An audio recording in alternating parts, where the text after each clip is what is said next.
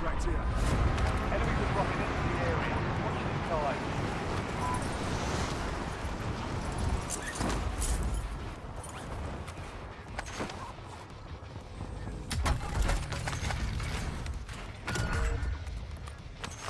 Bounty targets identified. Weapons free.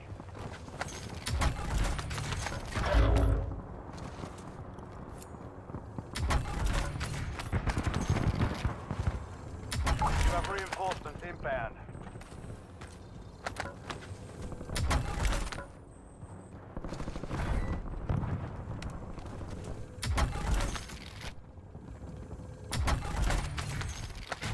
Care package ready for delivery.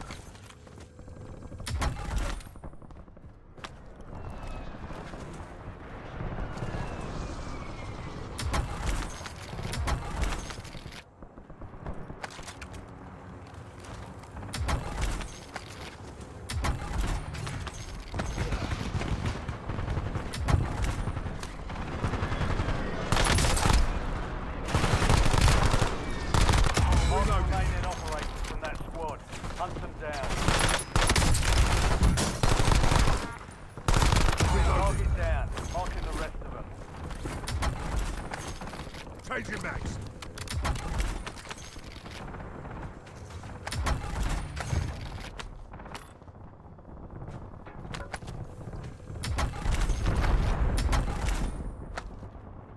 Enemy dropping into the AO.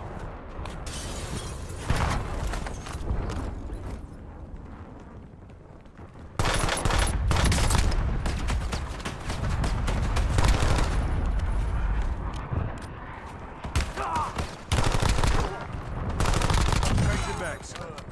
Locating the rest of them.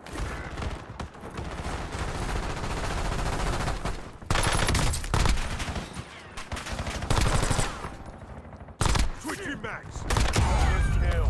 Marking the rest of that squad on your tag map. Get hunted.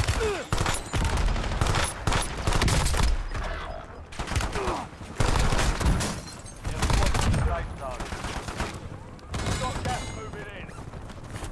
Enemy destroyed. Use your tag map to hunt down the rest of them. Taking fire. Reloading. Target down. Marking the rest of them.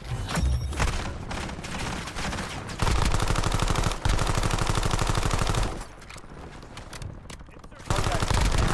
Changing mags. Mason requesting LDBR fire mission. Enemy soldiers incoming. Oh, look around.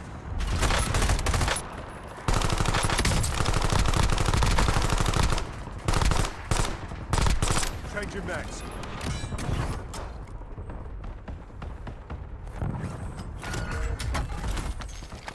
Your objective's simple. Eliminate all bounty targets. UAV available for tasking. Western recon. Enemy destroyed.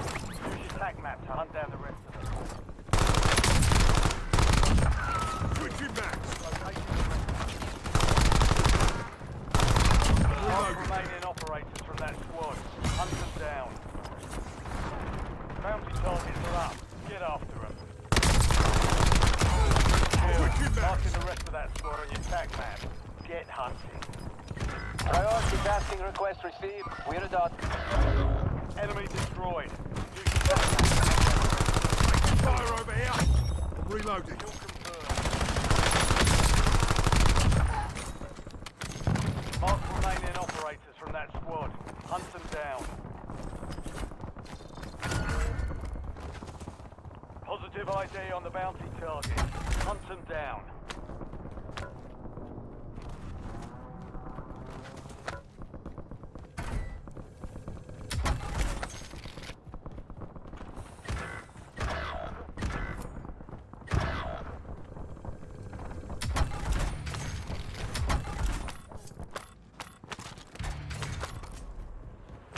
Enemy dropping into the AO. Your squad mate is redeployed. Well done. Reloading. Good kill. Marking the rest of that squad on your tac map. Get hunting. Precision airstrike standing by.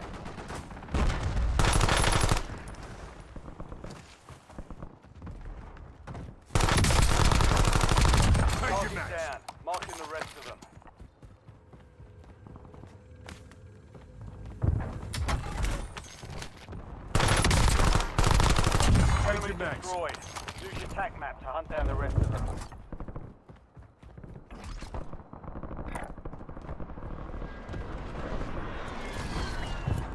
Enemies are dropping into the area. Watch the skies.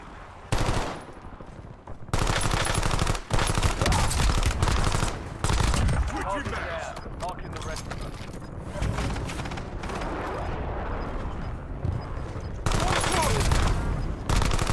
Good kill. Marking the rest of that squad on your tac map. Get hunted. The squad mate's back on station. Good work.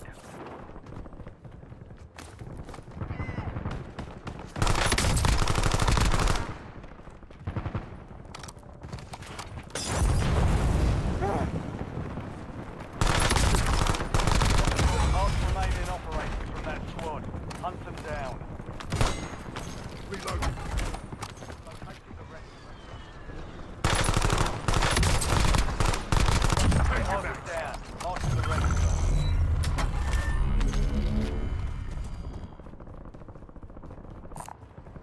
Enemy soldier incoming.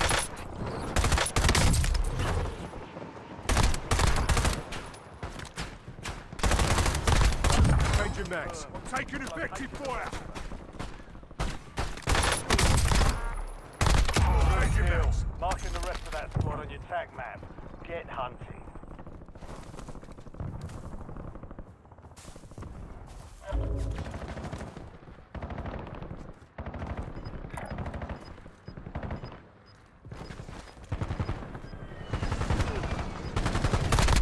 Enemy destroyed. Use your tac map to hunt down the rest of them. Drop Exit 10. coming. Keep knocking them down. Requesting close air. Target mark. Copy that. Longbow 3-1 is on station. Strike inbound. Taking effective fire. Change your max. Mark remaining operators from that squad. Hunt them down. Get to cover. Switch Watch your the max. skies. Enemy destroyed. Use your tac map to hunt down the rest of them.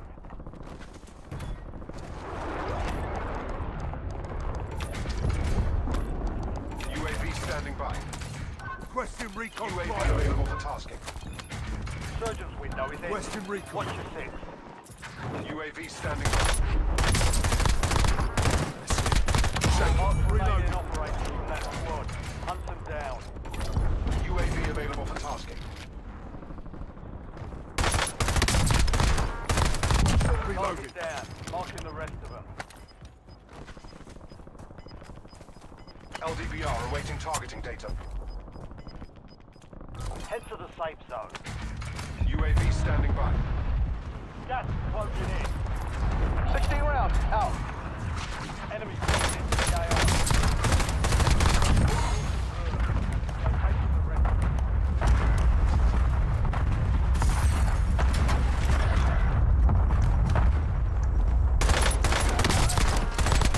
Switch your max. Marking the rest of that squad on your tac map. Get hunting. Target grid struck. No casualties.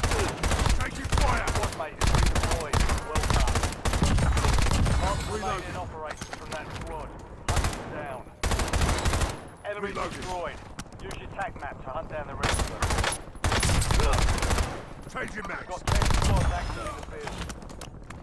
Good kill. Marking the rest of that squad on your tac map. Get hunting. Locating the rest of them. No longer active. Change your max. You're the supply boxes. Locating the marks on your tac map.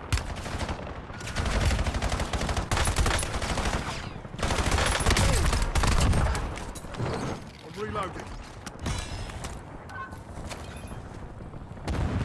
UAV available for tasking. UAV standing by.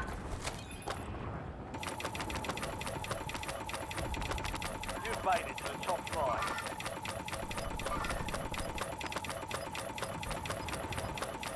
Cast napalm strike on transmitted coordinates. Move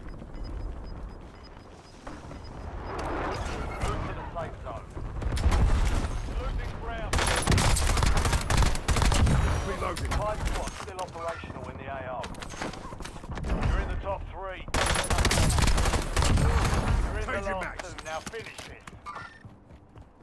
squads left in the war zone. Stay alert.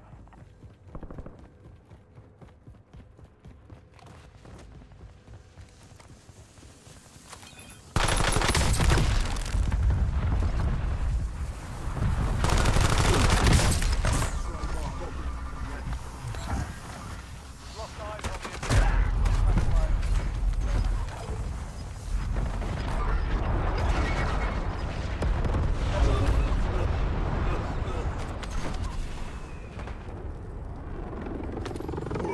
Let's do this. Authorizing UAV mission.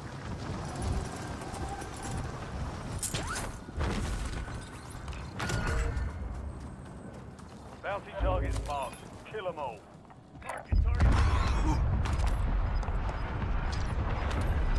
LDBR Salvo ready for launch. Get to the safe zone. Gas is inbound.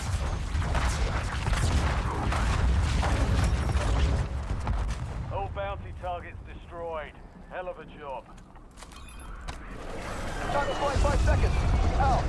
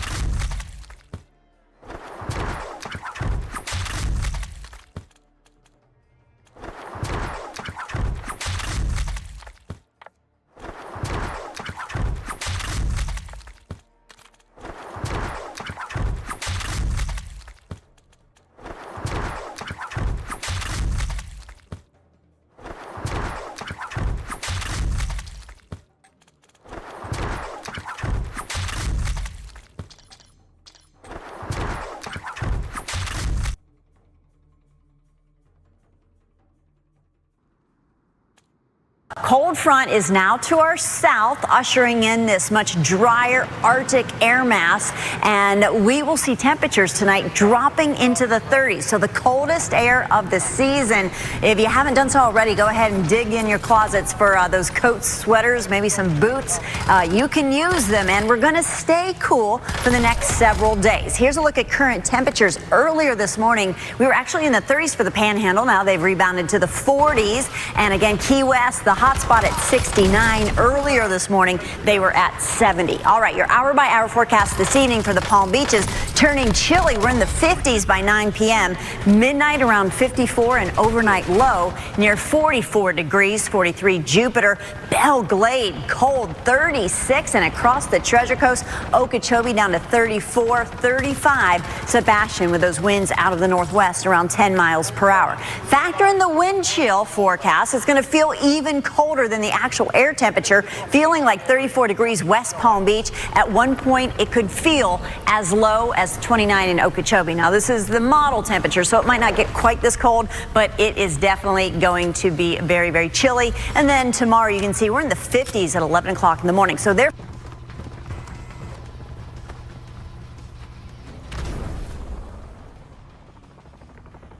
Resurgence. Survive and your team will redeploy.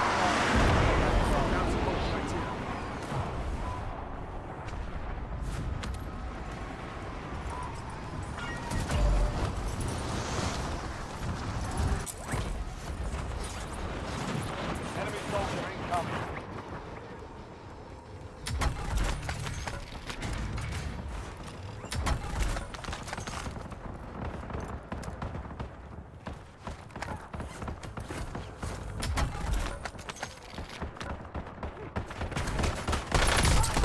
Target down. Marking the rest.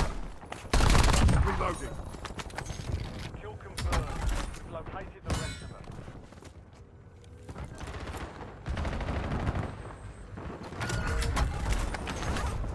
Your objective's simple. Eliminate all bounty targets.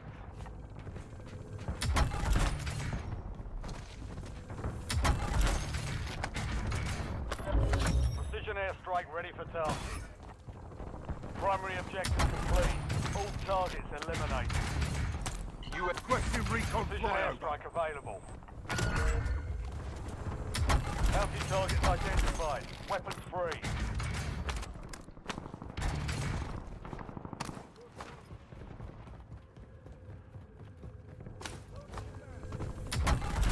Enemies dropping into the AO. I'm reloading. UAV zero fuel returning to base.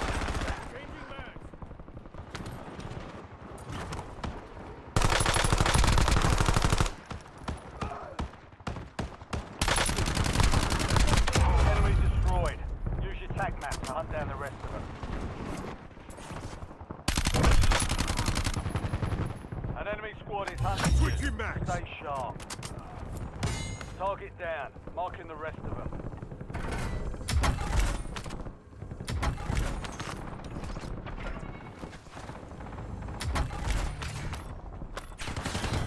Taking fire over here.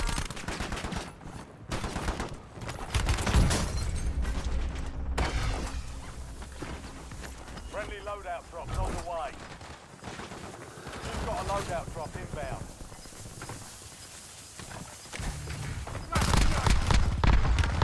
All squad mates are in the safe Changing zone. mags. Gas is moving. Requesting Good kill. airstrike at Marking this the rest of location. that squad on your tac map. Get hunting. Copy. Longbow 3-1 on foot. Strike is out. Precision airstrike standing by. Shot missed. No going.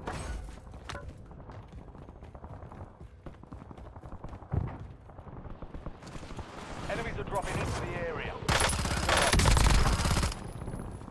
Changing Mark mags. remaining operators from that squad. Hunt them down.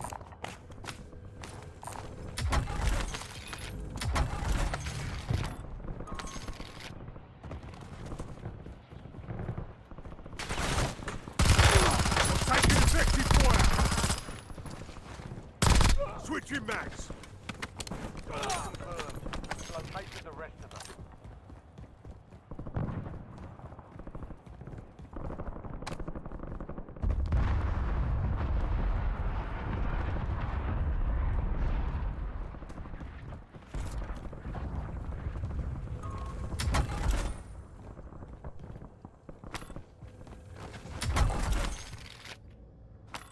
loadout drops on the way.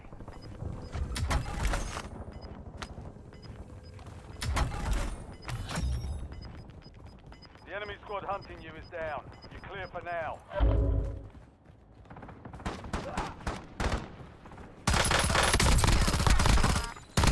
Good kill. Marking the rest of that squad on the attack map. Get hunting. Enemy destroyed. Use your attack map to hunt down the rest of them.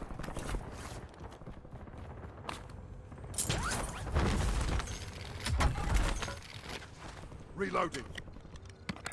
You have reinforcements inbound. Bounty targets marked. Kill them all.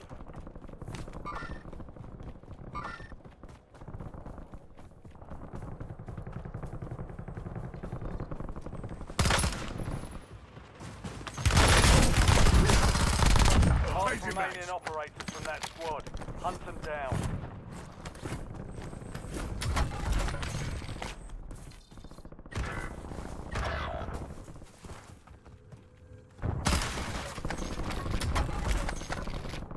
Change your mags. Your squad mates back on station. Good work.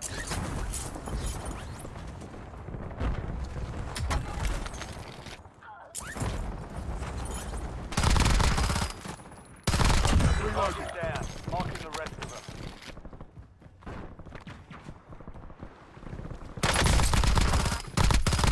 Enemy destroyed. Switch your Attack map mags. to hunt down the rest of them.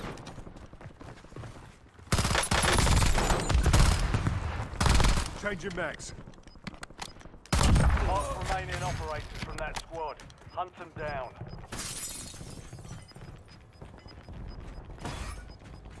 Some of your squad is outside the safe zone.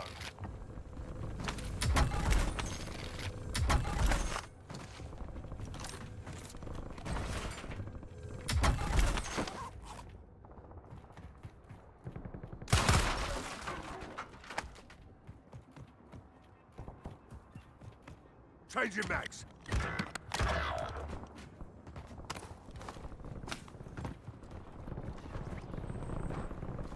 Enemy dropping into the AO. Reloading. Your squad mate is redeploying. Well done.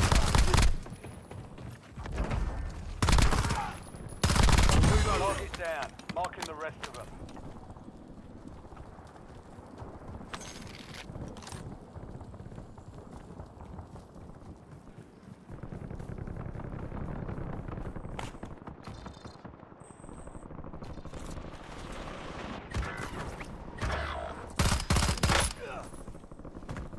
Reloading.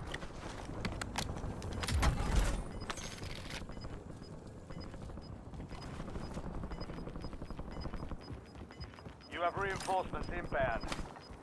10 remain. Requesting You're close almost air. done here. Target marked. This is Longbow 3-1. Target acquired. Strike inbound.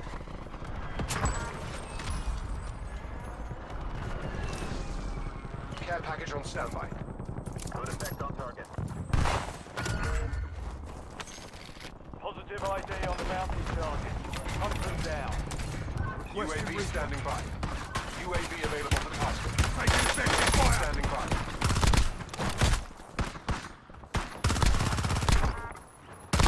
Change your mags. Located the rest of them.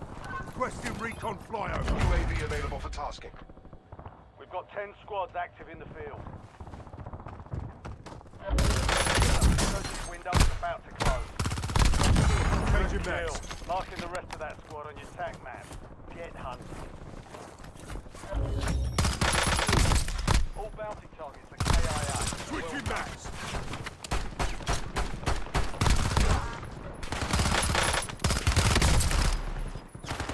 Enemy destroyed. Reloading. Use your attack map to hunt down the rest of them. Be advised. Squad mates outside the safe zone. Switching mags. Too close. Located the rest of them.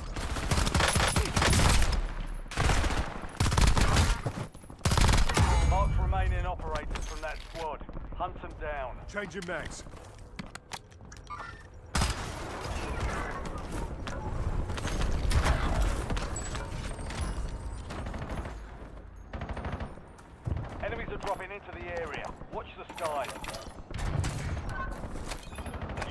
standing by. UAV available for tasking. UAV standing by. Squad mates back on station. Good work. Changing mags.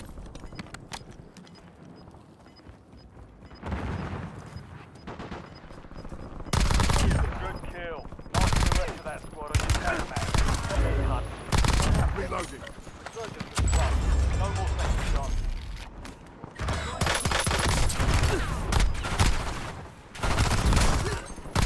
Changing mags. Enemy soldier incoming.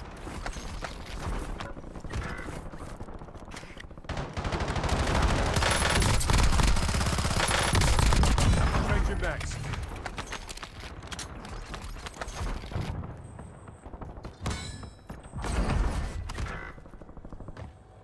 Buy station here. Your Get me squad is back in. down.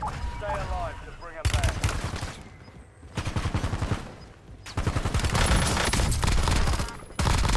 Switching mags. Get your squad to the safe zone. Leave no one behind.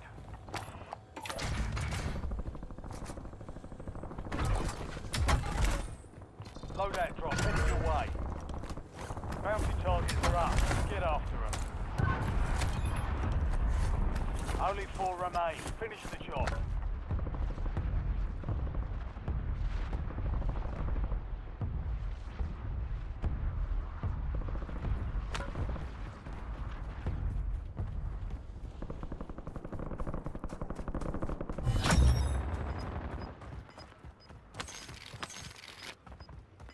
Mission timeline expired. UAV exiting the AO.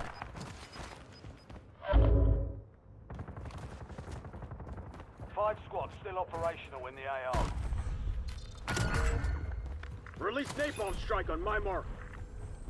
Bounty targets marked. Kill them all. You're in the top 3. Don't let up now.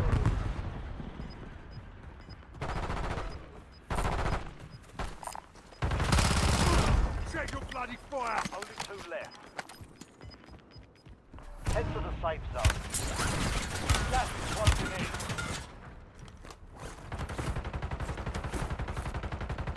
Movement.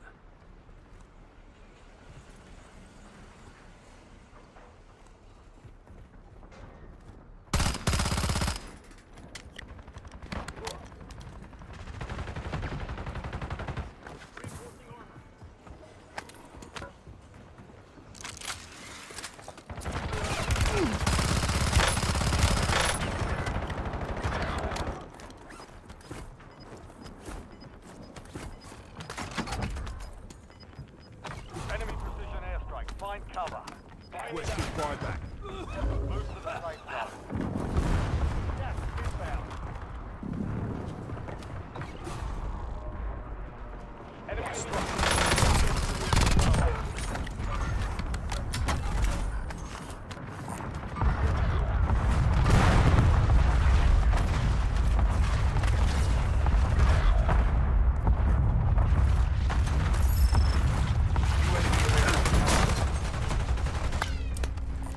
Target scratching.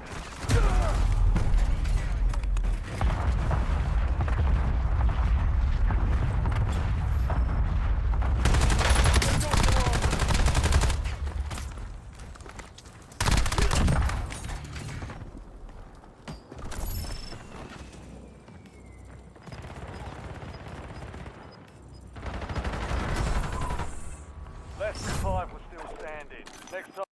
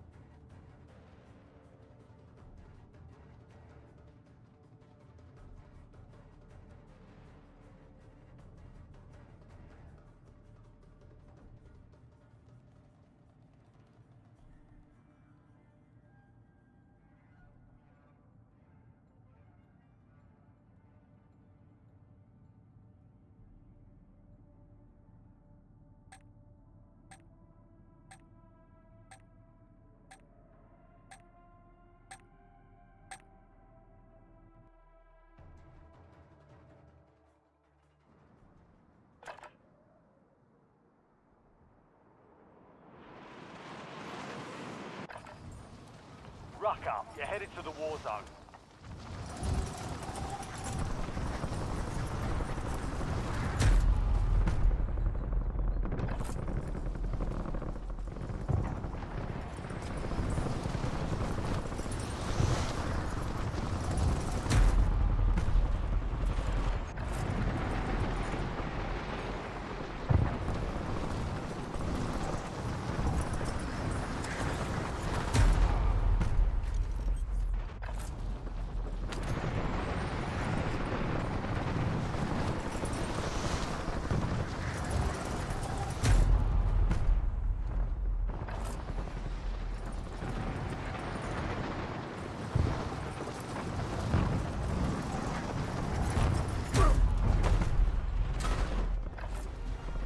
All stations, we are green to go.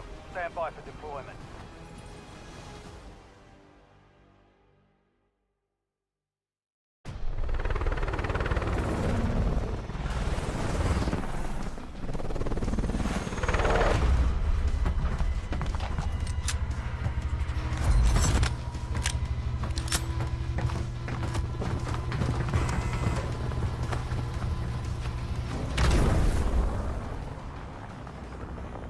Resurgence.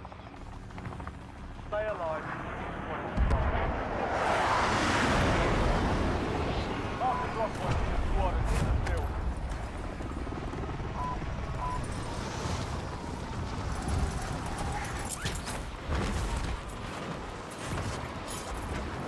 Enemy dropping into the AO.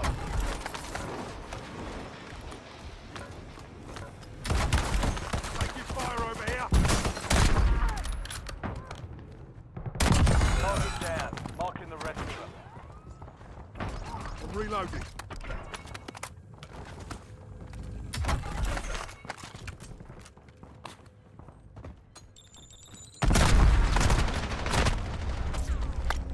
Target marked.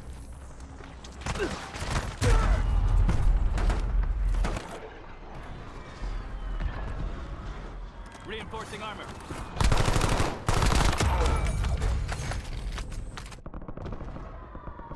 This is Bravo ready. 07. Redeploy. Back in. Enemy soldier incoming. Bounty targets identified. Weapons free.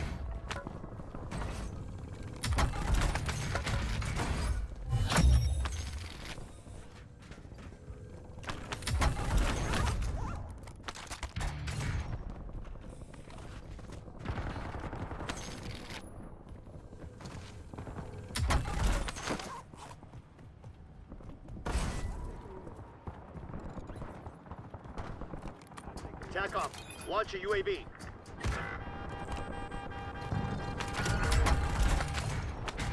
Your objective simple. Eliminate all bounty targets.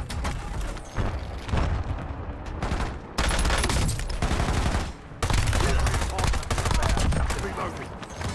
Enemies are dropping into the area. Watch the skies. Mark remaining operators with that squad.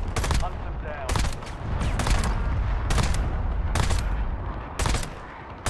Good Reloading. kill. Marking the rest of that squad on your tac map. Get hunting. Target down. Marking the rest of them. Enemy destroyed. Use your tac map to hunt down the rest of them.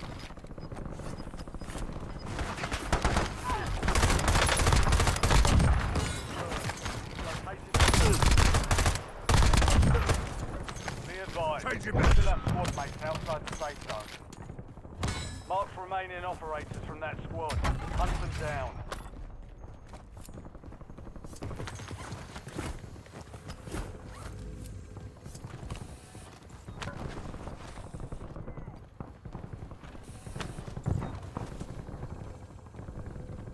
Changing mags.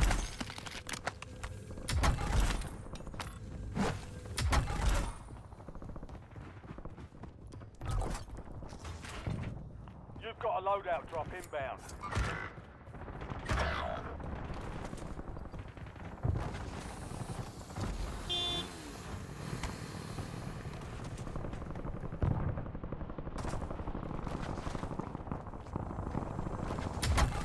Your squad mate is deployed. Well done.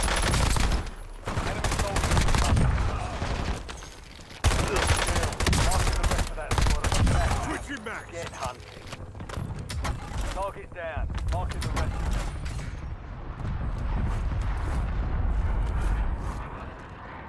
Reloading.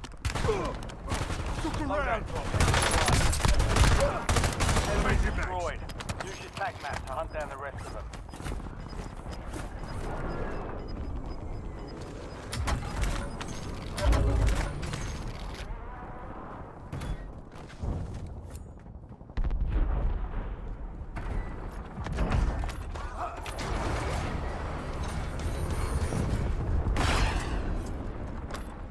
Friendly loadout drop Not on the dead. way. UAV standing by. Question recon. Enemy dropping into the AO.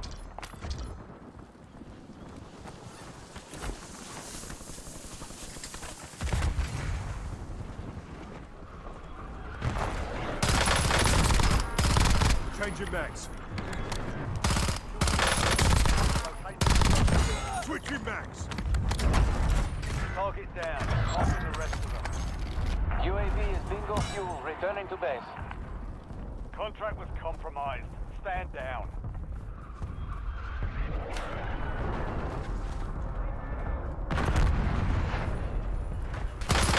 Squad mates Reloading. back on station. Good work. Good kill. Get hunting. Enemy soldier incoming. Switching max.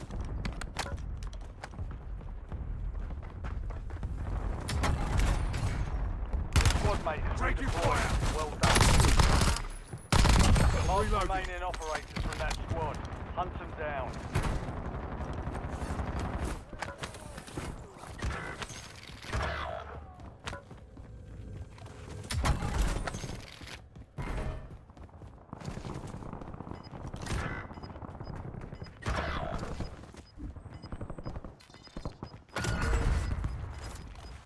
Squad mates back on station. Good work. Bounty targets are up. Get up. You have reinforcements inbound. Reloading. Located the rest of them.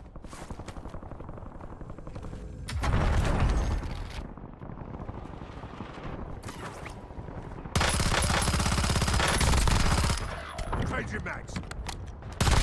Enemy destroyed. Use your tac map to hunt down the rest of them. UAV available for tasking. Question recon flyover. UAV standing by. The squad mate is redeployed. Well done. Question recon. UAV available for tasking.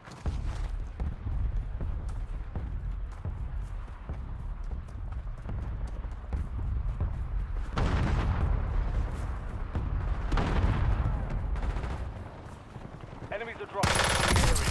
Watch the sky. Changing max. Good kill. Marking the rest of that squad on your tac map. Get hunting. Reloading. Positive ID on the bounty target. Hunt and down. Reloading. Pressure on. Enemy destroyed. Hunt down the rest of them. Switching max. Mark remaining operators from that squad. Hunt them down. Reloading. Target down.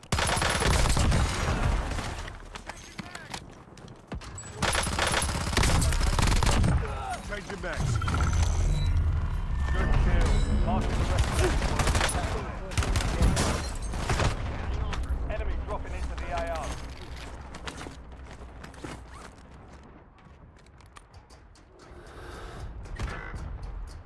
Enemy movement. Cancel that. Enemy destroyed. Attack Changing map. max. Hunt down the rest. Taking effective fire. Switching max. Mark remaining operators from that squad. Hunt them down. You have reinforcements inbound.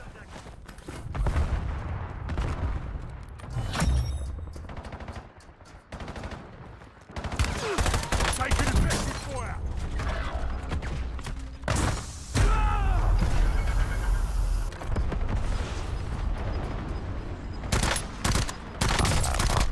You've got gas moving in.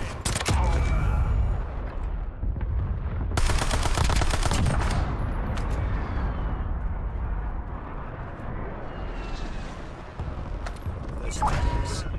Go get your revenge. Deserter left your squad. We'll redeploy you faster to make up for it.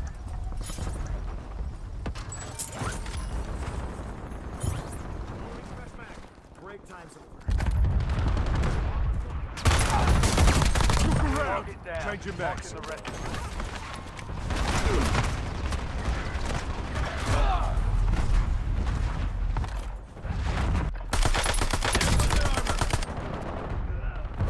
Finding rhythm in the carnage. your squad mates back on station. Good work. Alright, let's do this. You're back on station. Go get after it. Moving here. Insurgents have been deactivated. This is the air game. You've got a loadout drop in there.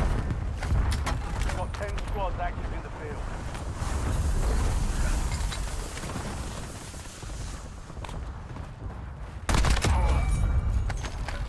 Changing mags.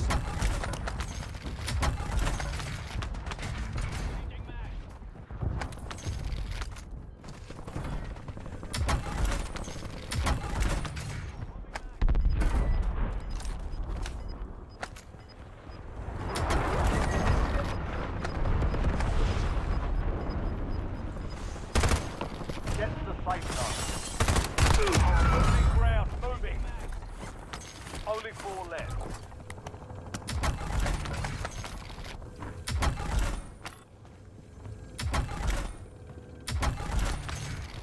Napalm strike standing by. Logging UAV mission request. High value target located. Bring them down.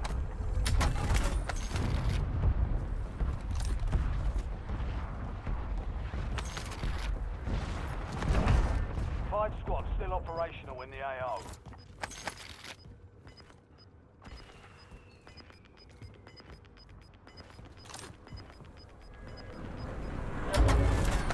LDVR awaiting targeting data.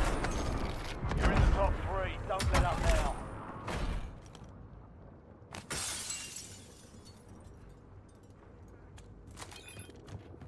FFE, danger close. Over. Napalm strike ready for delivery. Task napalm strike on transmitted port.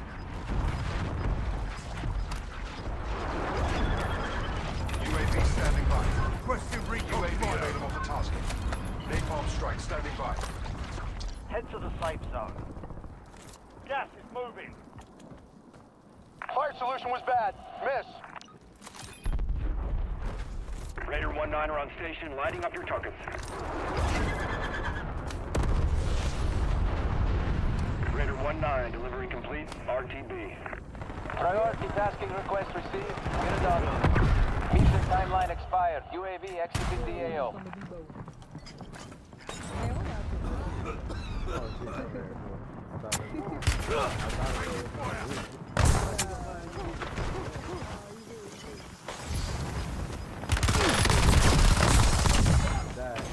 My Move station to the here. safe Get me zone. back here.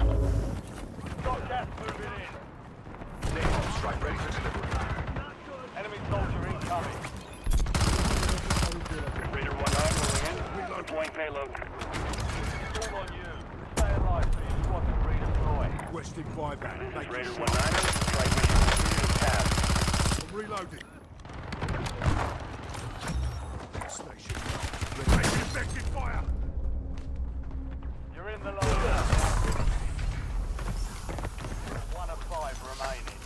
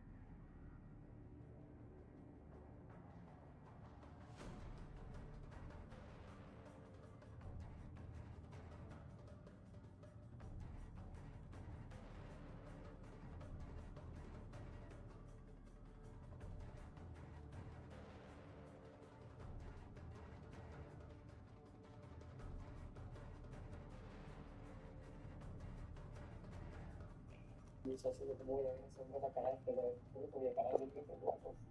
Yo como voy a ver ese hombre la cara después de haber dicho que yo no tuve la desgracia de aparecer cuando me toca ahorita. Y si yo creo que como siempre en realidad está jugando de su corazón, se le tiene que tener verdad.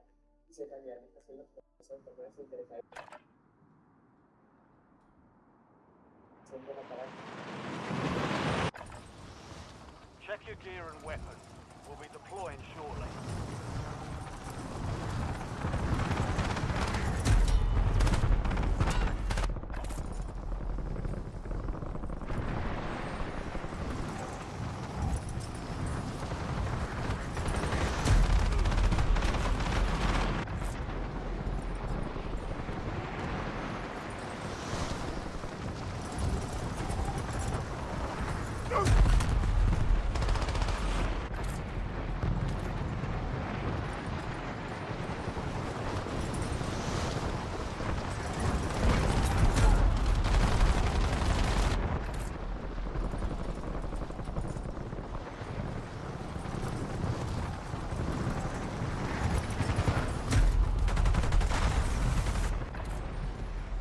Prep time's over.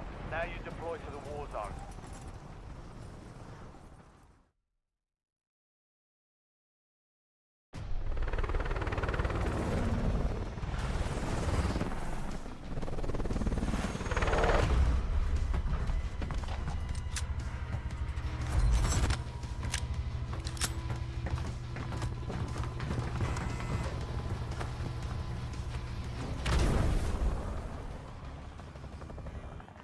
Resurgence. Survive and your team can redeploy. Alright, soldier. Mark the drop point for this squad and go get after it.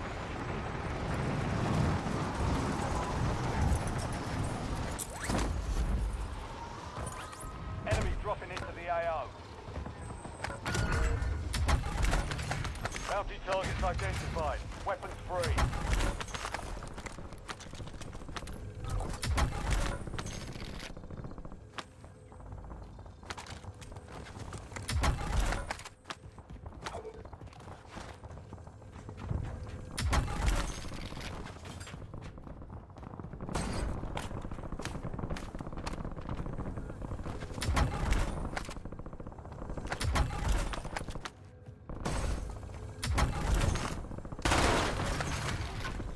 Reloading.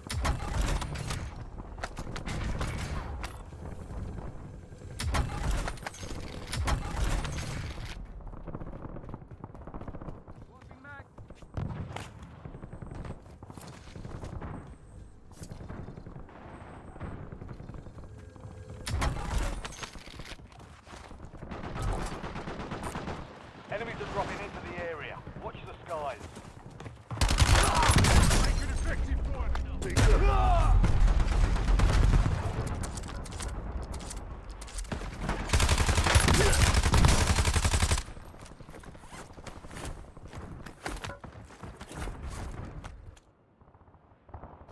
This is Bravo 07. I'm back in. Earned it.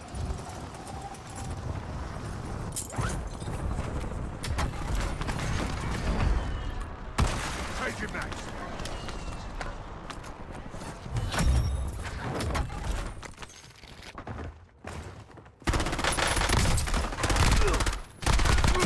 Don't shoot me, you bastard! With the rest of them.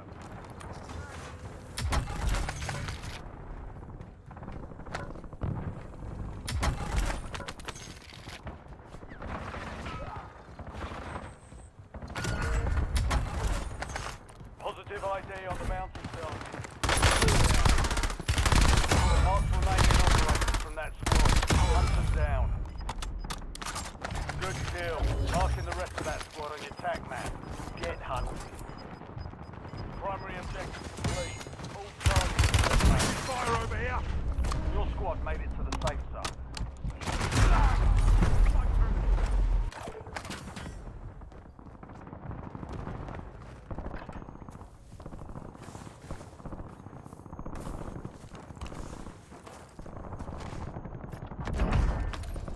You're getting another chance. Weapons free.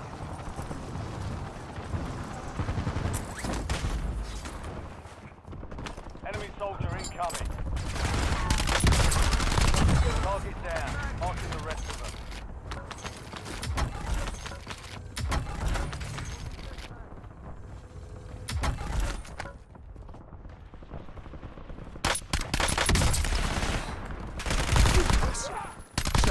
Enemy destroyed. Use your tac map to hunt down the rest of them.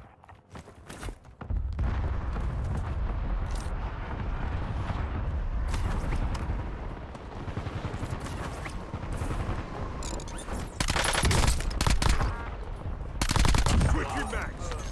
Located the rest of them.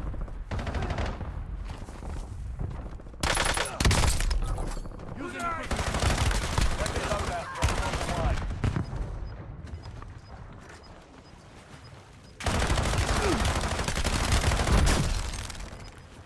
Enemy dropping into the gale. Reloading. Target down. Marking the rest of them.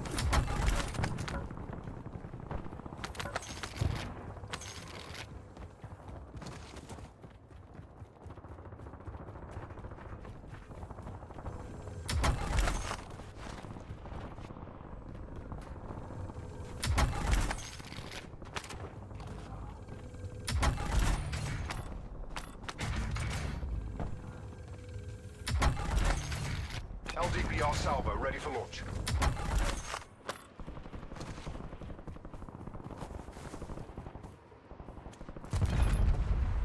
Rounds out.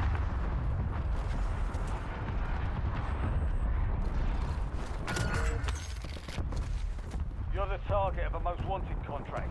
Eliminate threats and secure supply caches to close them. Enemies are dropping into the area. Watch the sky. Take your max. Western recon. Located the rest of them. Target grid empty. Negative BDA.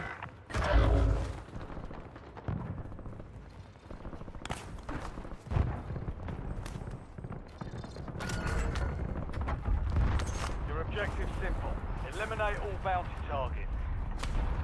Your squad mate is redeploying. Well done. Priority tasking request received. We're a dot. Not dead yet. Take your Good max. kill. Marking the rest of that squad on your tag map. Too Get close. hunting.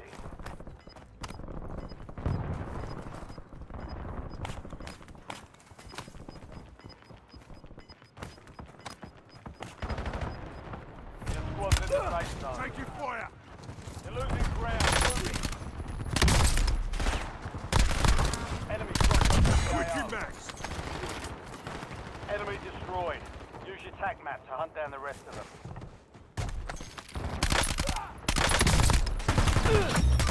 All the remaining operators from that squad. Hunt them down. Reloading.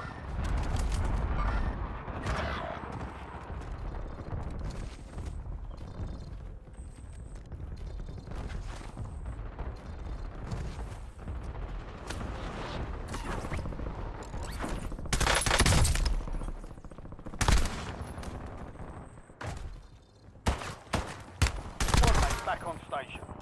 Not dead yet. Target down. Marking the rest of them.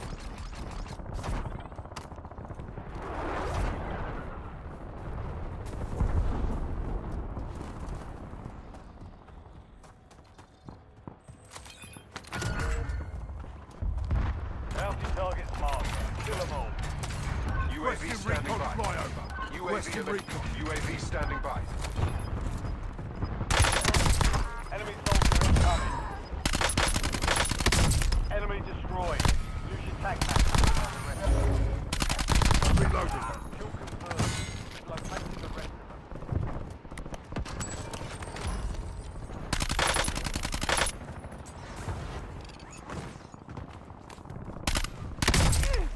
UAV is zero fuel. Returning to base. Take your All max. remaining operators from that squad. Hunt them down. Take your Good max. kill. Marking the rest of that squad on your tac map. Get hunting. Enemy destroyed. Use your tac map to hunt down the rest of them.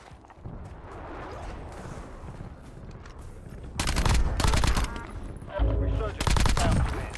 Make it count. Reloading. Good kill. Marking the rest of that squad on your tac map. Get hunting. Only 10 left.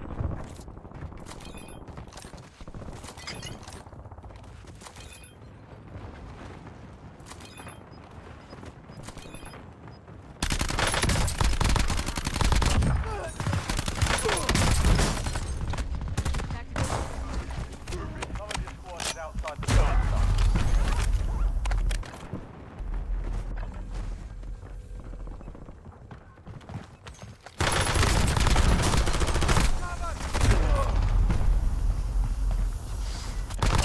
Cargador. All right, Stand let's by do for this. redeployment.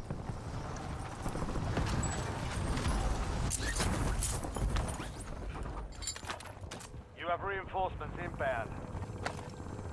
Enemies are dropping into the area. Watch your skies. Changing mags.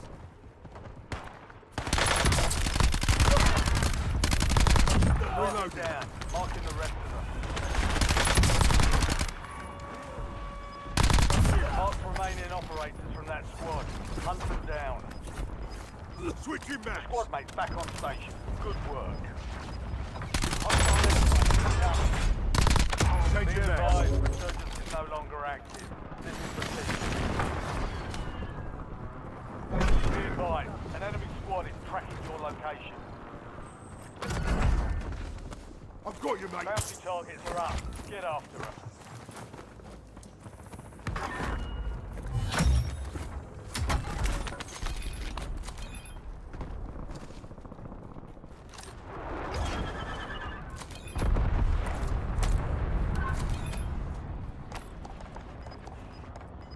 Your squad's in the top 5.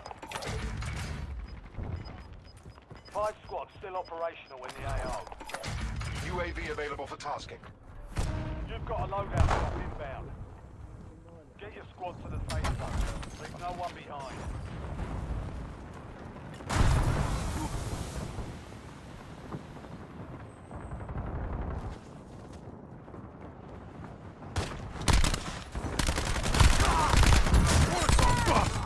Switching mags. Contract failed. Stand Reloading. down.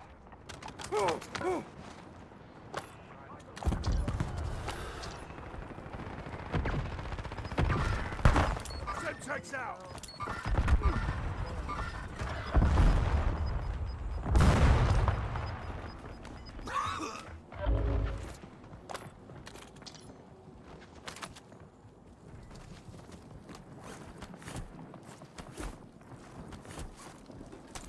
Requesting recon flyover. Buy station here. Get me back in.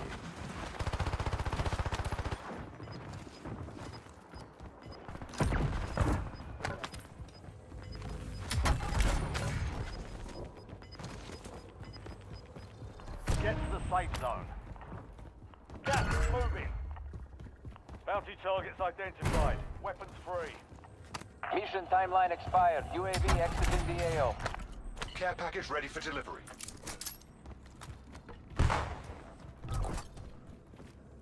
Enemies dropping into the AO. Moving here. All bounty targets destroyed. Hell of a job. Incoming! Only 2 left. We need to get a bit around here. 3 squads left in the war zone. Stay alert.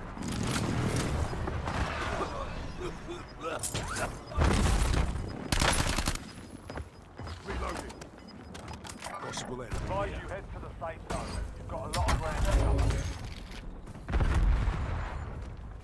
Movement.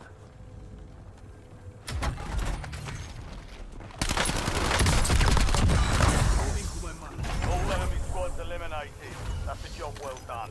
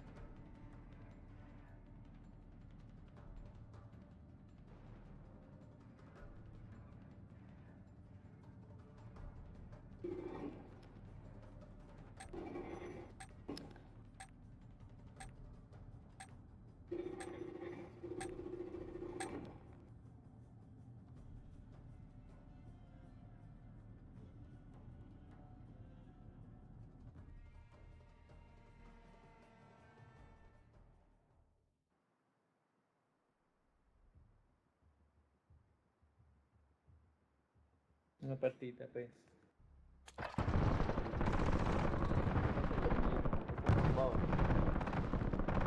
Dale, chico.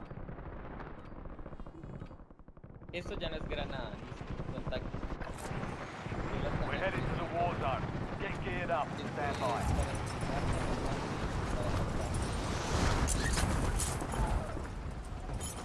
Enemies are dropping into the area. Watch the skies.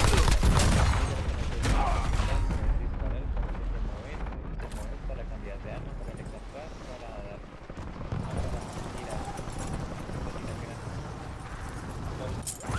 ¿Cómo hago el Playtime's over. Stand by for deployment to the war zone. ahí muriéndome chingando? Enemy soldier incoming.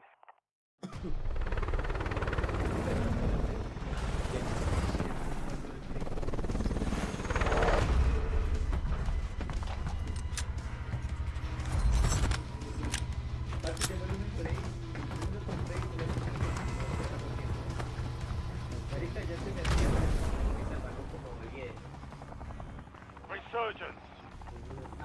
Stay alive to keep the squad in the fight. ¿Quién? ¿Yo me tiro solo?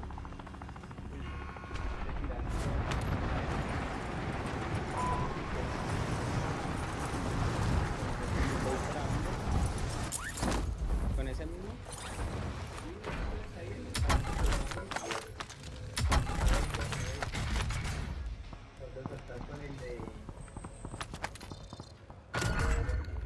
Supply box is located. Move to secure.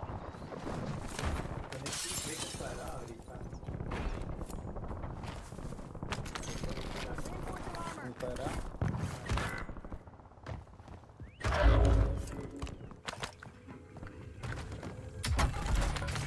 Supply box secured. 2 to go. Enemies are dropping into the area. Watch the skies. You have reinforcements inbound. 1 supply box remaining. Move to secure. No sé si está armado.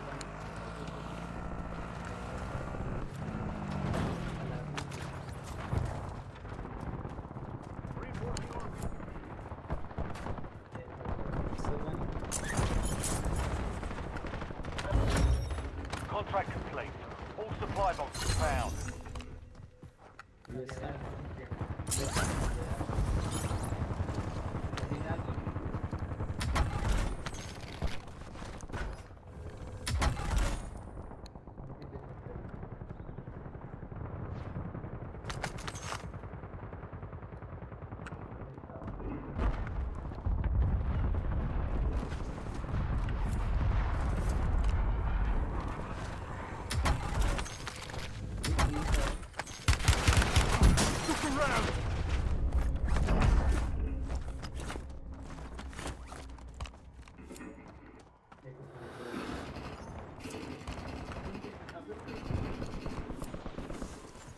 Enemy soldier incoming.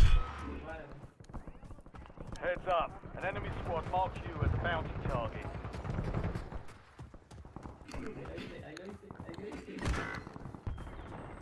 ¿Qué pasó ahí, marica? Pues me olvidaste, le cambié los controles. Your objective's simple. Eliminate all bounty targets. ¿De los cambios de configuración normal? Bueno. Your squad made it to the safe zone. Gas is closing in. Your squad mate is redeployed. Well done.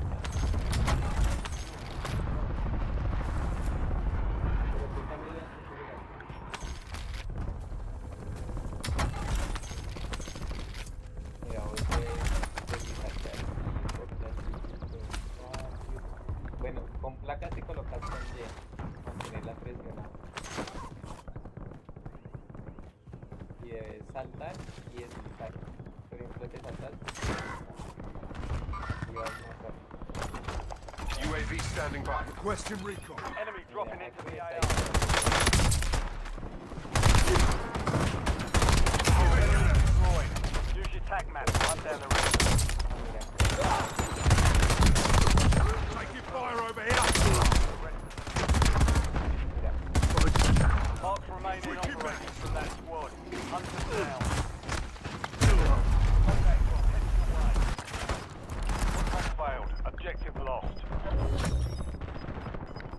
bounty targets are KIA. This is Bravo 07. I'm back in. I'm the bench. Redeploying.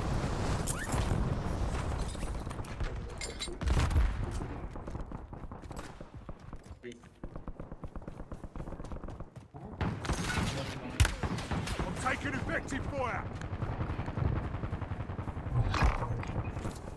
Con X que salta. Es como normal, ¿eh? Bounty targets are up. Get after them. Enemy soldier incoming.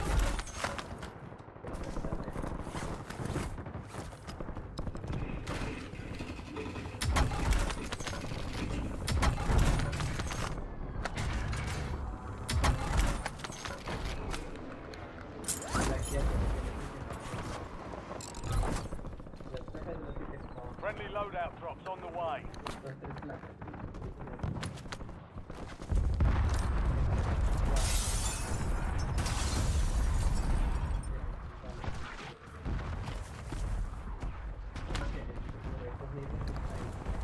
Down to 10. Win this thing.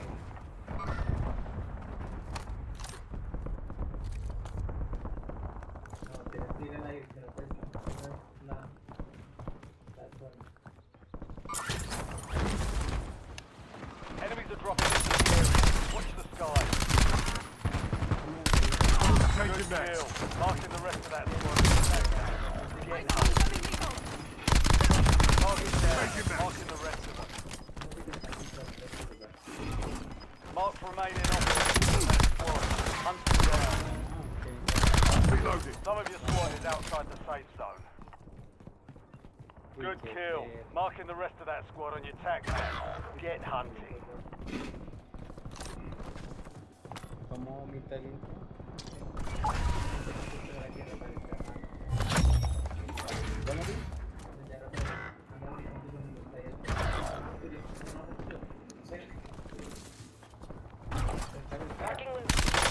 You've got a loadout drop.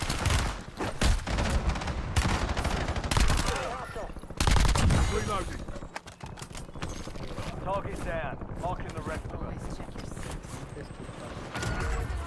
You have reinforcements inbound. Positive ID on the bounty target. Hunt them down.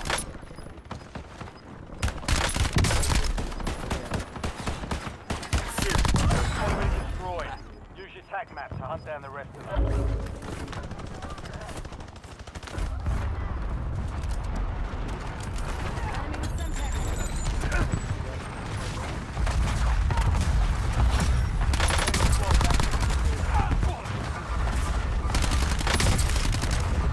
Changing max.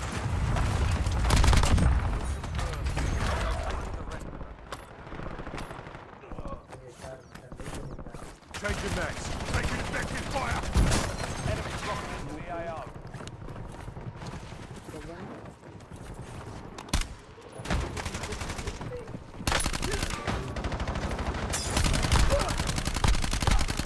Target down. Marking the rest of them. Your squad mate is redeploying. Well done. Switching max. Check your fire. Get ready. We know it's back to us. Good kill. Marking the rest of that track map. Enemy destroyed. Use your tac map to hunt down the rest of them.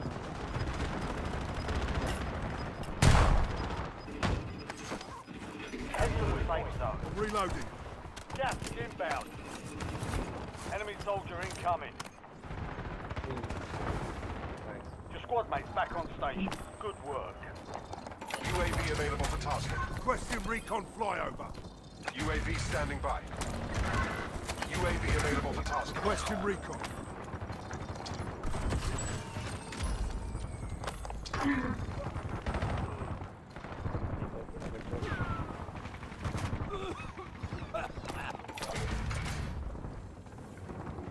Take cover.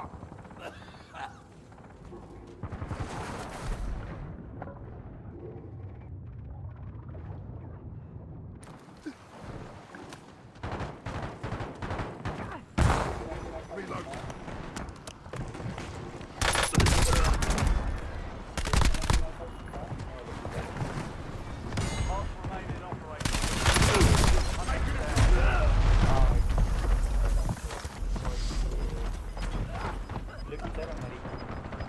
se apuntaba. Resurgence has been deactivated. This is the end game.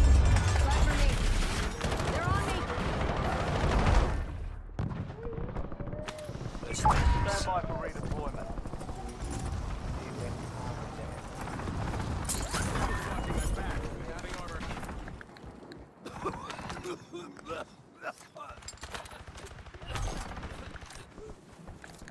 Four remaining. Swapping mag. Switching mags.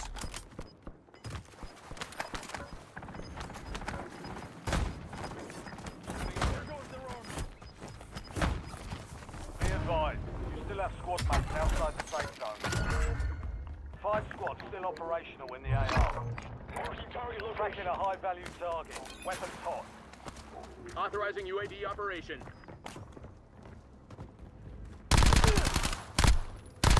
Reloading.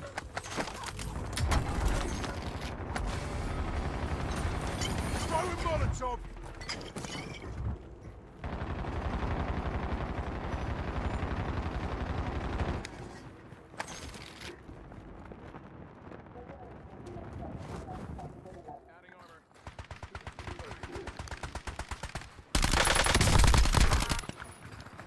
Requesting recon flyover. All bounty targets destroyed. Hell of a job. LDBR awaiting targeting data.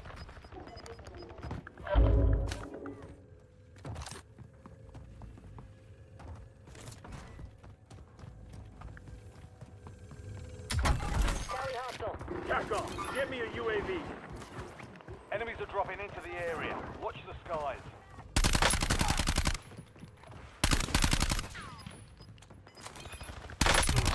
FFE, take your call. You're in the last 2. Now finish this. 3 squads left in the war zone. Stay alert. All bounty targets KIA. Your squad Changing mates mags. located in HVT. This one's high risk, high reward. Keep your eyes open.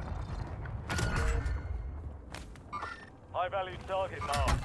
Expect resistance. Target grid struck. No casualties.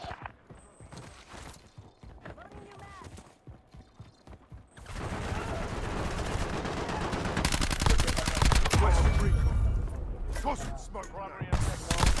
objective target You're a hard eliminated. bastard. You'll make it. Changing mags.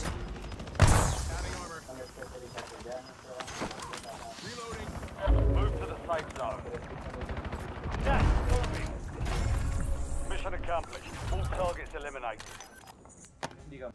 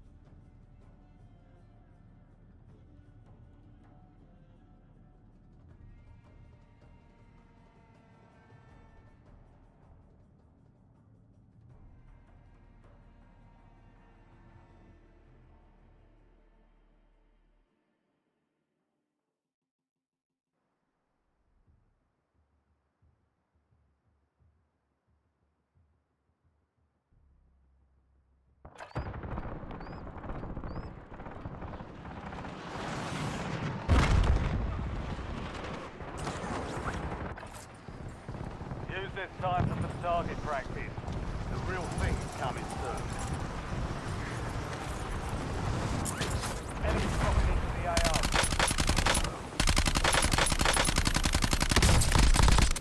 I'm reloading.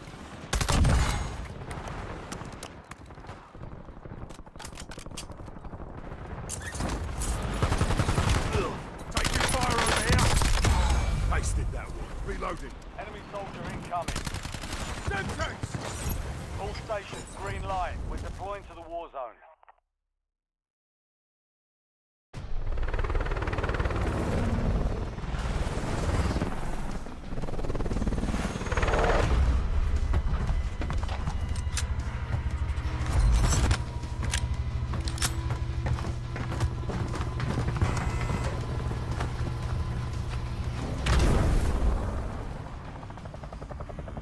Resurgence. Survive to redeploy fallen teammates. Kill to bring them back faster. LZ marked. Get ready to jump.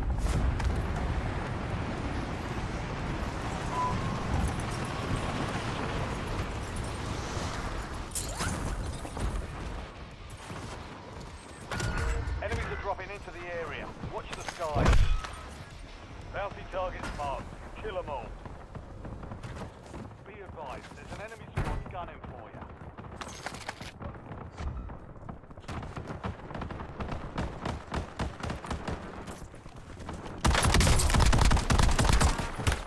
Changing max. Target down. Marking the rest of them. Changing max. Kill. Marking the rest of that squad on your tac map. Get hunting.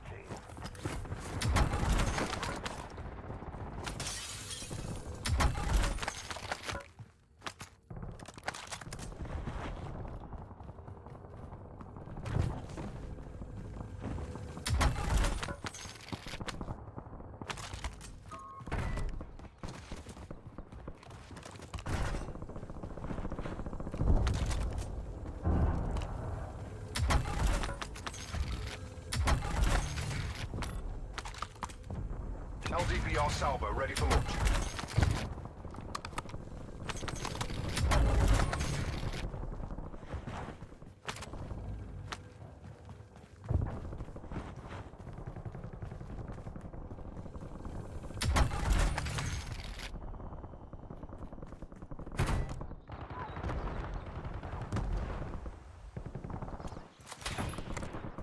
Time of flight 5 seconds. Out. Enemy dropping into the AO. Precision airstrike ready for tasking.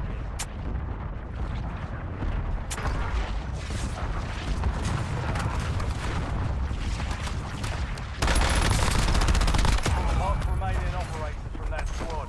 Hunt them down. Switching Target grid max. empty. Negative BDA.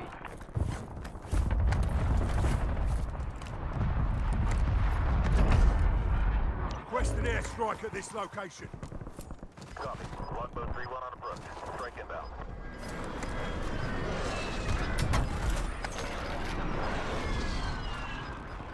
Noted. Go again. All squad mates are in the safe zone. Gas is inbound.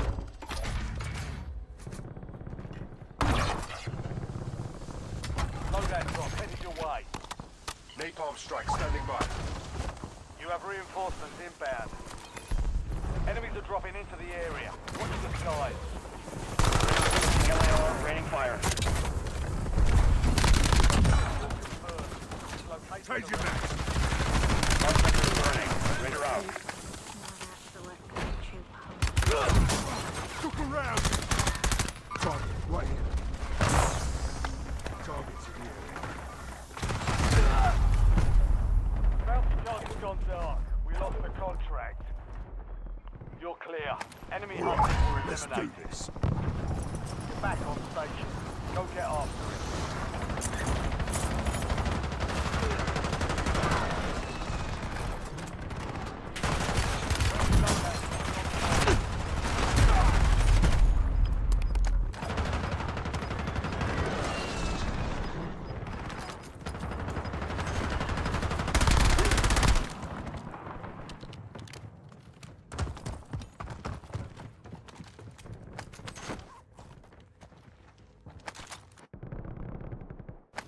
This is Bravo 07.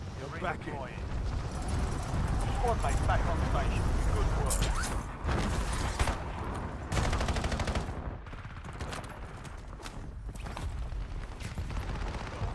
Too close.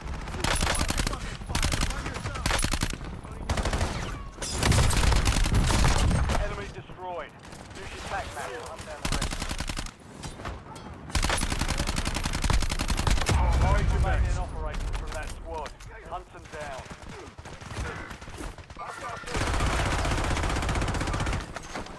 Enemy dropping into the AO.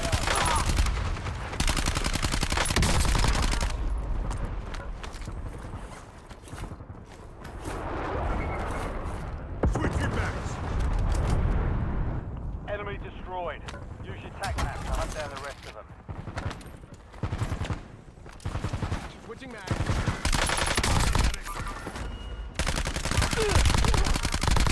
Good kill. Don't Marking worry, the rest of we'll that make it. squad on your tac map. Get hunting.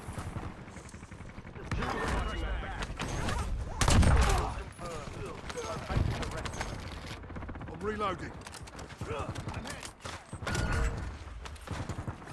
Positive ID on the bounty target. Hunt them down.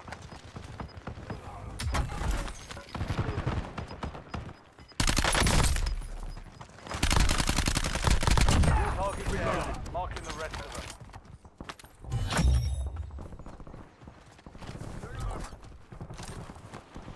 Enemy soldier incoming.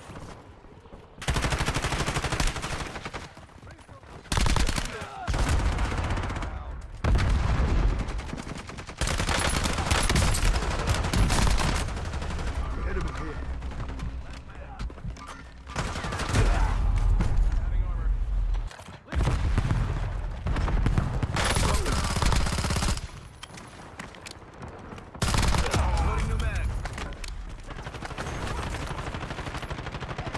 Your squad mate is redeploying. Well done.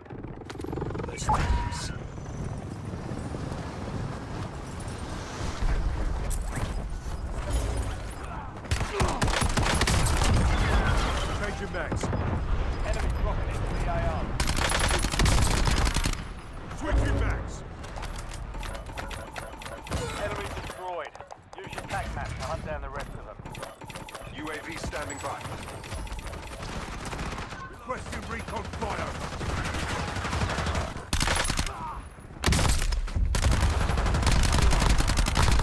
Mark remaining operators from that squad. Hunt them down. Target down. Marking the rest of them. UAV available for tasking. Requesting recon. UAV standing by. Requesting recon flyover.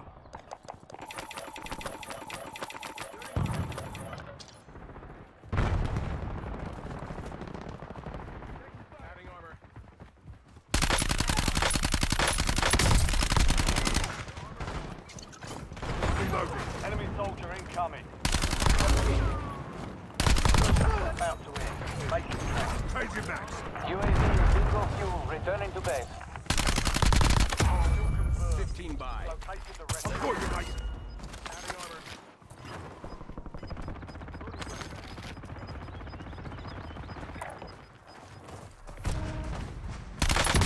Your squad made it to the safe. Good kill. Marking the rest of that squad on your tac map. Get hunting. Target down. Marking the rest of them. Taking fire. Good kill. Reloading. Marking the rest of that squad on your tac map. Get hunting. Enemies are dropping into the area. Watch the skies.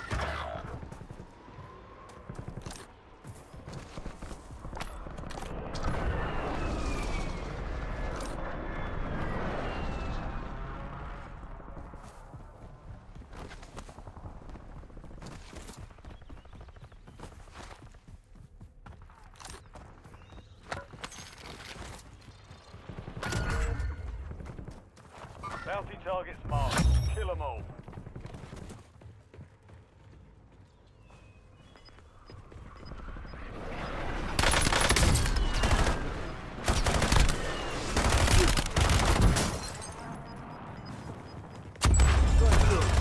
Don't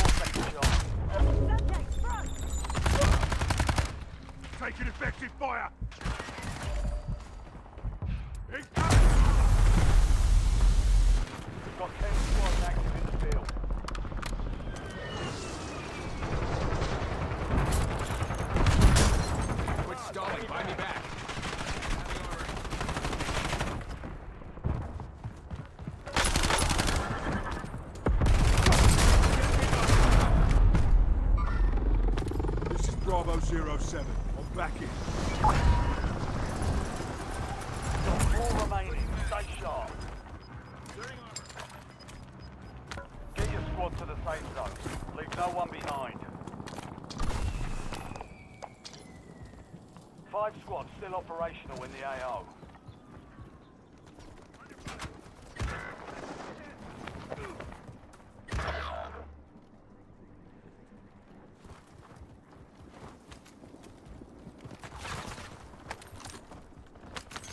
You're in the top 3. Don't let up now.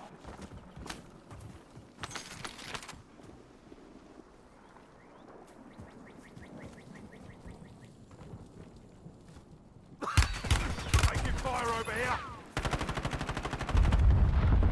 Requesting buyback. Make it sharpish.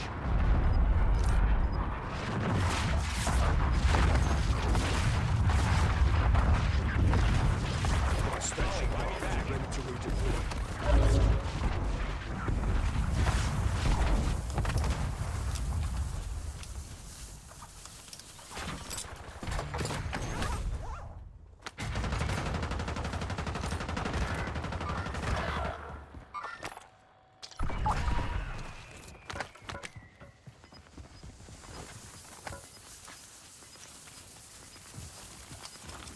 Possible end. Cancel my last. Get to the safe zone. You're losing ground. Move it. UAV available for tasking. Requesting recon. Got movement.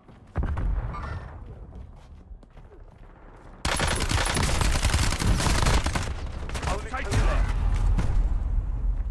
3 squads left in the war zone. Stay alert. Enemy mark. Switching mags.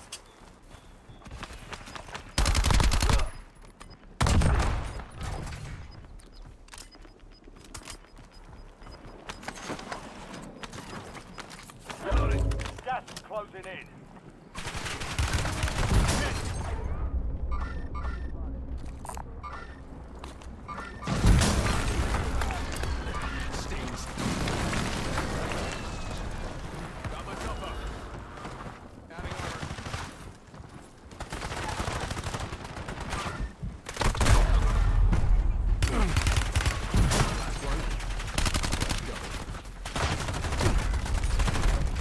Only 5 remain. You were close.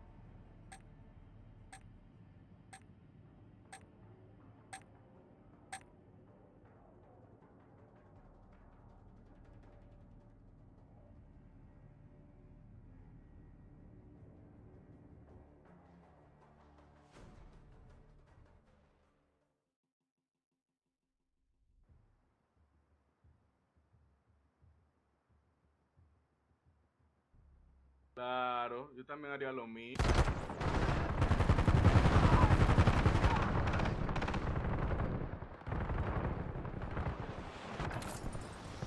Check your gear and weapons.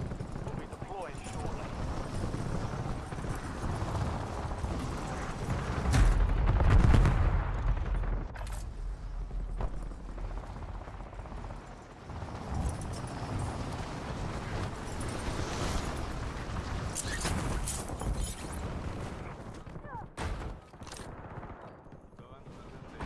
Enemy dropping into the AO.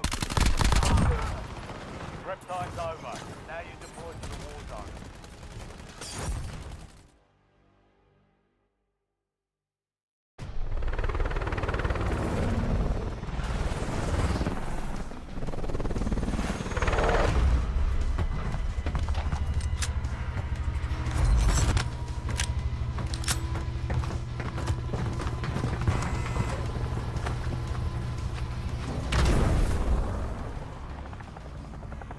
Resurgence.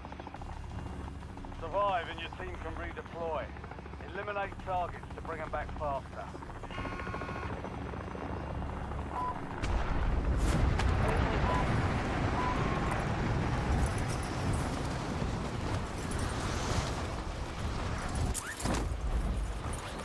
Enemy soldier incoming.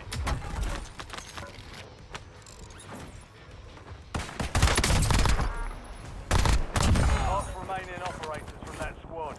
Hunt them down. Change your max.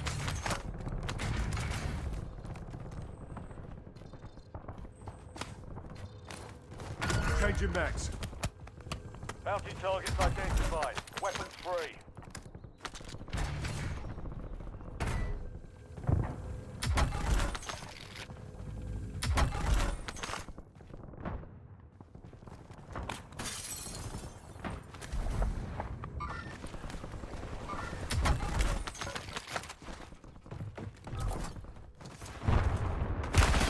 Taking effective fire.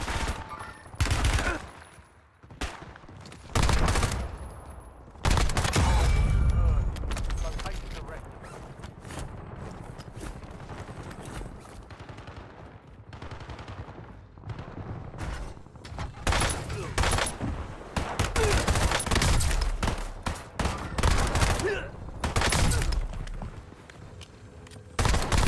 Enemy destroyed.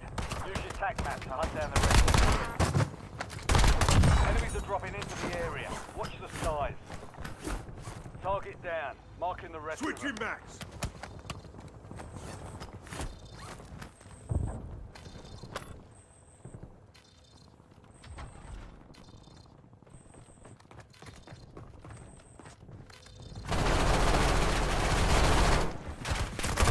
Enemy destroyed.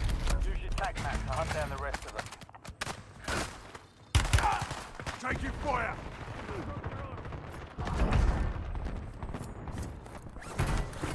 Enemy mover. Marking hostile. Enemy mover. Reinforcing armor.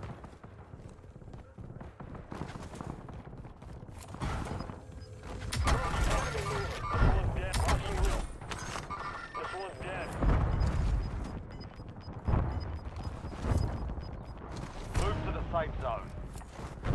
Got gas moving in.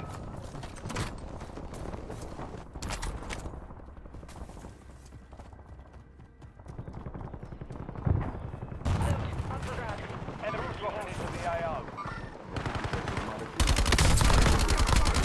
Switch your max. Located the rest of them.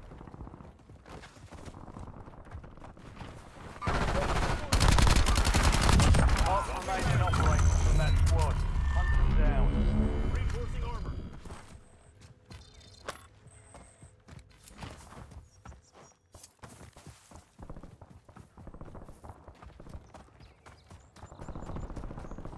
You've made it to the top Target 10. right here. Loadout drop in the way. This one's dead. You've got a loadout drop inbound. We lost track of the bounty target. Contract failed.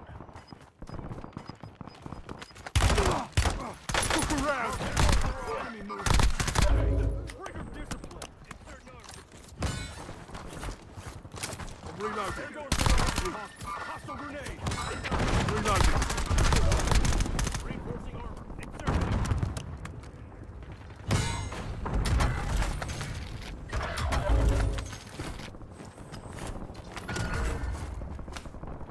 High value target Reloading. located. Bring them down.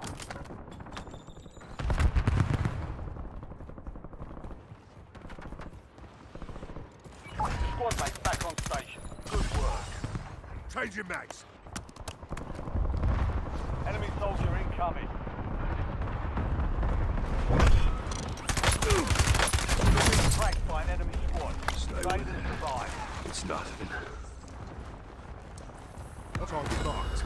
Taking a run. UAV tasking. Taking effective fire. We've got 10 squads active in the field. Target spotted. Good kill. Mark the rest of that squad on your tag map. Get hunted. Reinforcing armor. All right, let's Returning do unit to the this. front. Earn this. This one's dead.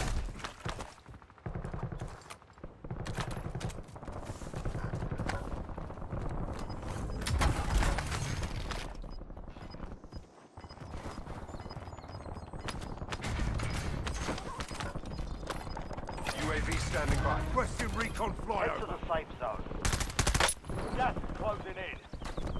Changing Enemies are mags. dropping into the area. Watch the skies.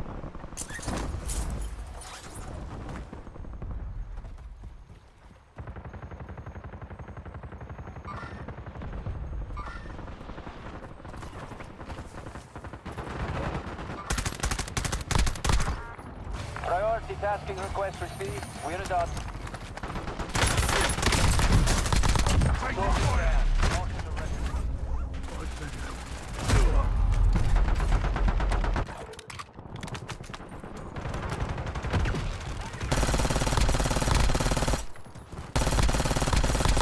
Switching mags.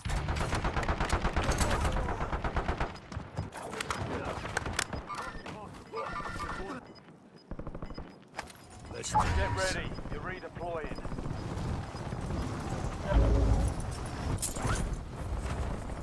Got a contract here.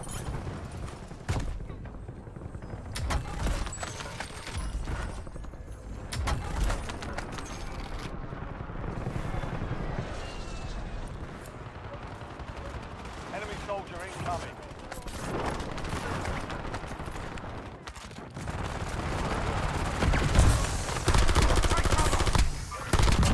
From that squad. Hunt them down. Switching mags.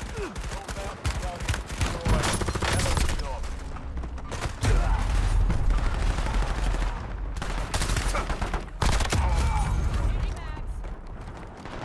This one's dead. Changing mags. Reinforcing armor. You're getting Let's another do chance. this. Weapons free. Surgeon's window is ended. Watch your six. Enemies are dropping into the area. Watch the skies. Friendly loadout drops on the way. Your squad's in the safe zone. You're losing ground. Move it. Enemy destroyed. Use your tac map to hunt down the rest of them.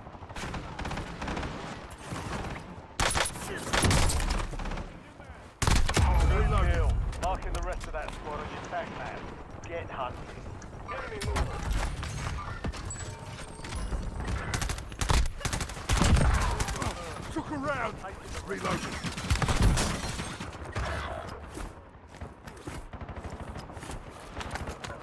Enemy Changing dropping mags. into the AO.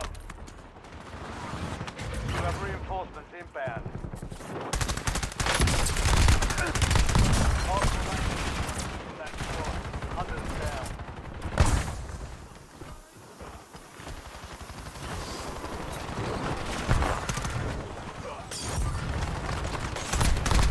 Target down. Mark the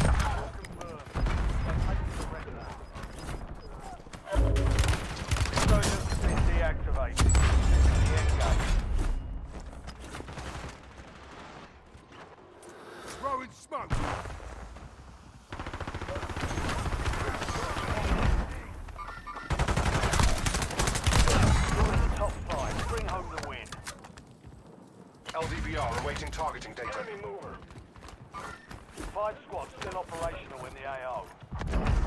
You're in the top 3. Don't let up now. UAV available for tasking. Requesting recon UAV standing flyover. by.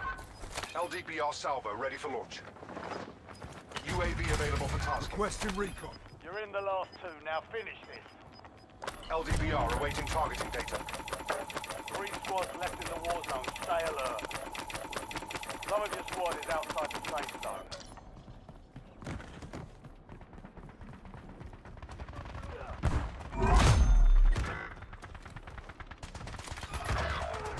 FFE, danger close. Over. All enemy squads eliminated. Excellent work.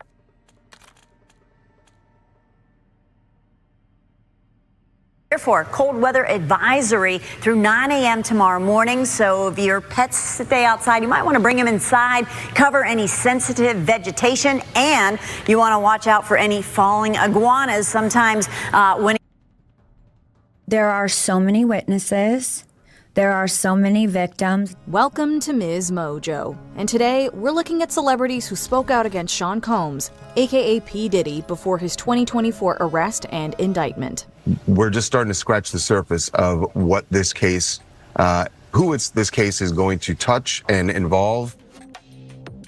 Kanye West. In retrospect, we should have read between the lines whenever somebody described a puffy party. In a 2014 episode of Keeping Up with the Kardashians, Khloe recalled attending a Diddy party where everyone was, quote, butt naked. Stop talking. We met Chloe's new crew of friends.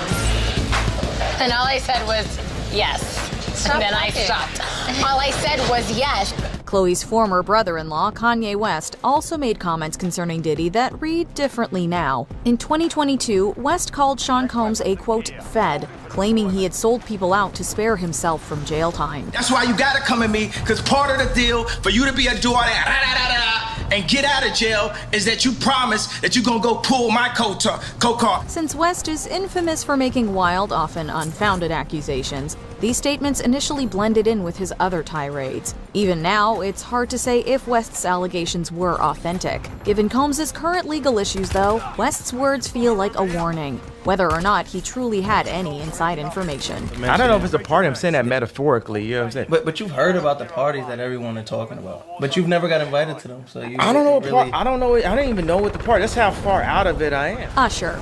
When he was just getting his foot in the music industry's door, a 13-year-old Usher spent a year living with Combs. Usher opened up about this experience in a 2016 interview with Howard Stern. Does he have you doing any chores? Are you doing dishes at all? I mean, to keep you humble somewhat? Or are you just like, can you stay up till 4 in the morning with them and party? I mean, I could. I actually stayed up longer than them. Although he made it sound like a blast, Usher hinted at something more disturbing beneath the surface. Usher said that he didn't, quote, understand what he was even looking at, and, quote, very curious things were taking place. I went there to see the lifestyle, right? And I saw it, and it was, but I don't know if I could indulge and understand what I was even looking at. Perhaps most telling, Usher made it clear that he wouldn't want his children attending, quote, puffy camp like their father. Regardless, Usher's protege, Justin Bieber, would spend 48 hours with Combs. It may just be speculation, but a fake phone number that Bieber later gave Combs now reads like a cry for help. I mean, you try to get in contact with me, through all my,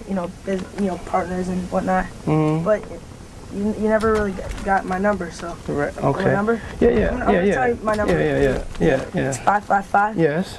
Okay. 5555. Mace. In addition to breaking out as Diddy's hype man in the 90s, Mason Darrell Betha, or Mace, released 3 studio albums through Bad Boy Records. Mace eventually had a falling out with Combs and his record label. I never got paid what I was worth, and I never got the respect I was worth. So the disdain that I got for Puff is more like, you trying to keep me here. Leading up to his former collaborator's arrest, Mace claimed Combs cheated him with a $20,000 publishing deal and had been withholding royalties for decades. In a 2022 interview, Combs asserted that Mace owed him $3 million. That's facts. I got the receipt. Second album, you gave money to do second album, never delivered. Did the album, never delivered. You know what I'm saying? And I'm not going to go back and forth with Mace. You know what I'm saying? I'm not going back and forth with nobody. Combs nevertheless returned the publishing rights to Mace and several other Bad Boy artists the following year. Although Mace was among the first to call Combs out over royalties, he wouldn't be the last. In 2024, former bandmate Don Richards sued Combs, citing, among other things, roughly $5 million in unpaid earnings. Dawn had the choice to file the case as a Jane Doe, and she chose not to do that. After giving it a fair amount of thought, she wants accountability, she wants justice. Cat Williams. I sure hope I have a Club Shay Shay after this year. It's gonna be in a dimension it's never been. Yeah, it's gonna be. The greatest thing floating in 2024. Mark the words. No way. In a whole different realm of business. Comedian Cat Williams is no stranger to run-ins with the law and reported abusive behavior. As such, it's understandable why some would call Williams' credibility into question. In January 2024, though, Williams made several remarks about Combs that only became more relevant in the months to come. On Shannon Sharp's Club Shay Shay podcast, Williams touched upon the now notorious Diddy parties, advising people to just say no. And you gotta tell him no. You got to tell him no. I did. I did. See, I got the receipt for everything I'm telling you. That's why I can say them so freely. Can I need no? While his reasons were somewhat vague, Williams was especially concerned about protecting a certain area of his body. Williams didn't elaborate further, although he took another shot at Combs later in the interview. I know how blessed I am. If I look at it, I got it. That's how Diddy be feeling. Come on, man. The recent allegations regarding Combs' quote, freak-out parties and alleged abuse have painted Williams' words in a whole new light. Aubrey O'Day. What do Donald Trump and Diddy have in common? Well, arguably quite a few things, but singer-slash-reality star Aubrey O'Day is one of them. Once mentored by Combs, O'Day later appeared on the 5th season of The Celebrity Apprentice. I am a very strict and focused businesswoman because working for Diddy for 6 years trained me to have to be perfect. Working for Diddy? Absolutely. I love Diddy. When O'Day brought up her association with Diddy, Trump was quick to shower him with praise. O'Day tiptoed around her former boss, unwilling to say if he was a, quote, good guy, as Trump described him. I don't want to answer that question. Oh, wow. I think he's a good guy. I'm going to stick up for him. During a 2019 interview with Variety, O'Day went into greater detail. Discussing her time on the Diddy-produced Making the Band, O'Day said, quote, we were scared to death with what would happen with Puff each day. I experienced everything from race remarks to sexism, and a lot of it was scary. Listening to Gene Deal, his bodyguard. Yeah, I talked to him yesterday. Really? Yeah. Because he had a really astonishing quote. You should hear the one he's not saying. It's even crazier. Right. So he's got stuff in the tuck that he hasn't put out there? Everybody does. Wendy Williams. I have broken up with somebody. Who? I don't want to say. Do we know the person? Maybe. Okay. After being fired from Hot 97 in 1998, Wendy Williams accused Combs of playing a role. In 2004, Williams wrote that she would, quote, never forget the hell Combs put her through. Even so, Williams said that she didn't hate Combs. On a 2015 episode of her show, Williams commented on the allegations that Casey Ventura was hiding from Combs. This is a beautiful dress, by the way, that she has on. And Puffy, you look great for all the hard partying. Williams painted Combs as a, quote, mogul you can't escape. The same year, Williams asked Jennifer Lopez if she would ever get back together with Combs. Lopez's mother, Guadalupe Rodriguez, basically answered for her daughter with a look that said everything. Although they reconciled in 2017, viewers have been waiting on pins and needles to hear Williams' thoughts about Combs in the wake of his arrest. You are exhausting me. Let me tell you something. This week has been hella exhausting. 50 Cent. Curtis James Jackson III, aka 50 Cent, is another big name who's had a long-standing feud with Combs. It all started with 50 Cent's 2006 diss track, The Bomb, which alleged that Combs was connected to the murder of Biggie Smalls. We scared them boys from the west side of Brigham Mall. there's still little concrete evidence backing up that conspiracy theory. In October 2023, though, 50 Cent elaborated on his beef with Diddy, describing his parties as, quote, uncomfortable. That's not really beef, though. That's just competitive. Competitiveness. All right, so you and Diddy, you and Puff cool? No, I don't really like that. Okay. During his final lap tour, 50 Cent said Diddy would, quote, hug you from the front and the back at the same time. 50 Cent has been even more vocal about Combs following the raid on his homes. It's also been reported that 50 Cent sold a docuseries to Netflix entitled Did He Do It? Oh! I guess this means I won't be invited to the white parties in the Hamptons. Tupac Shakur. Speaking of conspiracies, 50 Cent has also claimed that Combs got Tupac killed. Again, there isn't much backing this up, although Tupac was also skeptical of Combs. If these rumors or allegations are true, it would make sense he would be able to get away from it, or get away with it for so long because people would be afraid. Speaking with Vibe magazine in 1995, Shakur was asked if he thought Combs was connected to his shooting the previous year. Shakur did not hold back, saying, quote, I believe so, adding that, quote, it's between me and him, and only he knows. I have proved things that I can say that will back up my claim, but this is not for the world to know about. About a year later, Shakur was involved in another shooting, this one proving fatal. Dwayne Keefe D. Davis, who was arrested for Tupac's murder in 2023, once said that Combs offered $1 million to carry out Shakur's assassination. I think that was a bad move, dude, you know what I'm saying? To me.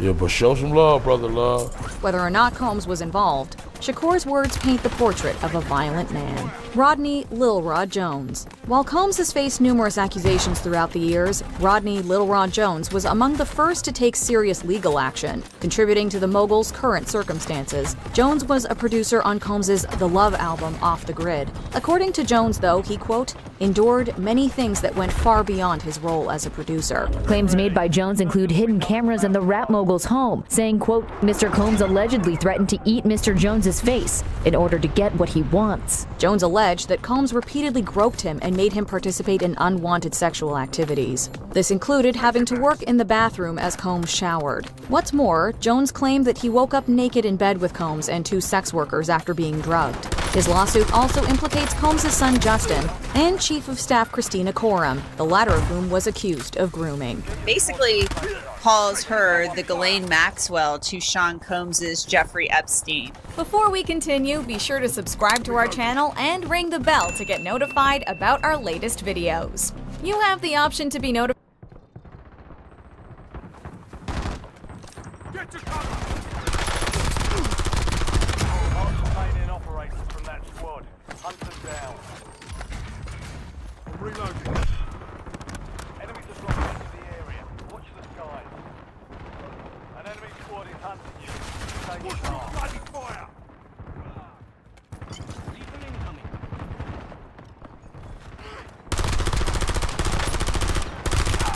Squad mates back on station. Good work. 10 remaining.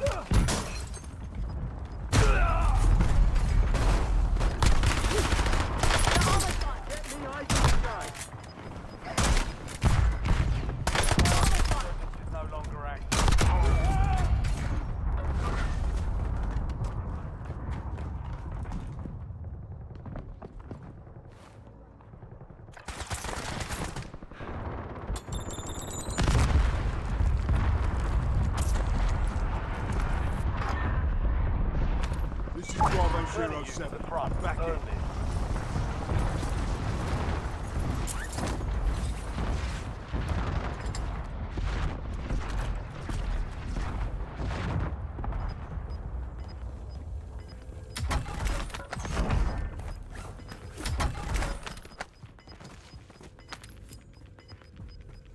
Be advised, you still have squad mates outside the safe zone. Napalm strike ready for kill. Only 4 remain. Finish the job.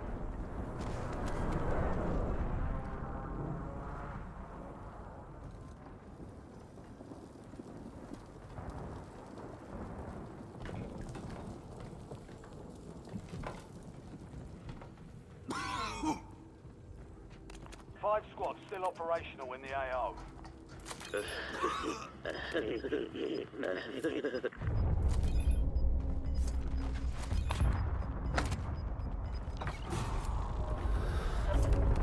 1-9 on 2.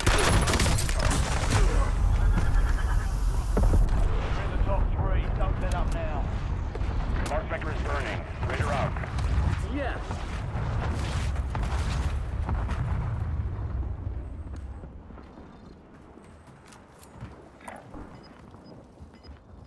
You've got a loadout drop inbound.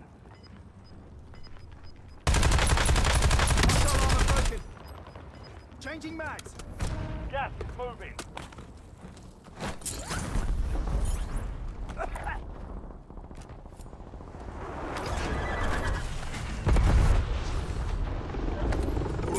Let's do this.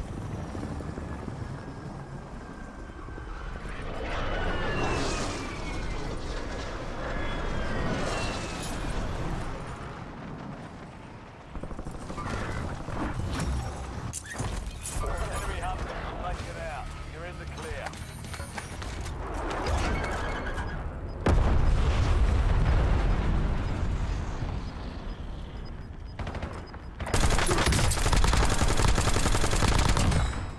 The safe zone is a long way from your location. Move on. Only 2 left. 3 squads left in the war zone. Stay alert.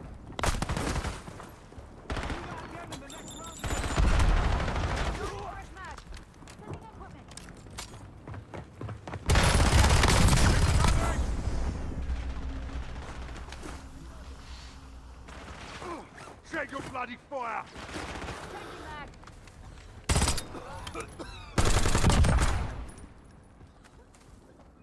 Changing mags. The enemy never stood a chance. Nicely done.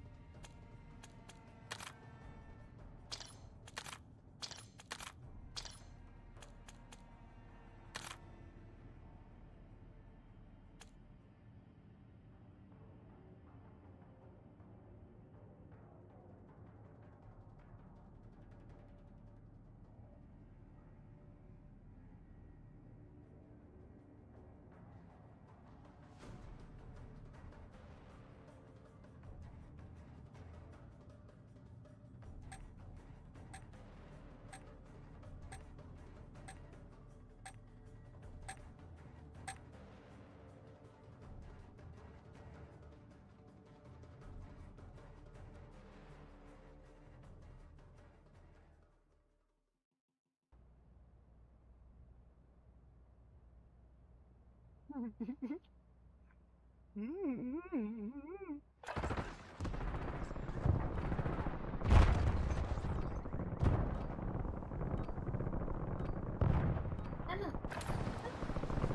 up. You're headed to the war zone.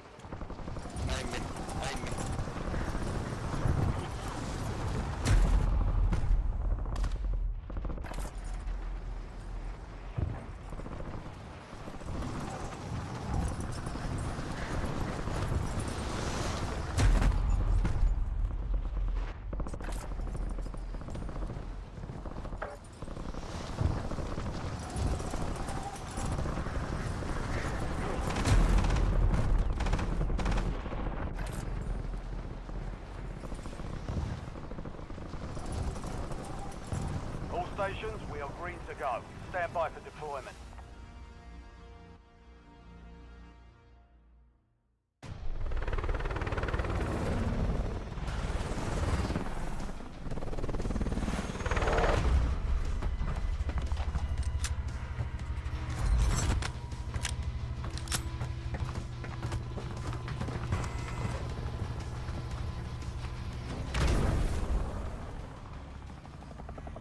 Resurgence.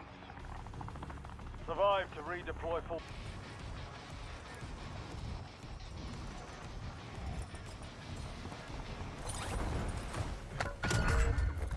Supply boxes marked. Secure those locations.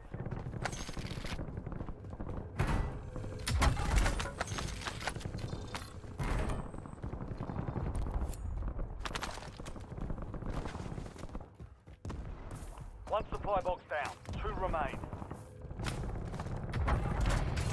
2 supply boxes secured. 1 remaining.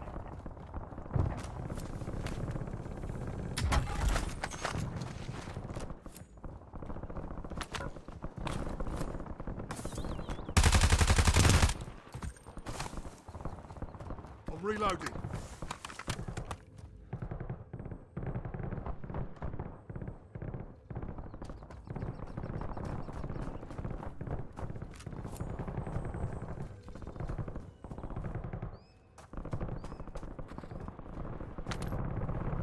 Enemy soldier incoming.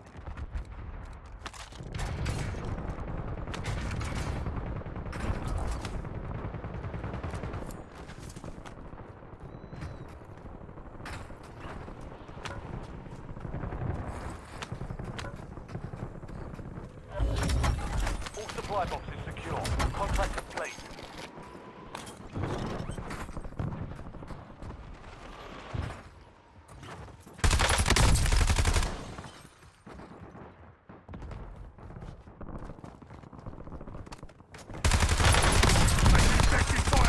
Enemy destroyed. Use your tac map to hunt down the rest of them. Friendly loadout drops on the way. Bounty targets identified. Weapons free. Change your backs. Kill. Marking the rest of that squad on your tac map. Get hunted. Ya me dieron todas las cosas por llegar a un momento de prestigio. You've got gas.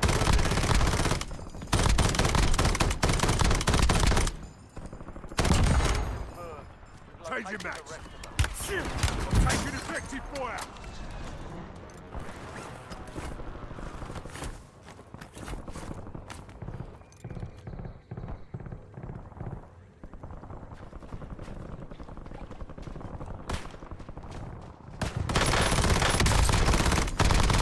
Target down. Marking the rest of them. Establish UAV above.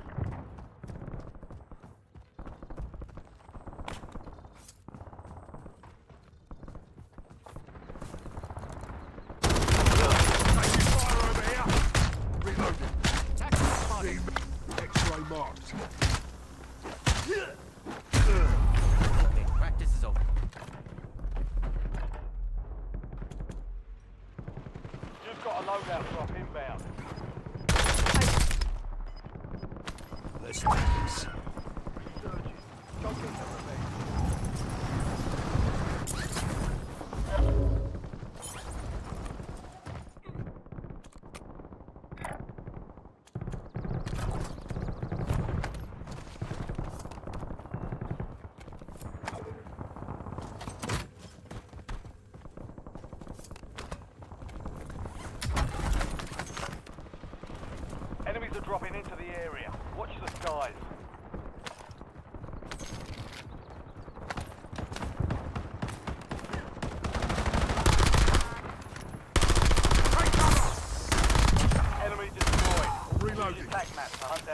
of them.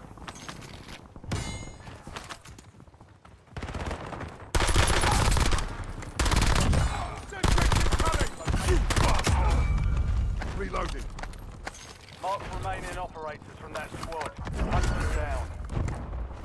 Changing max. There's a bounty on your head. Eliminate hostiles and secure supply caches to get rid of it.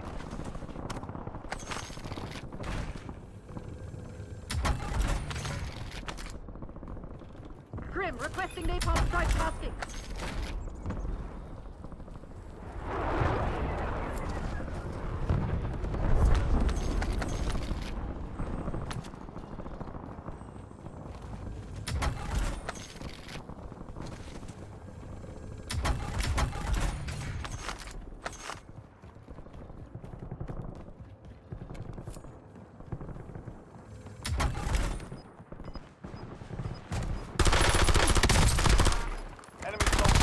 Changing max. Requesting recon flyover. Good kill. Marking the rest of that squad on your tac map. Leave no one behind. Enemy destroyed. Use your tac map to hunt down the rest of them.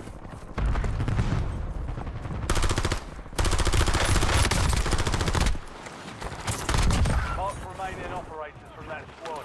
Hunt them down. Reloading. Mission timeline expired. UAV exiting the AO.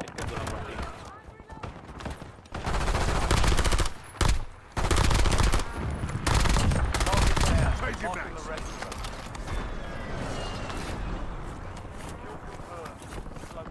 Changing max.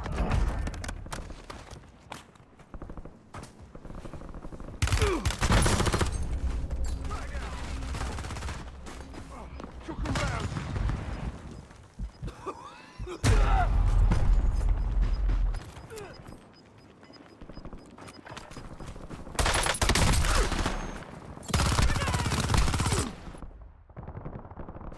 This is Bravo 07. I'm back in.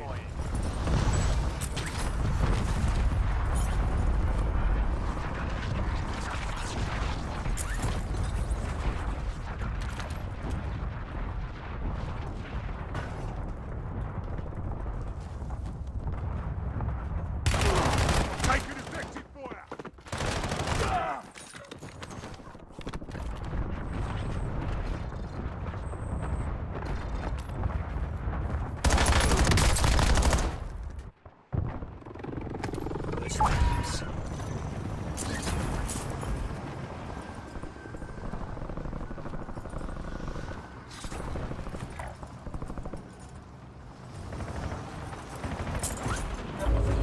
About to win. Make it count.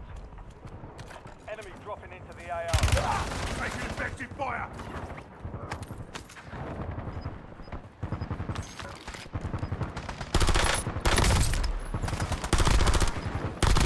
Switching Kill. max. Marking the rest of that squad on your tac map. Still up. Reloading. Target down. Marking the rest of them. Enemy destroyed. Hunt down the rest of them. Locating the rest of them. Changing max. Mark remaining operators. Taking fire. Hunt them down.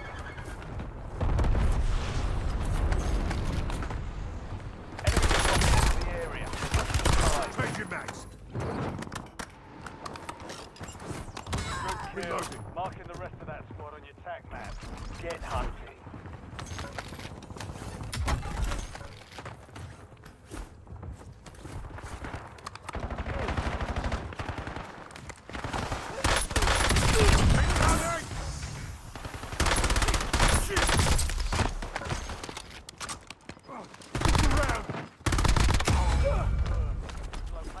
Find medical.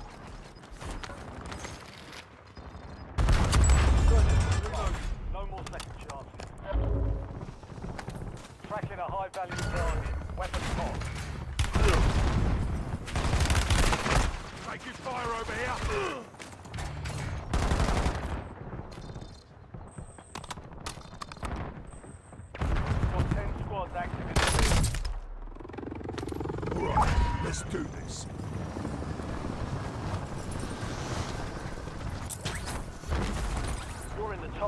Bring home the win.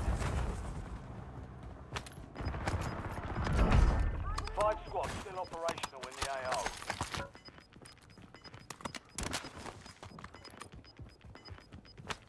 All squad mates are in the safe zone. Gas is closing in. Switching mags.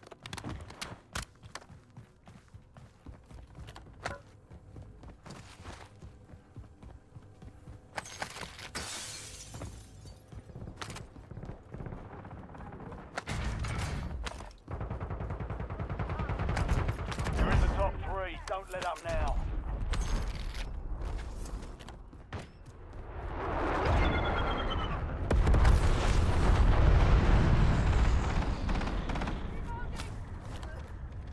Movement in this area.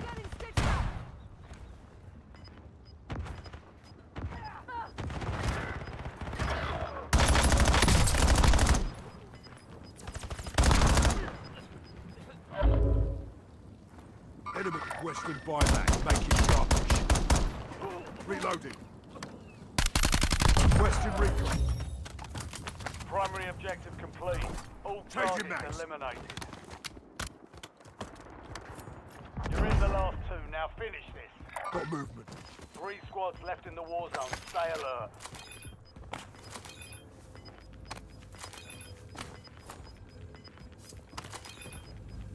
Get to the safe zone. Gas is moving. Took a round. Throwing grenade. Get to cover.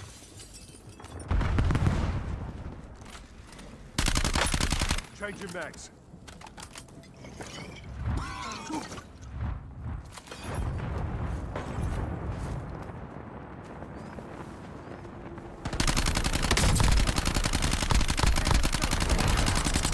That's a win. Wait to take what's yours.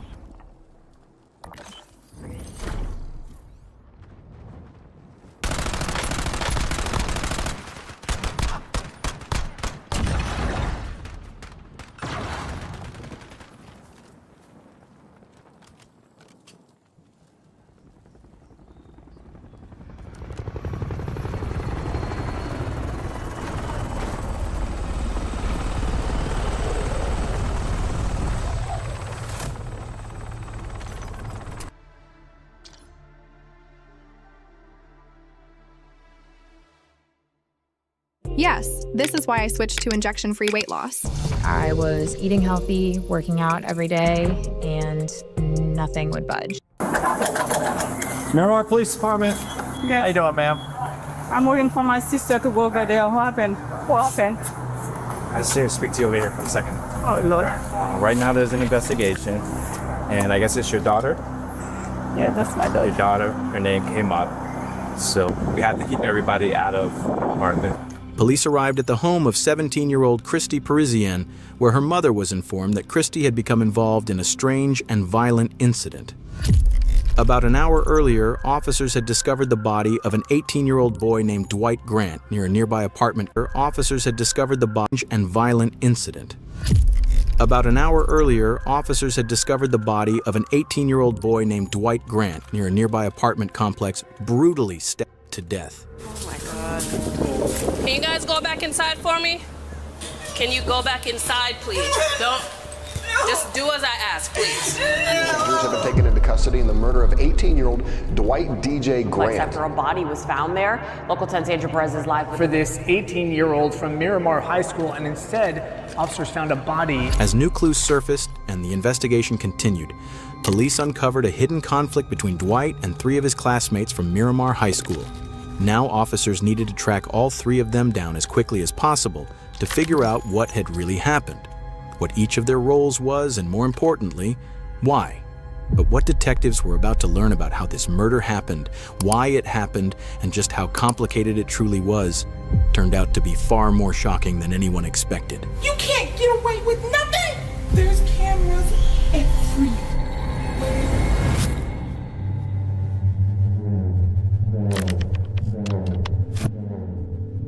Everything started on a Sunday evening. On October 17th in Broward County, Florida, a nurse named Malene Emile noticed something was very wrong. Her 18-year-old son, Dwight Grant, who most of his friends called DJ, hadn't come home that day. DJ wasn't the kind of kid who disappeared without saying anything. He was responsible, focused on school, and always kept his family informed. His sudden silence was completely out of character. This was the beginning of a terrifying mystery for his family. No matter how hard they tried, no one could get in touch with DJ. He wasn't answering calls, he wasn't with any of his friends, and no one had seen him. By Monday morning, the worry exploded. DJ didn't show up to any of his classes, something that never happened. His teachers noticed immediately, his friends noticed, and his family knew something was seriously wrong. His family and friends checked every place he might have gone, called every person he might have been with, drove through neighborhoods, handed out flyers. Nothing. Police even went to the high school, hoping someone there might know where he'd gone. Officers spoke to students one by one. At this point, even the smallest detail could be the clue they needed. Anxiety and depression, so like he would check. He has anxiety? No, I have okay, so he will check on you. Yeah. Do you know the girl that he's talking to or trying to talk to? No. No, does he have a girlfriend? Not to my knowledge, no. No? Okay. All right. So you haven't seen him? What's up, man? No, everything good? Okay. Okay, so you haven't spoken to him since... Is this his behavior? Like, does he do? He's a good kid? He's a good kid. He doesn't drink. He doesn't smoke. He goes out. He has a plan. He goes out with his friends. He calls literally all of us all the time to let us know, like, what's up, how you are. Okay. All right. To everyone who knew him, DJ was quiet, calm, and spent most of his free time gaming. He wasn't the type to get into fights, he didn't cause trouble, and he had zero history of reckless behavior. Nothing in his past suggested he'd ever disappear or end up involved in something dangerous. The search for DJ continued through Tuesday of that same week. Then, around 2 p.m., while officers were canvassing the area near Sherman Circle North, a quiet neighborhood in Miramar before all this, they made the worst discovery imaginable. Hidden in the bushes beside an apartment building, police found the body of a young man. Let me step back. The body was found just outside the apartment building where DJ lived. All that time, he had been there, right near his own home. Officers were led to the body by scattered bloodstains on the sidewalk. From an initial examination, the body had 2 fatal wounds, one to the neck and one to the chest. A knife was also found nearby, hidden in the bushes next to the body. Can you go back inside, please? Don't. Just do as I ask, please. In a few minutes, an officer will come talk to you. Go back inside.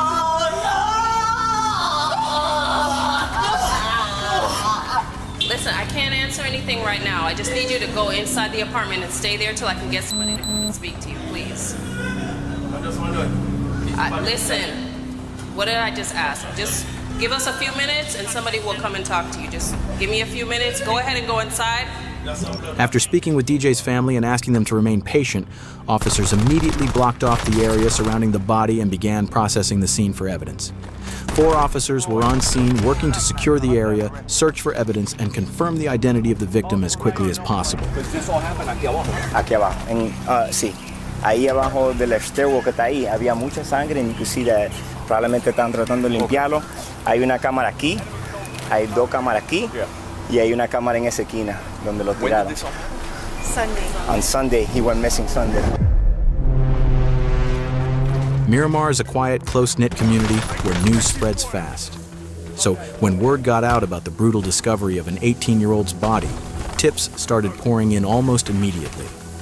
Several people came to police headquarters, hoping the information they had might help. Among them was a woman who walked into the lobby holding her teenage niece's phone. She wanted to tell police about a private group chat that had caught her attention. At the time, officers had no idea that this small piece of information would end up being the key to solving the entire case. Can you just give me a brief rundown? I'm so sorry. I know I'm seeing on the news that they found a body over by Sherman Circle, and they keep showing a picture of the kid that goes to Miramar High, saying they can't guarantee that it's him, basically, blah, blah, blah. Okay. But on my niece's phone, all the texts are coming through that they're her friend. There's people from school there, and they know it's him. I just came here because my niece was telling me that she had got these texts from this girl yesterday from her modeling, and she said it was the most traumatizing day of her life when she seen him yesterday, which would have been Sunday.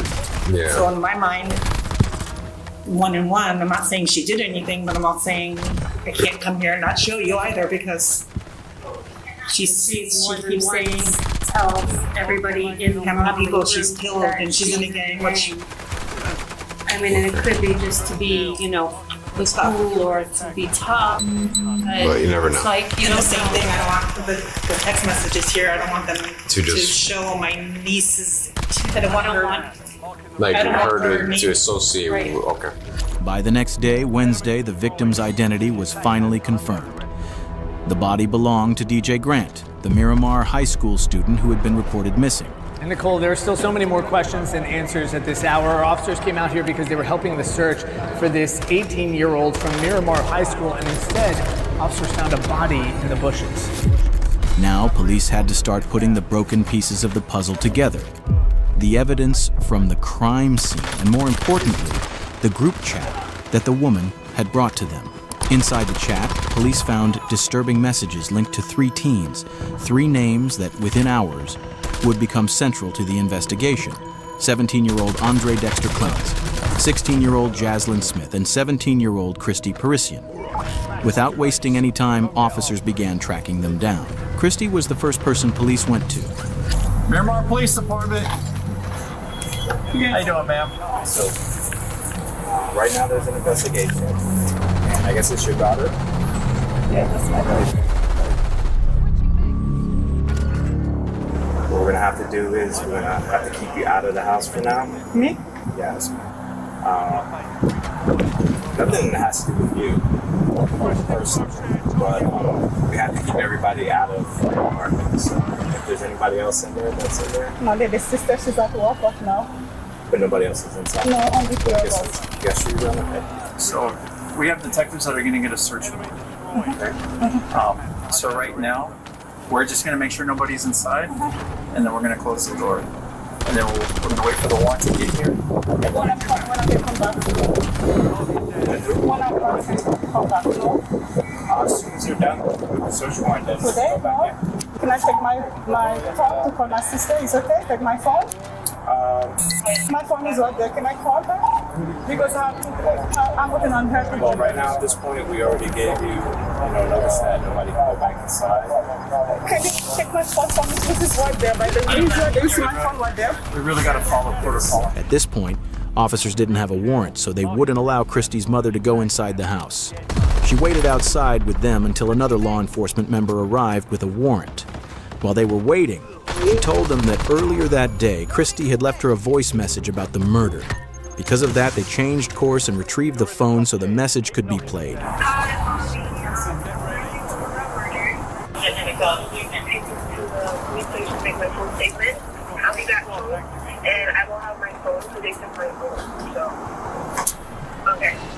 By now, the police had already spoken with Christy at the station. Her mother wasn't able to provide any additional information. The officers informed her that no one from the family was allowed to leave. So are you going to be around here? Are you sticking around here? Or are you leaving? Leaving where? You're not going anywhere, right? No, I was going to the police station. No, I mean right now. I'm looking for my sister to go to the police station because my sister drives. The next person on the list was Jaslyn Smith. The officers tracked her down and managed to find her around 11 p.m. that same night. Outside her family's apartment, they spoke with her while her mother was present. Jackson, did you hurt this person? No, I didn't. Because I didn't do anything. I was just going to push him and make sure he stayed on the phone. I don't know exactly what happened. You're telling me that you were told to do something? I don't know what you did. I don't know what you did. She said that she was told to keep him in a corner. Andre. Okay.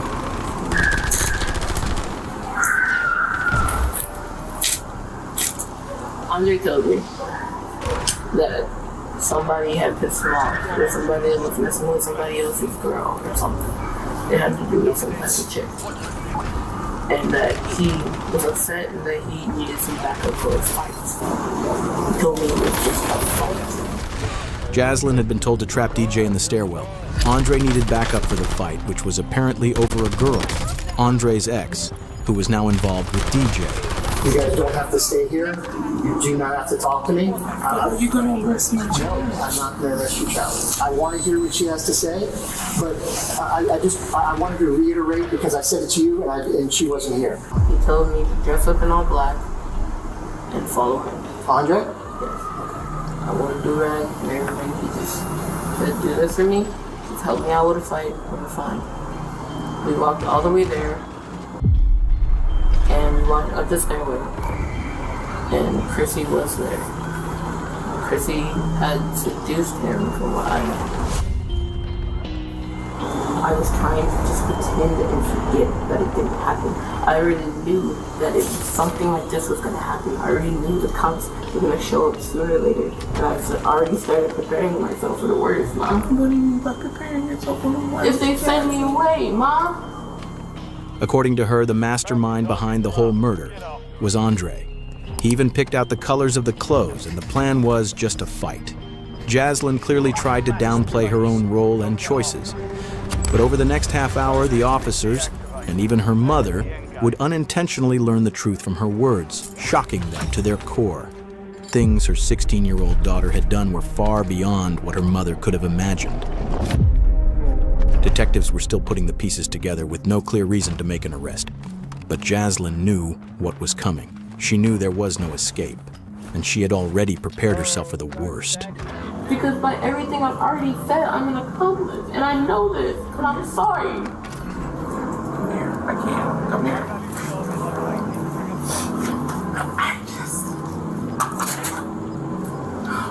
The female officer at the scene can be seen briefly laughing when Smith lets out a sigh. But there's nothing funny about what's happening. A teenager has been killed, and Jaslyn has just admitted her role in what happened. She's now given police a motive. Andre had found himself in the middle of a high school love triangle between DJ and his ex-girlfriend. That's when the dark thoughts started, and the plan began to take shape. A plan that would need help. Before Sunday, before any of this began, Andre had reached out to her. He told her about the planned fight and the help he needed. Now sitting in a police car beside her mother, the officer asks Jaslyn to walk her through everything, step by step, starting from that moment. So I'd like for you to kind of tell me, step by step, on how everything occurred. You know? Before Sunday, before he came over. Who's he? Andre. Andre's from school also? Yes. Before he ever came over until Friday, I believe it was Friday, that he had a situation that he needed to deal with, and he was wondering if I could help him out with a fight. Me knowing that I used to fight in elementary and used to be a bad kid-ish outside of school, I'd agreed because he's a good friend of mine and I can suggest a fight. He had said he was going to be coming over around 6. He came over at least 6:45. Close to 7 o'clock. Okay. And he had proceeded to tell me the whole scenario of, we're gonna get dressed in all black. You're gonna wear clothes that you don't care about. You're gonna wear gloves. You're gonna wear do-rag. I know the whole layout of the building. Andre already knew that Jaslyn had a reputation for fighting when she was younger. That was exactly why he chose her. He even picked out what Jaslyn should wear, telling her to wear gloves and protect her hair. Jaslyn's account helps clarify the days leading up to the murder, but one thing stands out. She repeatedly tries to downplay her role, presenting herself as someone who was merely influenced rather than involved.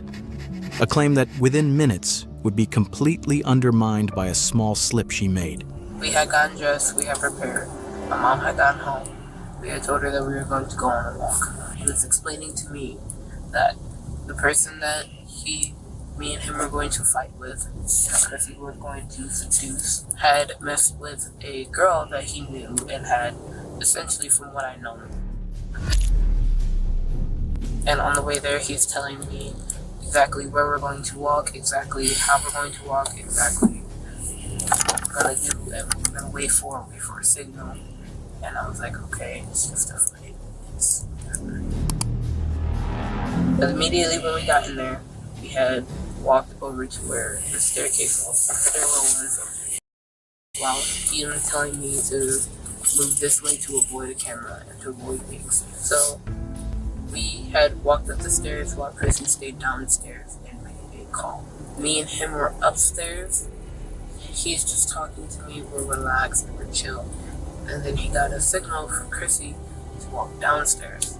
And he had a weapon with him. He told me to hold the weapon. We had gloves on at this time still. We had walked down the stairs. He had approached the boy, and Chrissy had moved back and walked down the stairs full. Did you know this boy or no? When boy tried to make a run with it, run for it, after Andre approached him and was like, yeah, we have a problem. He has me standing behind. Chrissy looked at me and he made a run for it, and I'm like, okay, weapon's just for intimidation, put this down. I ran and I helped Andre to tackle him and put him onto the ground. Jaslyn uses the word weapon. Even though she's detailed and specific in almost every other part of her story, she keeps this part vague. We already know DJ was found with 2 stab wounds, so whatever the weapon was, it clearly wasn't a gun. What that weapon actually was, and why Jaslyn avoided naming it, becomes clear later in the interview. And it's something that will shock you. Check weapons and gear. We're holding for deployment. Andre asked for the weapon. After explaining to me he was going to kill me. Enemy dropping into He the had AR. asked for the weapon. I just angled to him. I don't know about this. Our playful like to mess around and be like playful. It's very like this. But this time, nothing felt like a joke. The weapon he used, the level of planning involved, his behavior, and the sheer intensity of the violence he unleashed all point to the same conclusion. This was a planned killing, not a spontaneous act. He proceeded to take out a small weapon and attempt to stab me. And he was failing, and I was just like, okay, I can see it because I'm holding his legs. So I'm in a position where I'm holding both of his legs and I'm wrapped around his under torso, and I just feel poking right here. Jaslyn claims she didn't know Andre's full plan, but she did admit that she helped, holding DJ down even after the stabbing began. As disturbing as that is, Jaslyn never stopped or showed regret during the attack, not when DJ was begging for help, not even as he was slipping in and out of consciousness after being stabbed. And then he had another smaller weapon, and he took that out, and he stabbed him right here. Also, the boy was just like, you're gonna kill me. Just choke me out or like end it, because he kept going in and out. DJ knew he was dying. Under the pressure and pain he was in, he begged Andre to choke him and end it quickly. Andre ignored him and stabbed him again. After that, DJ went unresponsive, he stopped struggling and tragically died at the scene. In Jaslyn's version of events, she says she was told to do what she was assigned without asking questions. As the confrontation escalated, she says she didn't fight back because she was terrified of what might happen. Throughout her account, she places nearly all the blame on Andre. That explanation mostly holds up until Jaslyn slips up. In the middle of her story, she mentions a detail that seriously undermines her claim that she didn't know this was a murder plan, and instead places her right at the center of it. Prior to this, he had told me that this was the first person he had ever killed. Prior to this, he had told you that? When we were at the house, we were just talking about the whole plan of what was going to happen, but he never told me that he was going to kill somebody until at this time. Like, this is the first person. I'll leave it here. I'll ask Chrissy. I'll leave. That single detail changes everything. It shows that Jaslyn knew about the murder plan long before it happened. Now her story starts to crack. It directly contradicts her earlier claim that she had no idea this was meant to be a killing. At this point, it's clear she was far more involved in both the planning and the decision than she had admitted. That's when the officer shifts the focus and asks about the weapon used in the attack. I'm assuming it's a knife then that he had? There's a knife. A longer what? A sword. Okay. A knife is something that can be easily concealed, but a sword isn't.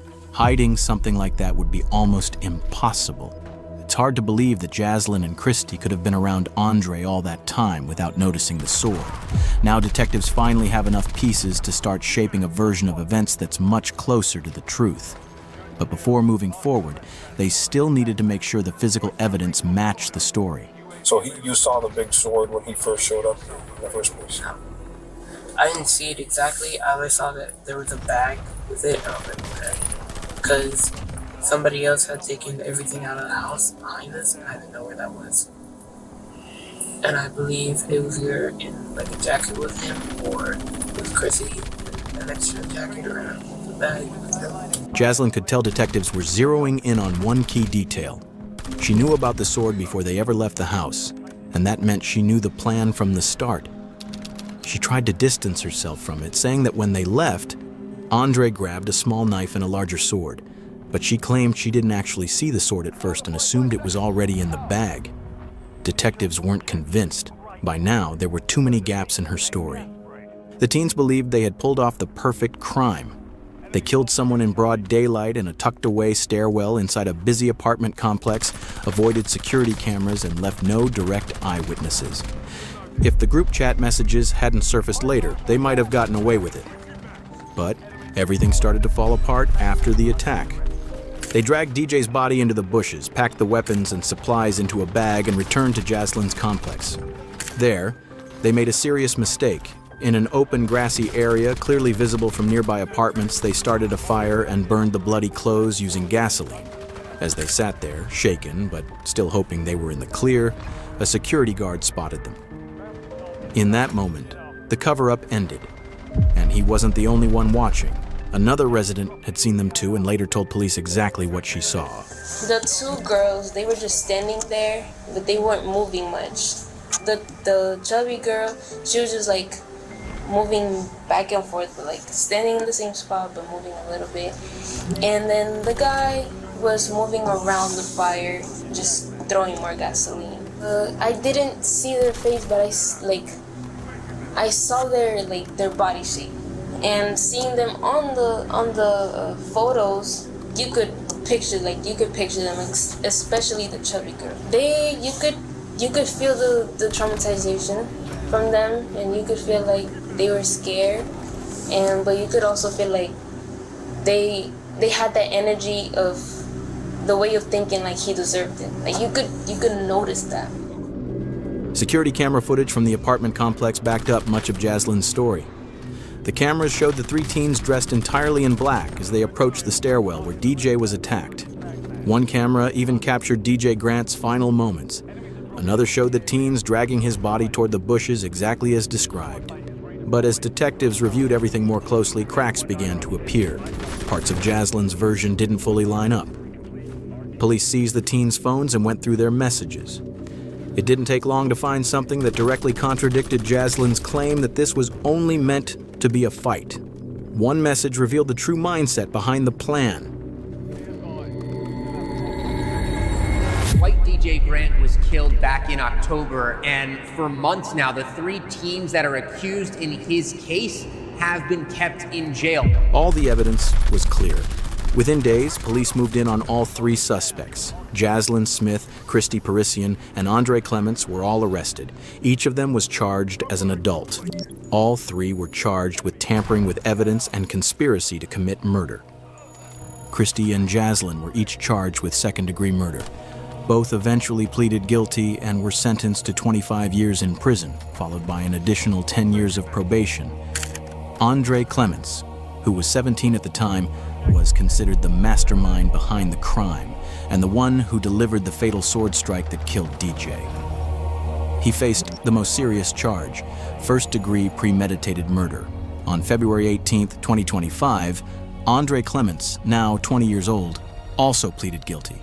He was sentenced to 40 years in prison, followed by lifetime probation. A caring, loyal, honest person would be there for you in a second, in a heartbeat.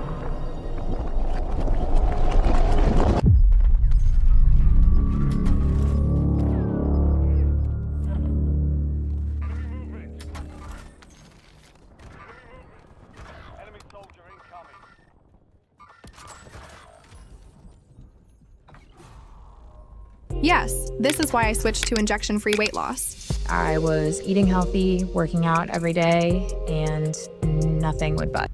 You all right, babe? The door was locked in the room. Yeah. And... Okay, can you sit right here for me? These are the two daughters of 28-year-old Ashley Fish. In just a few seconds, they're going to lead the officer to their mother's lifeless body inside the bathroom. Eggs were burning and she's in there.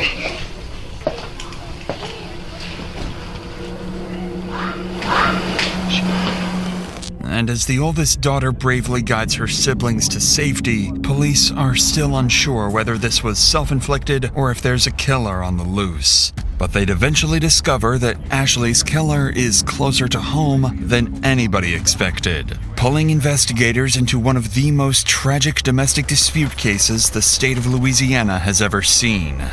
Is she alive? No, she's not. They're young? Yeah.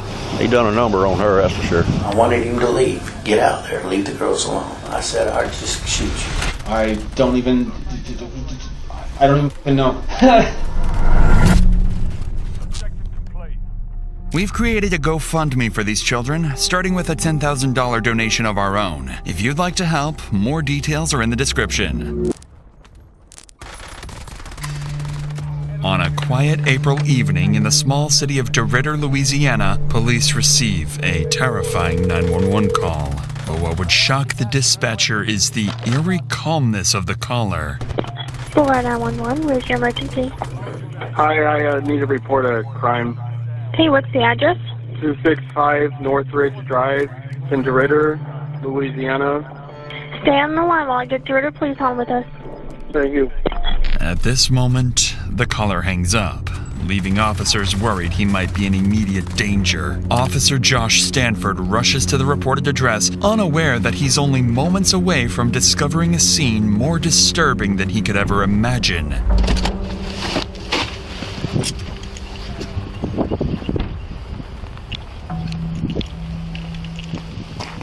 You all right, babe? The door was locked in the room. And... Okay, can you sit right here for me? Yes. Is anybody in there? No. My sisters are inside right there. Okay. And we got my mommy. The eggs were burning and she's in there. Okay, y'all come in here. Come right here. No, I don't want to go. Come here. Stay in here. Stay in here.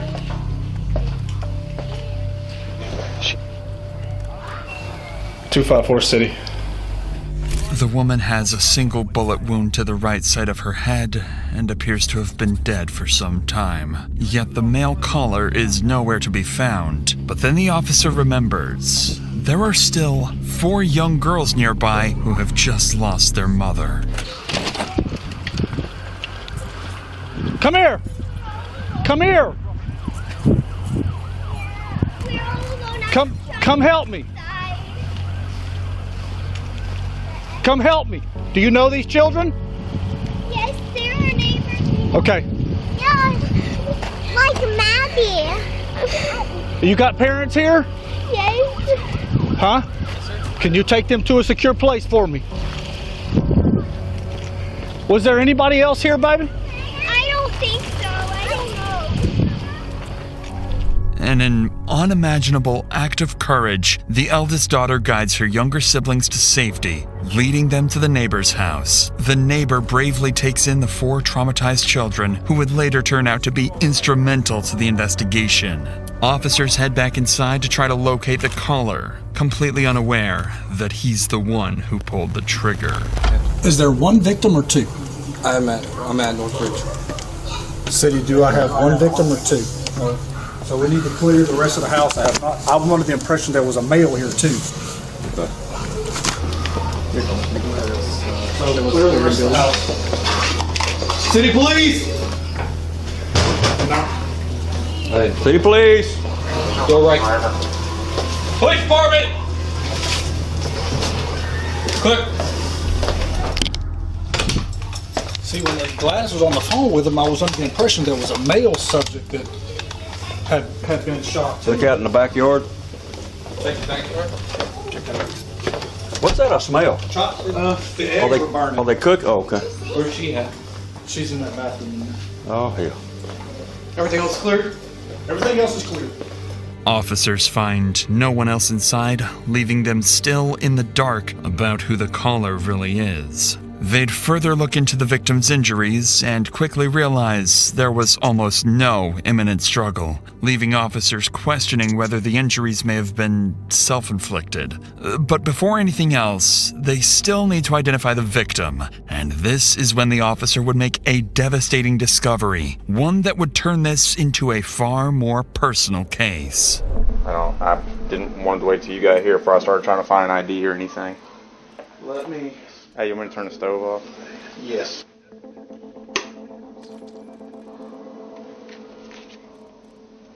Ashley Fish. Nobody else. You said kids were in the house? They're across the street. Ashley Fish. I'm assuming young based off of what I'm seeing here. I went to school with her. Did you? Yeah. So she's from East Beauregard? Yeah. They moved away. She and Kim to Josh Fish? No, I don't think so. She's your age though, or? Yeah. We graduated together, so we're about the same. Lead Detective Cooley immediately recognizes the name, 28-year-old Ashley Fish. He knew Ashley as a DeRidder local, someone who married her high school sweetheart and had only recently moved back to Louisiana from Texas. Determined to find answers and uncover who murdered his friend, he turns to the neighbors for more information. Meanwhile, other officers begin reviewing neighborhood CCTV footage, searching for anyone who may have been at the house besides Ashley and the children. And they're about to discover that someone else was indeed inside. Someone who is already on the run. Detective Cooley, Ozark Sheriff's Office. Jeff Brown. Nice to meet you, sir. Yes, sir. Hey, y'all mind if I ask y'all a couple questions real quick? Yeah, you can ask me anything, but I really didn't see anything. The only one that saw anything was my son. Your son, the one that was mowing? He was mowing out here. Okay. What's your... Buddy? Detective Cooley. Nice to meet you. Heard you kind of saw some stuff, just a little bit. Not much, but you seen some, something happen next door? Well, I was just mowing the lawn, and then I saw, like, the car of the owner or whatever leave. Lining up with what the boys saw, another neighbor offers ring camera footage showing a black truck leaving Ashley's house just minutes before the 911 call. Desperate to learn who was driving that truck, officers turn to the next neighbor, unaware they're about to speak with the victim's best friend and is someone who knows exactly who the driver is. What's that? The girls are at my house. Can you tell us what's going on? It's not good. Is she alive? No, she's not. Was she shot? Yes. She was out here earlier when about 5 o'clock or so. I saw her out here. Everything seemed fine. There was a truck. She had a significant other. She was going through a divorce, and they're legally separated. But he was here. The black truck was here. Yes, ma'am. Do you think he shot her?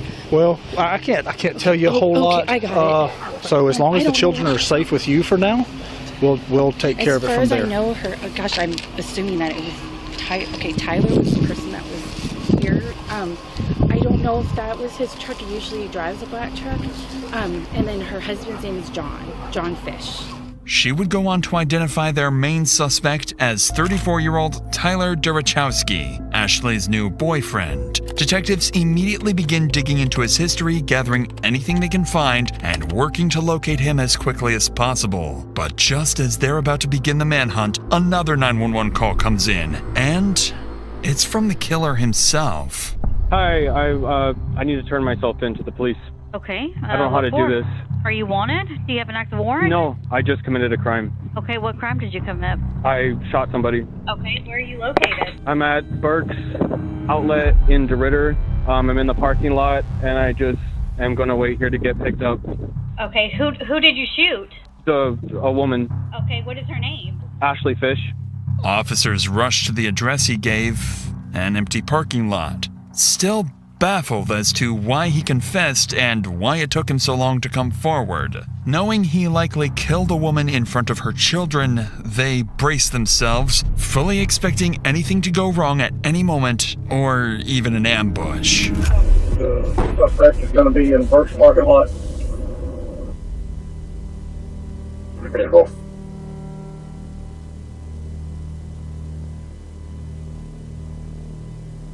Okay, so the easiest way to do this is sit down on your butt and just turn your legs in, okay? 10-4. 97. I'm good if y'all want to go assist me. Are you out with that subject at first? Can I disconnect? With the main suspect arrested, officers have no idea the investigation is moments away from taking another unexpected turn. When they search his vehicle, they find no weapons, but they do find multiple prescription drugs, vials of testosterone, and syringes. To their surprise, Tyler seems unusually calm for someone who just took a life, and it would quickly become obvious that this calm, controlled demeanor is part of a plan to get away with murder. If you're still comfortable talking to me, can you tell me a little bit about what happened? Okay. This woman and I got in an altercation last night. Things were kind of falling out between the two of us, just relationally, and I was getting ready to move back to Oregon. So she pulled out, she had a gun in her drawer. She loaded it and was pointing it at me, and we started fighting, and it went off. Tyler insists he shot Ashley in self-defense after she pulled the pistol on him, immediately complicating the investigation. Once he's brought into the station, officers relay this information to the team at the scene, who would begin searching for anything that might support his claim. And unexpectedly, they do find one piece of evidence in Tyler's favor: the murder weapon itself. Here's what I've got right now. I know you got a lot of information coming in. Cameron has got the suspect, Tyler Grabowski, over at Park Terrace. He gave himself up without any problems. And he told y'all that he did it. Yeah. They see the hair in it. Yes. I've called in the serial number. It's going to be a Smith & Wesson. She's been here for a minute? If I had to guess, she's still having some coming out of the wound. She's still pretty warm, and if I had to guess, I'd say it's been between 45 minutes and an hour and 20. Was that sitting right there? Yes. Alright, so once they run the strip, we'll be back out and we'll get a search warrant. Is that 40 caliber? Detectives still find no evidence of a struggle, but they do discover something unexpected. After running the gun's serial number, it comes back not to Tyler, but to Ashley herself, meaning his version of events may not be entirely false. And with that, investigators begin to grasp just how little physical evidence actually ties Tyler to the shooting. They then finish processing the scene, send Ashley's body for autopsy, and her phone for forensic examiners to be unlocked. Shortly afterwards, the grandparents arrive at the scene to pick up the 4 traumatized children into their care. It's at this point that it becomes clear. The oldest daughter witnessed something she will wish she never had. I've got some grapes and some strawberries. Yummy. Yummy. Are y'all hungry? The one you want to talk to is Riley. Yeah, she supposedly told my wife that she saw something and she didn't want to talk about it. I know. Hey, my babies. Hey. Pop off. Papa. Hey, baby. Here, I'm going to pick you up. Bye, Alexis. This brings a small sense of relief to the officers, knowing the children are finally away from the horrors inside. But now comes the most difficult part: calling Ashley's ex-husband, John, and informing him that she is dead. Lead Detective Cooley asks John to come to the station for questioning as soon as possible, and while Tyler anxiously waits for his chance to speak, detectives make a deliberate decision to start with John instead. But the longer Tyler waits, the more agitated he becomes, and by the time they will finally sit down with him, he will snap. I've never had someone do that to me. I've never had someone get that mad at me that they load a weapon.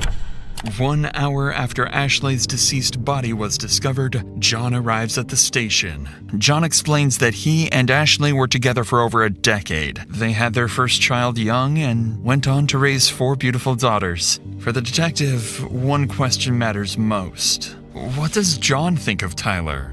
Is he capable of hurting Ashley, or was he simply in the wrong place at the wrong time? But before that, something else weighs heavily on John. He still has to explain to his daughters why they will never hear their mother's voice again. I just want to let them know that she's no longer with us. Mom's no longer with us, you know. She's an angel now. Yeah. The 6-year-old and the 4-year-old, they don't really know. They're kind of like, oh, she's an angel. They're going to talk a little bit about it, and they're more concerned about how she's flying and everything, you know. Right. I don't know what she's seen, but that's got me real bent out of shape, you know. On that devastating note, the detective would shift the conversation to the final moments leading up to Ashley's death. Tragically, Ashley seemed to sense that Tyler might harm her, and just moments before she died, she would make her final cry for help.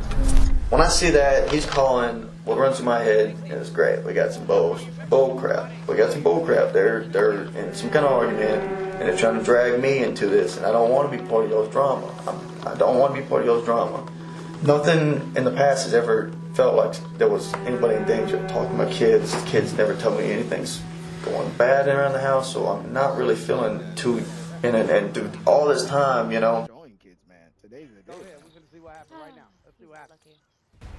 He said you're scared of him. You gotta show him. Oh, damn. You weren't scared? My duo's why is here, he so though. quiet? Oh, he's sleeping. No wonder why he's quiet. You do this every time. Hardcore hardpoint. You know, kids do that shit. Control the objective. So fucking quiet. Like, why is he so quiet? Little nigga sleep. Alright. What are we gonna do here? Alright, Knox, you gotta take one for the team. I bet you won't talk to me. Hostile personnel have captured the hardpoint. Fucking Knox, man. Fucking Knox. Let me go grab my phone while we do this.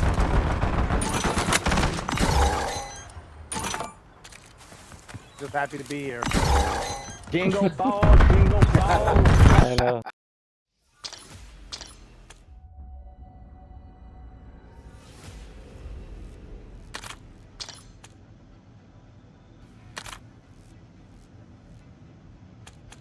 Yo, Rick a Dick, man, I'm here with you, man. I'm not letting you go alone, son. I'm here, my son.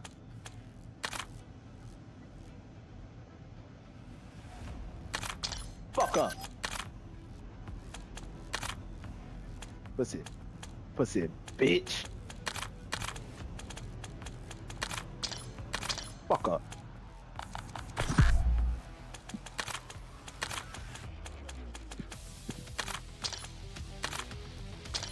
What did I do?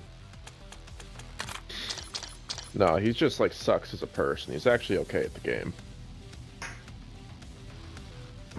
I mean, you're probably gonna win this game, so you got this. Yeah, don't judge.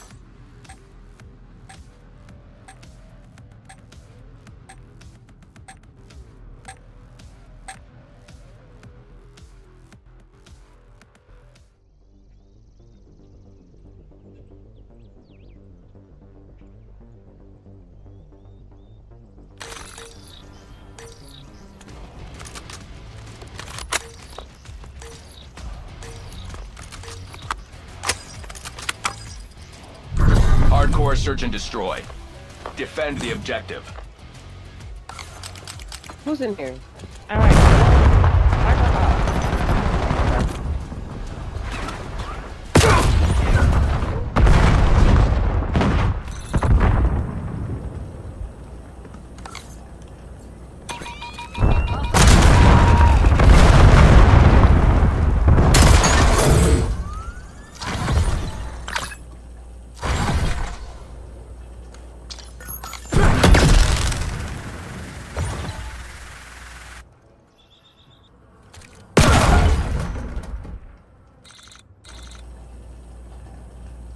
Focus. Hostile scout pulse nearby.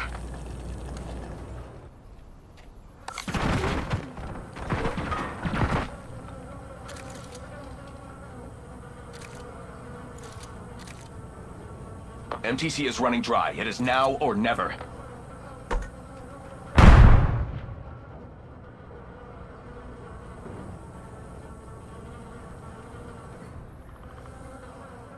Hostile fight. Your metrics are slipping. Clean it up. I actually slid all the way through the whole ice cream shop.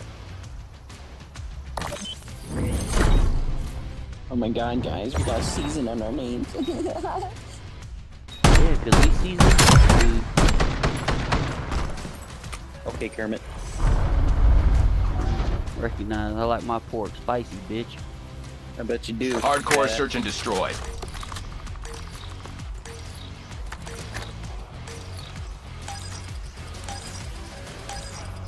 Move in and execute all mission parameters. Bomb acquired.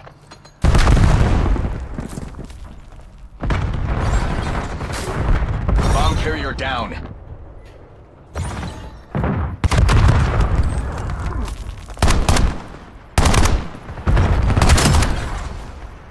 We got the bomb.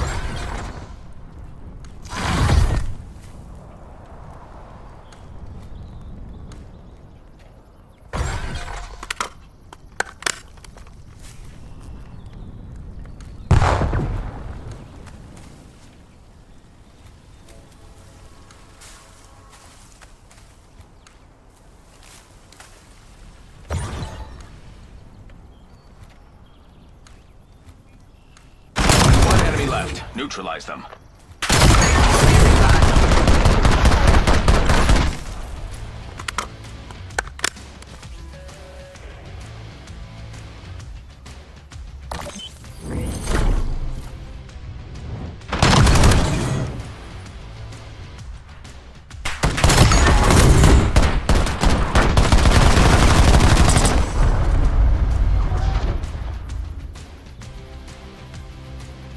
Hardcore search and destroy.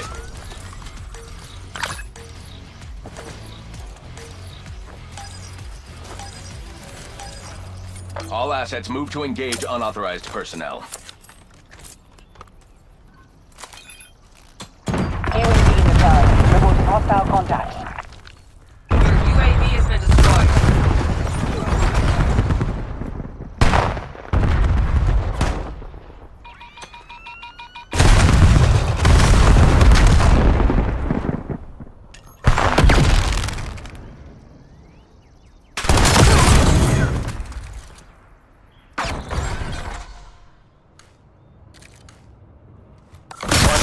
Remains. Take them out.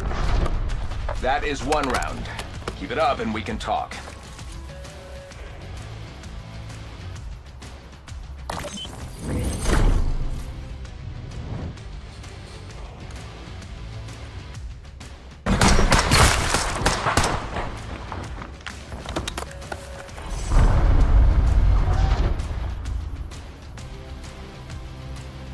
Hardcore search and destroy.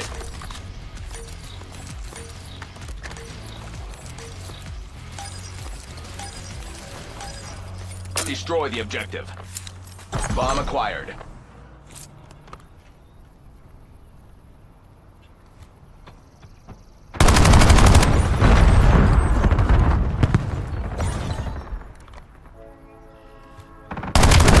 Lost the bomb.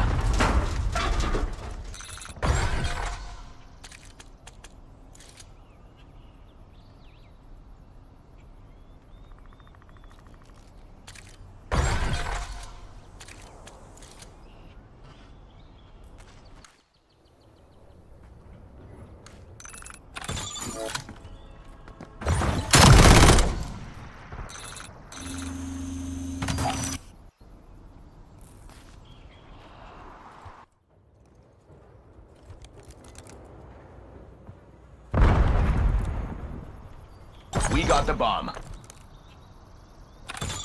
MTC is nearing zero. Close the deal.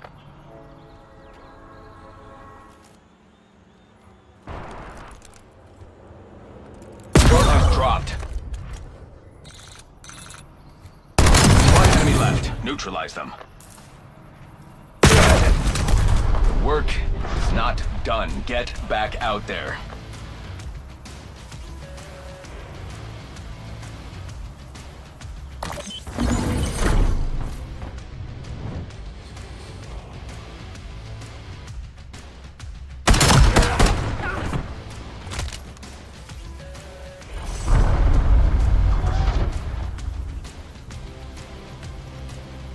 Hardcore search and destroy.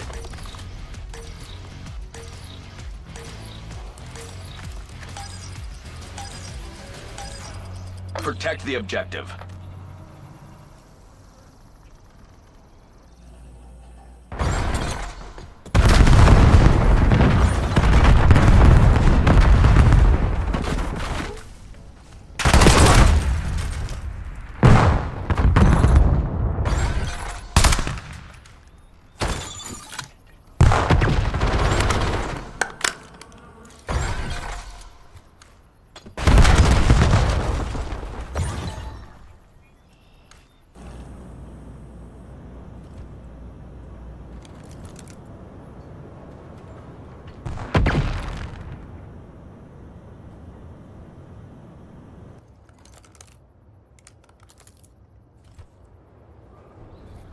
One hostile remains. Take them out.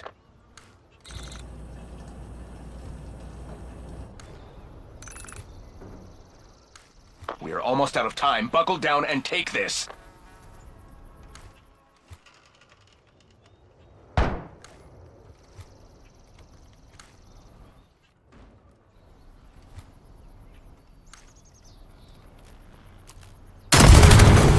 Acceptable performance, SEC team.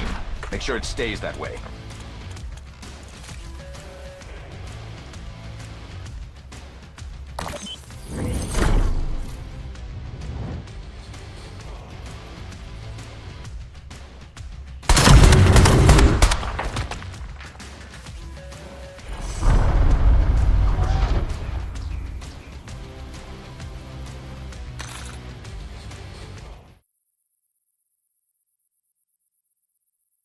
Hardcore search and destroy. The guild has chosen to invest in you. Do not let us down. Bomb acquired.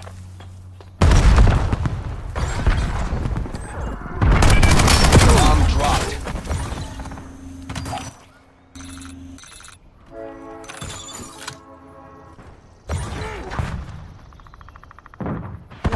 Move to location.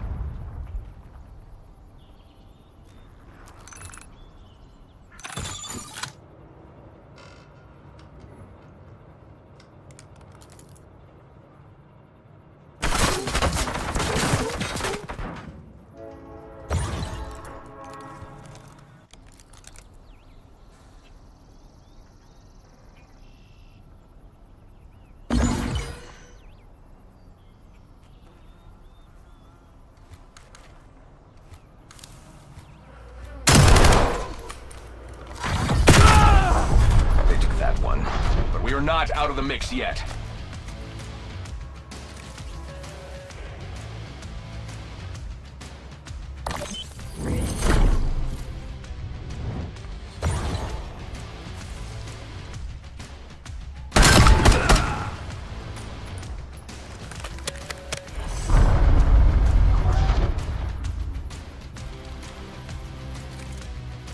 Hardcore search and destroy.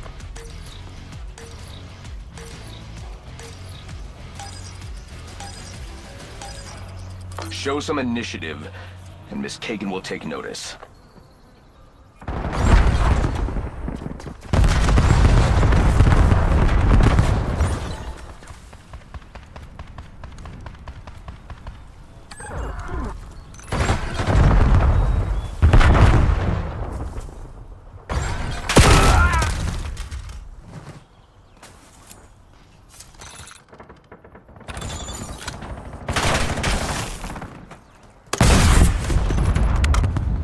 One enemy left. Neutralize them.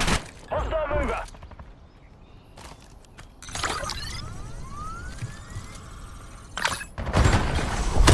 Round is out. Death the result.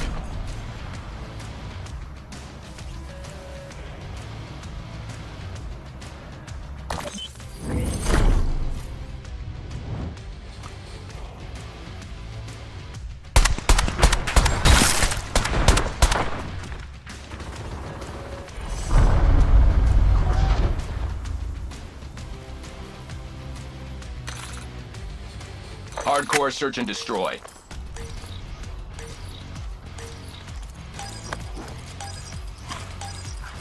The Corporation needs your best today. It is that simple. We got the bomb.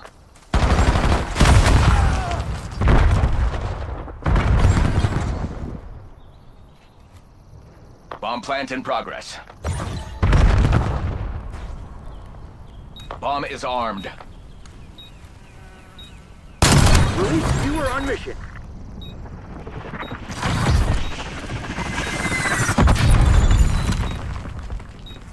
One hostile UAV available for tasking. win recorded. Employee performance rating updated.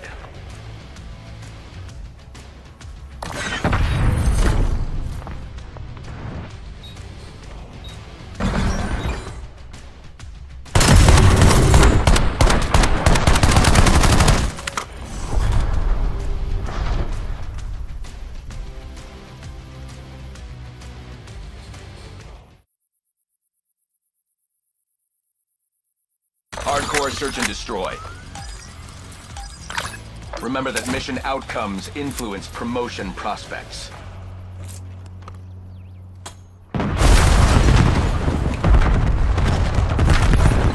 UAV commencing surveillance overflight.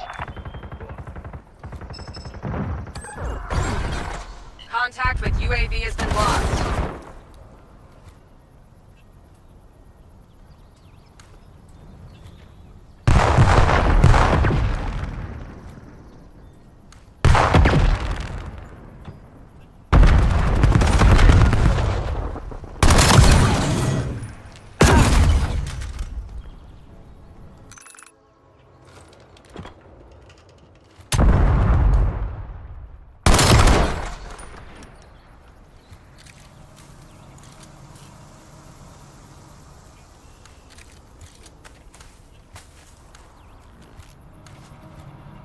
There's not much time left to lock this down. Your stocks are plummeting. Get this under control.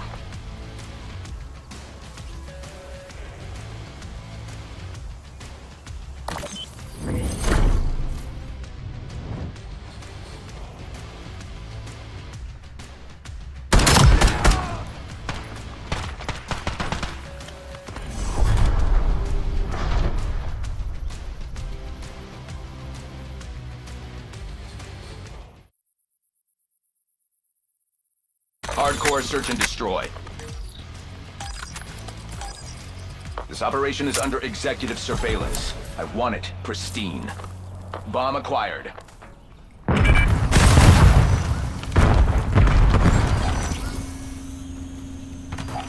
setting up the bomb. The bomb has been planted.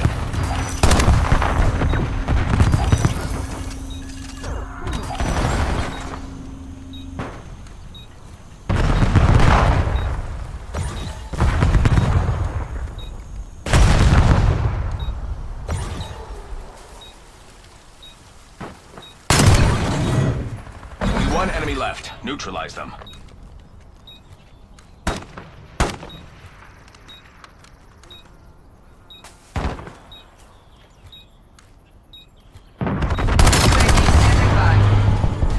You are catching eyes over here. Keep up the effort. That's the bar. Do not lower it.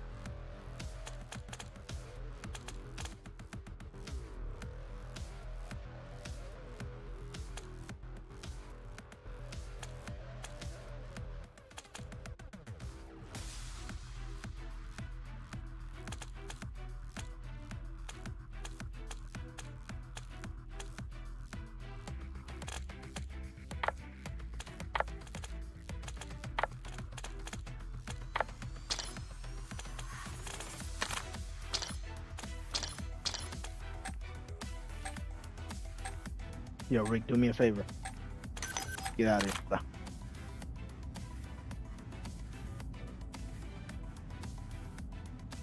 After I just carried you, I should be getting anything I want, right? Bitch.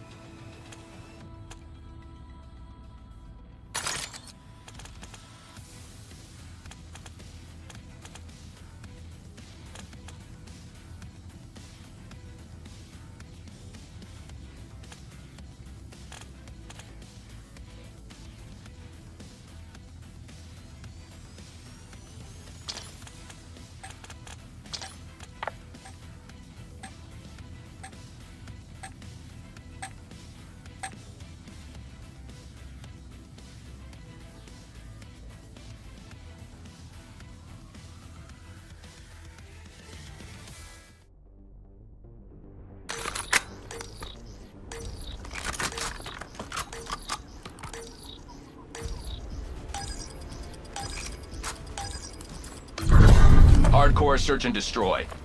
Defend the objective.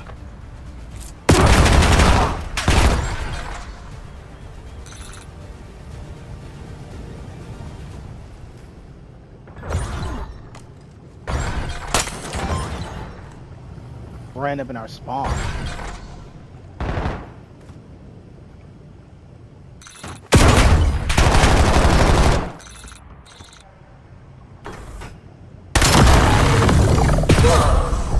Your metrics are slipping. Clean it up.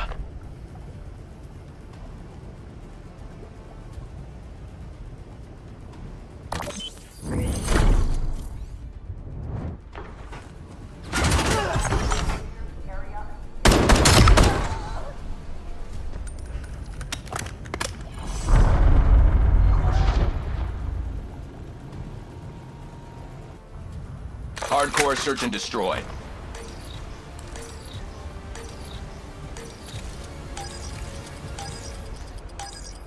Secure the mission area at all costs. We got the bomb. Charges dropped. I gotta back out, bro.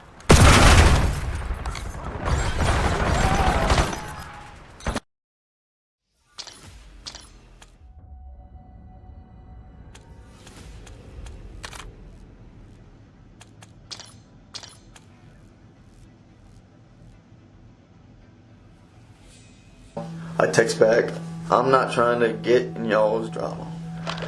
That's when she texts, he won't leave, I know. As soon as I got that, when I actually looked and seen that he's not leaving, I called. And she's like, hello. And the first thing I go, what's going on? He's mad because he's got to leave. And I said, are my kids okay? Are my kids safe? She said, yes. Because I was a little concerned, but I wasn't like super, I'm just ready for him to leave, like hung up. And then I texted her, said, talk to my kids please at 6:55. I just couldn't get a hold of her, and I was like, this is weird. This is just, you know, it's just odd. This is the moment. At 6:55 p.m., John lost all contact with Ashley, and with it, the hope of ever rebuilding a future with her. Shortly thereafter, Detective Cooley wraps up his interview with John, who has made one thing clear. Ashley was a loving mother, incapable of harming anyone, and she deserves justice. Still not ready to begin Tyler's interrogation, fully aware that physical evidence against him is alarmingly weak, the detective instead brings in Ashley's other relatives to give their statements, hoping to better understand Tyler's character and whether he truly is a cold-blooded murderer. And it doesn't take long for one thing to become clear.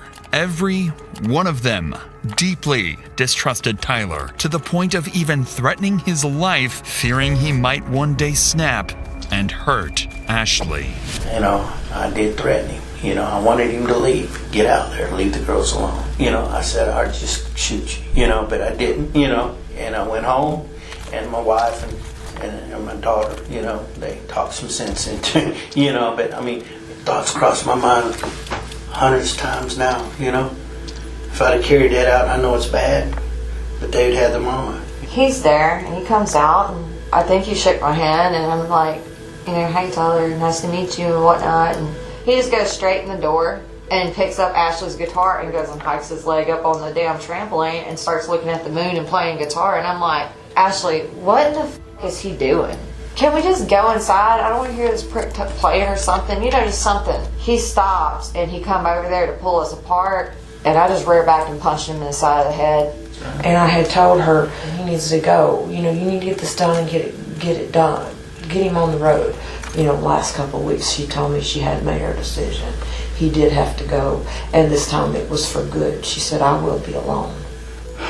And then this other guy, and I talked with my wife about it. I said, I don't understand why somebody that supposedly has got their living already set, you know, they ain't even got to work for a living to start seeing somebody that has 4 kids. He has no kids. I said, the only thing I can think of is maybe he's a damn. I said, that sounds suspicious to me, you know? Yes. It quickly becomes clear to the detective that Ashley's relatives all wish she had stayed with John instead of Tyler, a walking red flag fully capable of snapping at any moment. But everything else investigators have is still circumstantial. Still, there's hope. Police did find some concerning items in his car. Multiple anabolic drugs known to affect mood, judgment, and irritability. However, even with these findings, detectives are grasping at straws. Yet, with time slipping away, Detective Cooley knows he can't wait any longer. It's time to come face to face with their killer, who, by this point, has been waiting for hours, growing increasingly impatient to speak. With the right lawyer, he has a real chance to walk free. Without one, a single wrong word could now cost him his freedom for life. And for Detective Cooley, this isn't just another case. Ashley was his friend, someone he had known for years. Now he has to sit across from the man who has already confessed to killing her. Okay, if I record, it's just help me keep everything in track, so. My biggest thing is I want to know who you are, because that's very important. We need to know who Ashley is. That's very important. It's not just the events of what happened tonight. It's the whole totality of the history with you guys, because that's going to help best explain everything that led up to where we're at. I'm gonna tell you that you remember the saying, "The truth will set you free." The truth will set you free in here. It's up to you. I can't make you. I would love to know. We would all love to know, just for the sake of you, and for the sake of Ashley, obviously. I mean, I feel like giving a statement just because I'm here. I don't know how long we wait for a lawyer to get here or whatever, but I just wanted to talk about what happened, tonight, so I don't know if that's, I think it's important, because right now we've got, obviously, I think I need to tell what happened. I left about 6 p.m., a little around 6 p.m. I'm not even quite sure when it was when I called the actual police department or called 911. What I had left it as, there were 4 children in the house and a woman. From the outset, detectives suspect Tyler has a plan, and that turning himself in may have been his first step in trying to appear more innocent. And as the interrogation unfolds, that plan becomes crystal clear. Everything that happened that night was, according to him, Ashley's fault. The woman and I had an altercation with a loaded weapon, and she had a bullet in her head. Never initiated violent contact on her like that. I'm not the one that pulled the gun. I don't have the gun. I don't want the gun. I don't want to in disputes with a gun. No intention to shoot at you. No. I've never had. I don't want to take a mother away from a 4 kids. That's not what I do. Hardcore hardpoint. I closed the door. Authorized to locked engage. the beds and doors. In there. I had emptied out the gun. It was empty, and I left it there. And I went out. I didn't know what the fuck to do. Sorry, I wasn't perfect. Kids were there. There's a 9-year-old there that's really responsible and was watching the kids. The neighbors were outside across the street. I had seen neighbors outside at one point across the street. I felt like I just needed to go and be like, this just happened. So I drove to the parking lot down the street and just called 911. In Tyler's own words, the shooting was merely an altercation. But what stands out even more is how he refers to Ashley only as a woman, never as his partner or ex. Up until this point, Tyler has not shown any emotion when talking about Ashley, but detectives can sense something beneath the surface. Tyler avoids eye contact. He rambles, fidgets, and appears restless, almost like he's on the verge of a breakdown. And the moment detectives ask about Ashley's children, Tyler And she's got how many kids? 14. That's what kids, that's yes. what I was told. Yes. Okay. Do you know their names and ages? Yeah. We have the lead. 4, Lexi is 6, Ryan is 9. Okay. Were they all at the house tonight? Yes. Okay. This is the first real emotion detectives have seen. They needed to determine whether this is genuine guilt, a calculated tactic, or emotional instability tied to his anabolic substance abuse. Aware that Tyler could shut down the interview at any moment, Detective Cooley grows more cautious, so he starts carefully, probing Tyler about any problems in his relationship with Ashley. This is when Tyler would slip up. I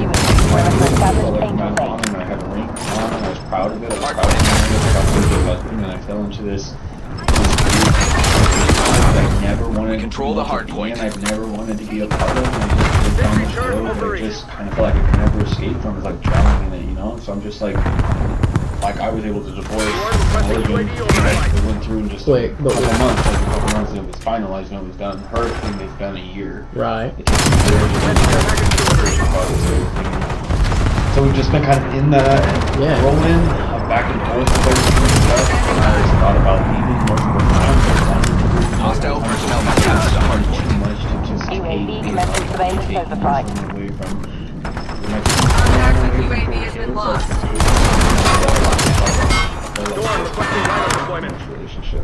According to Tyler, he felt guilty and was planning to walk away from the relationship. But detectives already know this isn't true. Ashley's ex-husband has already shown investigators messages in which she repeatedly complained that Tyler refused to leave. Additionally, detectives uncovered love letters exchanged between Tyler and his ex-wife, proof he wasn't trapped at all. To my love, by the time you see this letter, you're miles away from me. Don't be mad. I hid one last love letter in your things. You defeated the world to get to me. I'm never going to forget about you. Don't forget about me. I hope you're ready for when we meet again. It's clear to the detectives that Tyler left his marriage by choice and could have gone back at any moment. So Detective Cooley would push further into the dynamics of their relationship, asking whether things had ever turned abusive. It's at this moment that Tyler's mask would slip, revealing a deep insecurity about his masculinity and a resentment towards Ashley he could no longer hide. Point identified. Ever become physical? Hit you, struck you, kicked you, slapped you. Slapped. A couple times, just kind of slapped things, shoes or something like that. She's hitting me with some Point is active. She gets you hard. I mean, just like Hostile personnel have captured the hard point. Slap me with like a... We're talking about It's kind of like that across the... Hard point locked down. We have pictures like if my wife's agitated with me or aggravated with me, she pops me with something. Yeah. Are we saying something like that, or are we saying she aggressively pops you with something. I'm sitting in the middle ground that, just kind of like pissed about something. UAV has been destroyed. But she wasn't like overly like, I'd never seen a level of aggression to this before with a gun. I have no idea. I've never seen her do this before, any shit like that. I didn't even know she could. But now, Tyler would inadvertently reveal something far more disturbing about himself. As part of their custody agreement, Ashley wasn't allowed to have anyone stay overnight. including Tyler, a rule he knew very well. And as soon as their relationship began to fall apart, Tyler's first instinct was to expose that violation to her ex-husband, knowing full well it would cost Ashley custody of her children. And so our relationship was really falling out here, and I threatened to tell him the truth when I was getting ready to leave. I called him, I've been spending the night here. I don't know what legal ramifications it's going to have for you guys in your life. I've been in this relationship with you. This relationship has hurt me in a lot of ways. I've sacrificed a lot of things, and for me to go and have closure, I think that I'm just going to let down my closure that he deserves to know the truth. I'm sorry, it's kind of an ugly ending for both. Black Ops took the lead. Tyler has just shown how quickly he can retaliate and how easily he could justify harming Ashley whenever he felt the need to do so. According to Tyler, what happened next wasn't just another argument. He claims Ashley suddenly escalated the situation to a deadly level by pulling a gun on him. She has a loaded gun. She had a gun in her drawer next to the bed, and I was in the bedroom talking with her, and she loaded her gun, popped it back, and basically told me that she wasn't going to let me call her. So this just went to like 1,000, like 0 to 1,000 in like 1 blink of an eye. She was like in the bedroom talking with her, and in the conversation, Watchdog Kilo inbound on your grid. like literally packing some stuff, putting some stuff in the door. I didn't hit her. I wasn't fighting her. Enemy dog established on your grid. She like loaded her gun and pointed at me. I just know like that's where that started from. And I'm not saying that to do something, dig myself in the brain like, oh. She never got out and now she did. That sounds like bullshit. No, she did it though. Oh, man, that's better than how it was like, you shot that gun before. I didn't know. Hostile personnel have captured the what happened, I feel like for me, I didn't do anything. I didn't need her to do anything. It was like, basically felt like it was like just fighting for my life, and I feel like it was like, this is how it ended. According to Tyler, this chaotic struggle wasn't aggression, it was survival. Detectives continue to press for details about what happened in the bathroom, and what Tyler would say next would either support his self-defense claim or unravel it completely. Okay, how long from the time she came into the bathroom to where it escalated to the point she gets shot? Release detected. Talking about seconds or minutes? 2 minutes probably. Just struggling. Just fighting, it's a combination of talking, moving the gun around each other, just like I'm trying to grab her, I'm trying to hold on to her, it's just like... I felt like she was going to kill me. So, at no point you stripped the gun from her and had the gun in your hand totally? Not until... Hardpoint is active.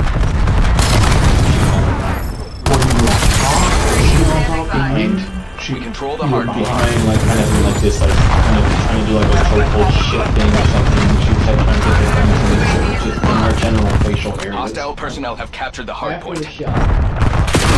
I don't even. I stood there and I couldn't believe what the fuck happened. And the first thing I thought of was, I have to call somebody. I have to get somebody for what I've done. Tyler is becoming increasingly more agitated, forcing detectives to call a short break, concerned that pushing any further would cause him to shut down completely. But the moment they step outside the interrogation room, everything changes. New evidence comes in, and it directly contradicts Tyler's story. Tyler claims Ashley had the gun in her hand, and they were fighting over the weapon. But when Ashley's body was discovered, her phone was still in her right hand, her dominant hand, meaning she hadn't been holding a weapon in the moments before she was shot. Then came the most damning detail. Ashley's hair was found inside the barrel of the gun. Combined with skull fracture patterns, it proved the weapon had been firmly pressed against her skin when fired. This wasn't self-defense. This was a cold-blooded execution. This was exactly what detectives needed. Armed with this evidence, Detective Cooley re-enters the room, and this time, he's ready to confront Tyler about his story. But to the detective's surprise, his controlled demeanor has disappeared, and Tyler is about to lash out. Well, do you feel like it probably just got out of hand? Yes. I think our whole relationship was out of hand, and I think that I've never had someone do that to me. I've never had someone get that mad at me that they load a weapon in their house. The kids were asleep. It was 2 nights ago, and she cocks it back, and she's standing there like all cocky, looking at me like she's gonna she knows what she's gonna do with it. I mean, why not? If this lady's got a gun, why not just get the hell out of there? Because she had never done anything like this before. The other night, 2 nights ago, I don't even know why I let that go. I should have left the house. I guess, is it fair to like say I was afraid for my life though? Yes. Like, is that fair to say that? I mean, I feel like the cop out there was like, "You're a big dude," and I feel like it's not fair if it's like, "You look like you could handle yourself. You could have just like punched her in the face or like kicked her or something or like done something." And I'm like, I don't know, man. If one bullet goes off and you're fucked. Yeah. So I just felt like it was like, for me, it's not about that. That's right. It's about it was a fight for literally like I don't know what the fuck she's gonna do. She threatened me the night, so now I'm just like, I don't even know. It just feels like it was a accident. I didn't try to murder anybody. I didn't try to kill anyone. I don't know how. I don't know what. I get so much money for this game. Tyler's words no longer sound like the frustration of a man defending himself. They sound like hostility towards someone he blames for everything that happened. But this is when Tyler would start to realize he isn't coming across the way he hoped. And when detectives press a little harder, they're about to make their biggest mistake, pushing Tyler to shut down completely. We're still missing some things that I feel that you're kind of rushing through. And I think it I'm processing today. I just want to feel like I'm like someone's like on like kind of listen like on my side. On your side, right? No, but I'm not trying to. I get what you're saying. I know. I've seen this in the movies. I know what I'm trying to do. Like it's like the more I tell now, it's like the better it looks. Like the more I just tell now, it's like. But I'm getting to that place where it's like we're at like the heart of everything that happened. I'm trying to be really careful with like. If I fuck up or if I say something stupid, I don't know what, the more I talk, I feel like the more it's like gonna look like, oh man, dude, I'm trying to explain the best I can of what happened. Right now, the whole world, if they know what just happened, is probably like, that guy's a piece of shit. So I'm like, feel really alone where I like don't have anyone. My family's not here, no one's here. I understand that Ashley's not here either, and I'm trying to process that shit right now. I'm not wrong. But what we're gonna do is we're gonna refrain from any more questions. Understood. If you feel compelled to re-engage or say anything, you are more than welcome. You know, I appreciate you guys being patient with me. I know you guys are good people, and I'm not trying to tell you guys that don't want to tell more and more and more. I just feel like I'm at that point, looking at that piece of paper when I told you I want to be able to tell someone that I'm kind of like sitting here going like, I hear what you're saying, maybe don't say anything, maybe some counsel. I know you guys are counseling me right now, and I'm appreciating this, but I need someone else to just we'll have the hard point. Does this, man. It's at this point that Tyler refuses to answer any more questions until his lawyer arrives. But with the evidence stacked against him, Tyler would ultimately be charged with second-degree murder and 4 counts of child abandonment. He would go to trial maintaining that he acted in self-defense, but the state's case would be overwhelming. Tyler would be found guilty on all charges and sentenced to life in prison with no chance of parole. Thank you for watching and supporting our team. To help the 4 children affected by this tragic case, we've set up a GoFundMe and began with a $10,000 donation from the Dr. Insanity team. The funds will primarily go towards therapy and educational expenses, helping give these children the best possible chance despite what they've been through. Hard point is active. Got the hard point.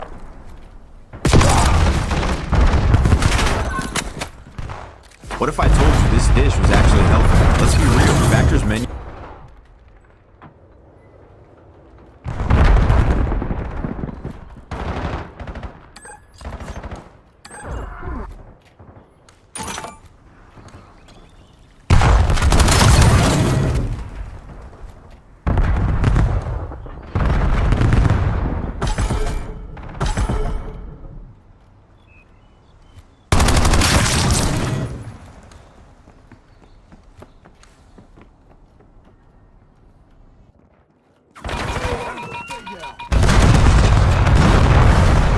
Identified.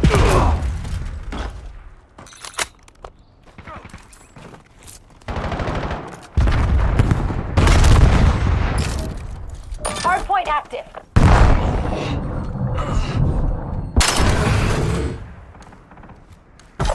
Hardpoint locked down.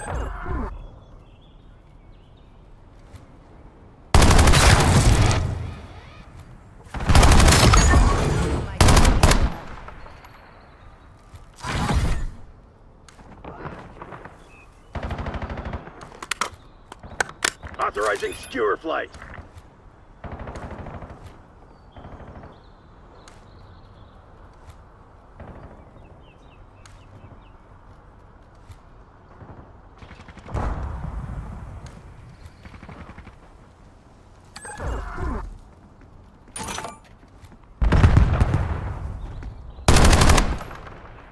Hardpoint located. Hostile UAV established above. The Guild took the hardpoint. Hardpoint is active. Enemy UAV detected.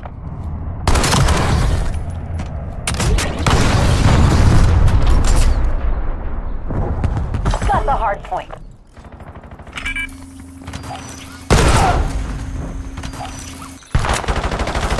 That's what happens when you poke a tank.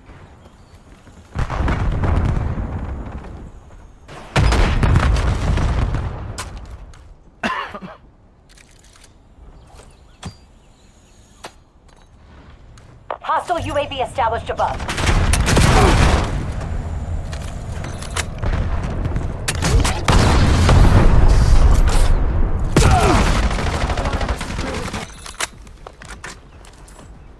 Hardpoint identified.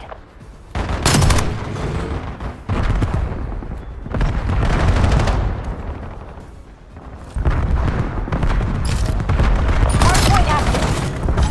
Hardpoint locked down. Enemy CUAV established overhead.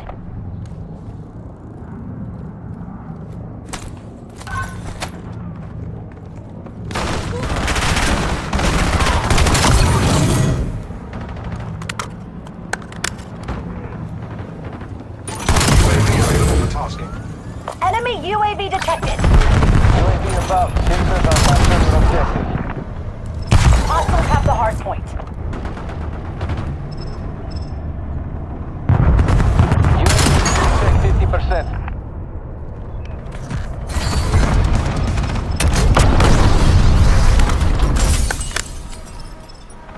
Hardpoint located. Mission timeline expired. UAV exiting the AO. Hostiles release the viewer. Hardpoint is active. Got the hardpoint.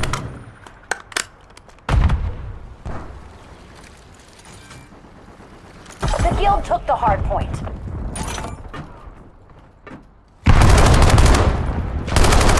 Hardpoint locked down.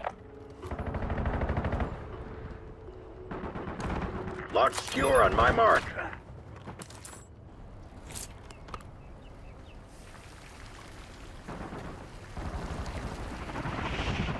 They're on the ropes. Don't let them fucking breathe.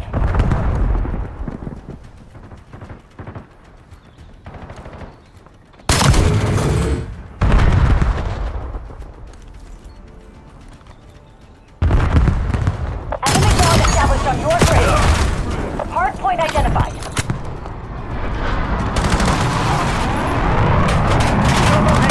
Area. RSO has you on scope. Hardpoint active. Hostiles have the hardpoint.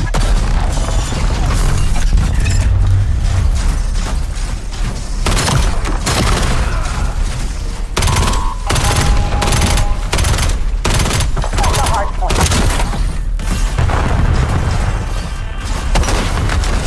Cobalt, fuel check 50%. Hostile UAV established above.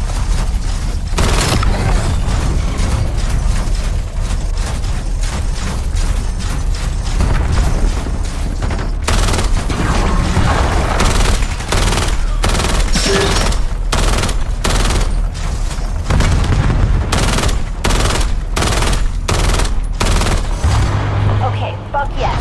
AO secured. Resupply teams inbound. This just in. Dempsey is a fucking badass.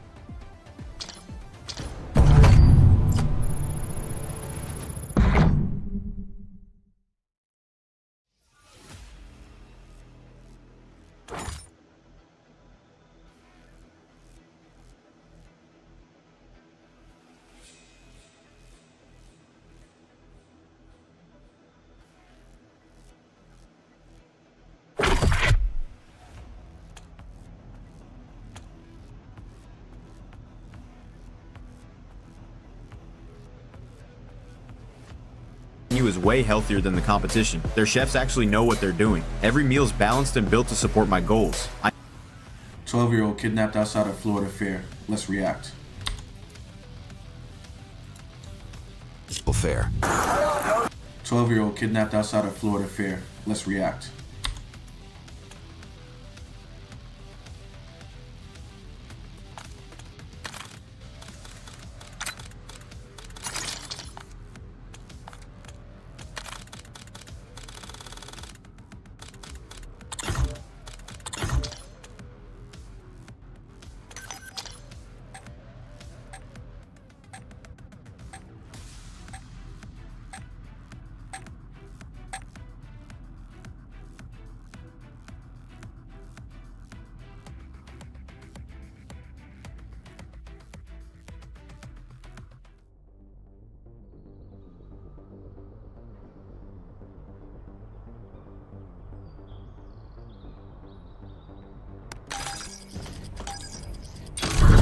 Hardcore hardpoint.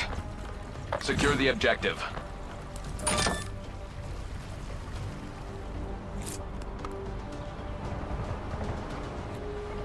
Hardpoint locked down. The advantage is ours. Hold it.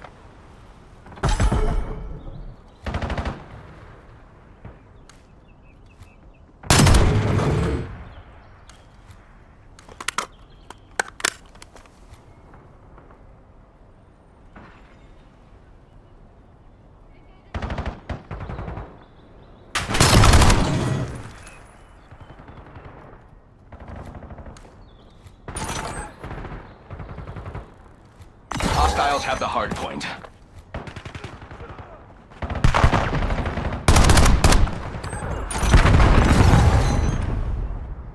Hard point identified.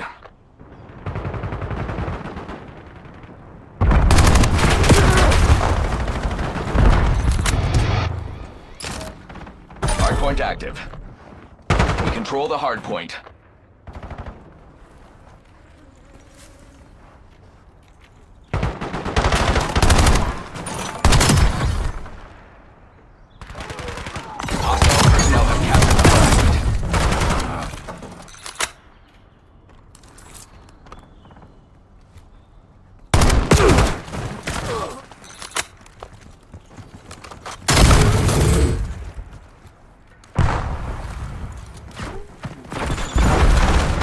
They have the lead. Take it back.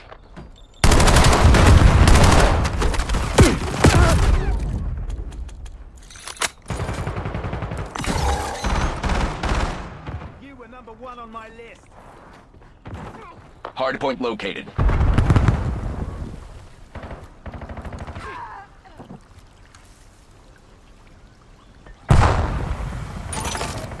Hardpoint is active. Hostiles have the hardpoint.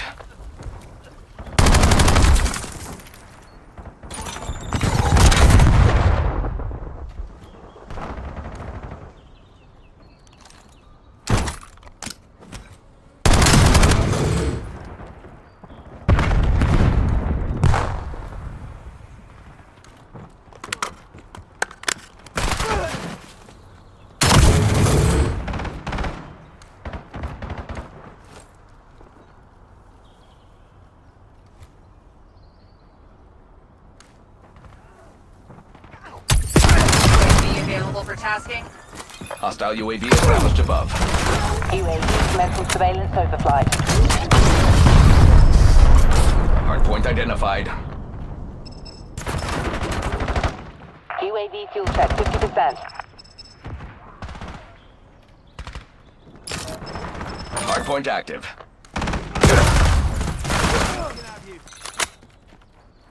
No fuel, no fuel. UAV RTB.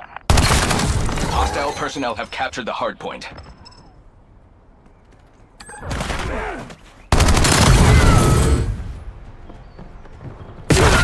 Hardpoint locked down. Ordering skewer launch.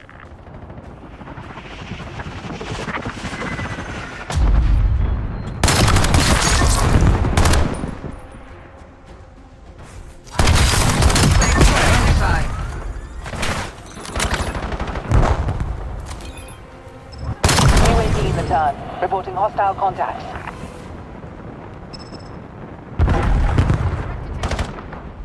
Authorizing skewer flight. Hardpoint located. UAV mission timeline. Halfway check.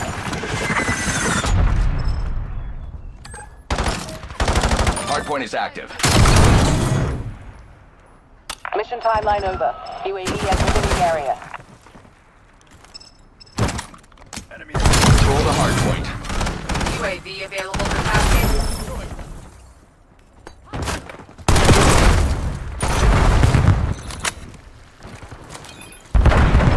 UAV perimeter established. Angel Base.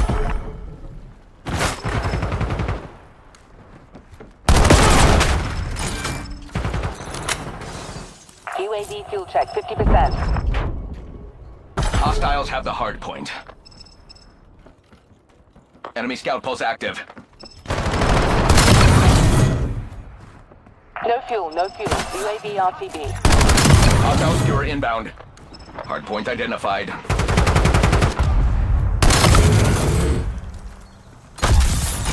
Hardpoint locked down. Hardpoint active.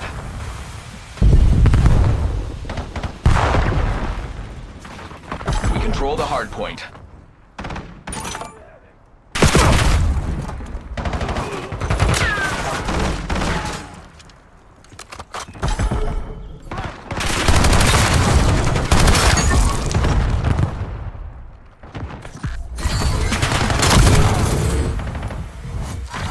On my mark. Hostile, remove your assault pad.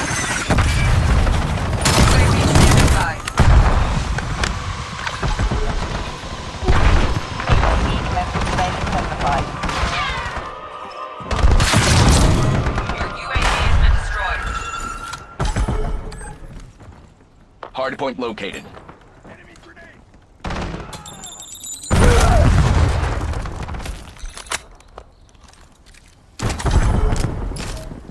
Hardpoint is active. Hardpoint locked down.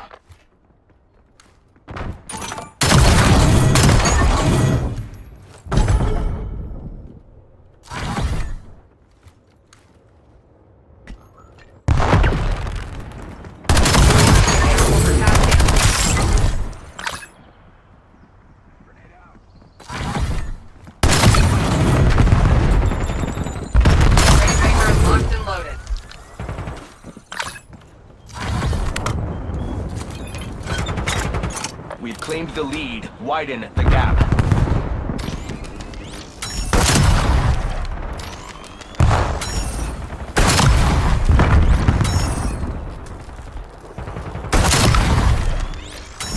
Hardpoint identified.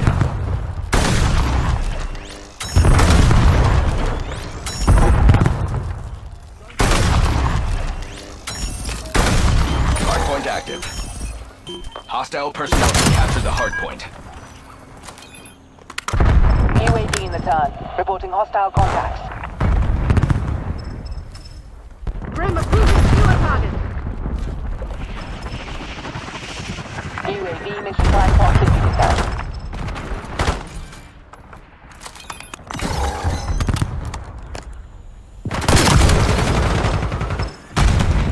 We are falling behind. Mission timeline over. UAV exiting the area.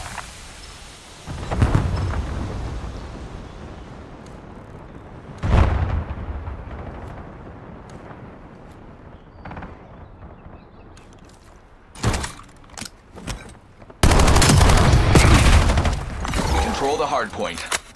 Hardpoint located.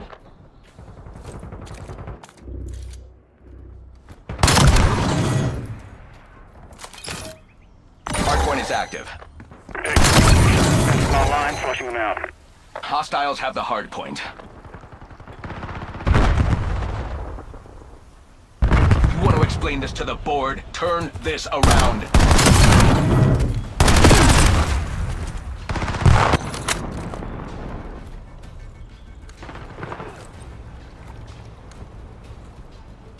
Frag going out. Side check. Drop skewer on my mark.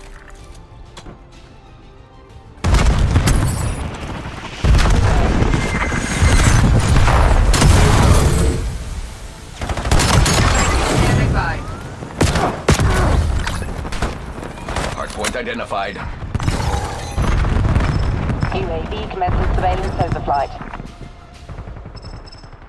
MTL expired. X-ray exiting AO. Hardpoint active. Hardpoint locked down. UAV fuel check 50%.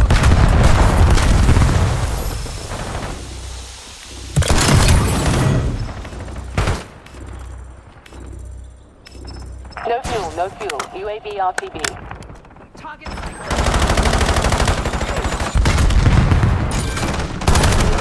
Not so tough now, are you?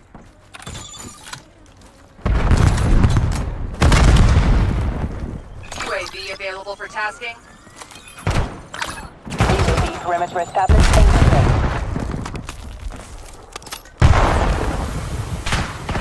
Enemy care package detected overhead. UAV mission time clock 50%. Hardpoint located. Lead is ours. Do not let up.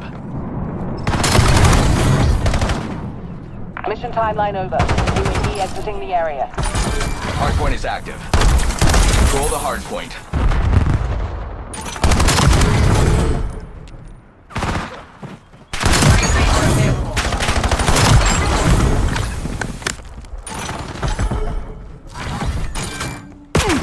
Hostile personnel have captured the hardpoint.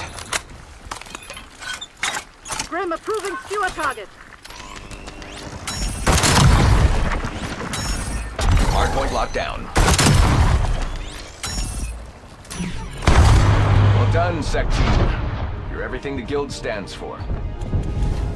That should get the board off my back for a while.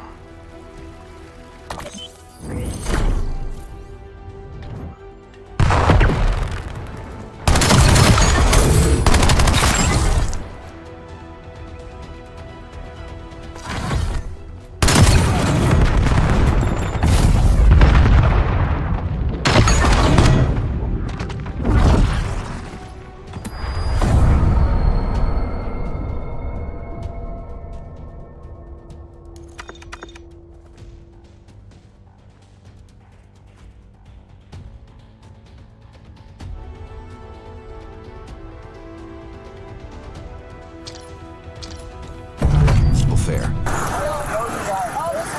made me, I was walking in, he just don't see my brother, and then after he just grabs me, and then he starts like hugging me, like he was grabbing my waist and everything, he started grabbing my wristband, and then like, and then after he made me f***ing kiss him like he's so nasty. I don't know y'all, bro. Stand over there. Don't leave, okay? Stand with. Well, we're gonna figure everything out. What can I do in handcuffs, bro? Stop moving is what we're asking you to do. But what can I do in handcuffs, man? You'd be surprised, bro. Get inside the car. Come on. So what? Admit. Do this thing Sit right inside now. the car. Bro, come on. You're an adult.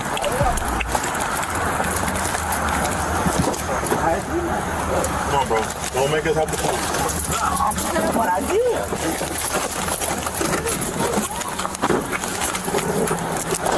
I'm gonna work on getting a parent. Okay. On July 16, 2024, officers responded to a call from TD Bank regarding a suspected fraud. Hello, ma'am. Hello. Hi, we need to talk to you for a minute. Okay. I have a thing under this. Okay. All right, can we go over here real quick? Yeah. Your friend asked you to bring her over here, or? Yeah, because her car needs to be repaired for the brakes and something underneath the bottom. Oh. I don't know. Well, you don't know what she's doing in there? No. Okay. At this point, you're not free to leave, okay? And we're going to be asking you questions that are incriminating in nature, or could be incriminating in nature. So I'm going to read you your Miranda warning. What happened? She didn't try to stick the plate. What happened? You didn't try to stick the plate up. She's not like that. Yeah, it's not that. Because this would have been totally different if we had worked, you know? But I see you guys are like 2 cars, 3 cars. I see like another car. 4. Because mine is over there. With these rights in mind, are you willing to talk to us? Yeah. All right, perfect. Like I said, I don't have any questions right this second, but except for some, I guess, preliminary stuff. But what are you doing today? I was just trying to cash a bond that I received. A bond that you received? Okay, where'd you get the bond from? I actually got it from my cousin. Yeah, I don't know the whole story, so that's why they're trying to figure out, you know, everything. And do you know where she got the bond from? No, I don't. Okay. I know that it was from my grandmother who passed away, and she just gave it to me and told me that I couldn't do it. Okay, it's your grandmother that passed away? Yeah, it was our grandmother.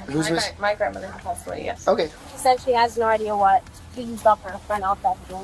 Your car is down right now. Where are you guys coming from? We're gonna celebrate. Today's my birthday. We're gonna celebrate my birthday. When did your grandmother pass? My grandmother passed away like a year ago. A year ago? Okay. And was your cousin hanging on to these bonds the whole time, or how? From what I was under the impression she was. Okay, I gotcha. If you can, Miranda, sir. You want to live? No. Everyone thinks, oh yeah, when we do that, My birthday will be crazy. Yeah, this is just to protect your rights. Can I call my man, please? Yeah, go ahead. When did your cousin get these bonds to you, or this bond to you? I got it 2 days ago. Gotcha. Did she give it to you by mail, or did she give it in person? It was in person. In person? Okay, I got it. Okay. Do you know what her phone number is off the top of your head? No. Do you understand these rights? Mm-hmm. And with these rights in mind, are you willing to talk to them? Yes. Okay. You're with me? No. A lot of people think that, but no. No, because listen, I've had a difficult life, and I'm trying to get my life together. Today is my birthday. Yeah. I'm sorry. How often do you see your cousin? Well, I live in Claremont, so. Oh, you live in Claremont? Yeah. Okay, Well, I got you. I don't see her that often because I have a son, so. Oh, yeah, no, that makes sense. And I'm in school. Okay, what are you in school for? Surgical tech. Oh, really? Yeah. Oh, I'm that's awesome. I'm in med school, so. Oh, very nice. Okay, good stuff. Was she trying to cash a check or just take money out the bank? She didn't have a check. Oh. It was something from her grandma passing away. Oh. You said something like what? Do you know? I don't remember. It was in her book bag. Same thing, Sarge. Where did you leave? Same thing. Same checks. Yeah. They look like they're printing them off a printer thing, but what's getting them caught up is this. You got a check dated for 92 and you were born in 96. And are you going to families or are you coming from family? I'm coming from. So, I was home, and then I was going to my family, and I was actually on my way back home. Yeah, she hit Daytona, Ormond Beach, a couple of other stores, and they all denied her, and she came here. You're getting wet. You want me to get out so you can stand under there so you're not getting wet? We can if you want. It's gonna be easier to arrest you. No, I'm serious. Yeah. So right now, I don't know. I just read you those rights, so I can ask specific questions. Okay.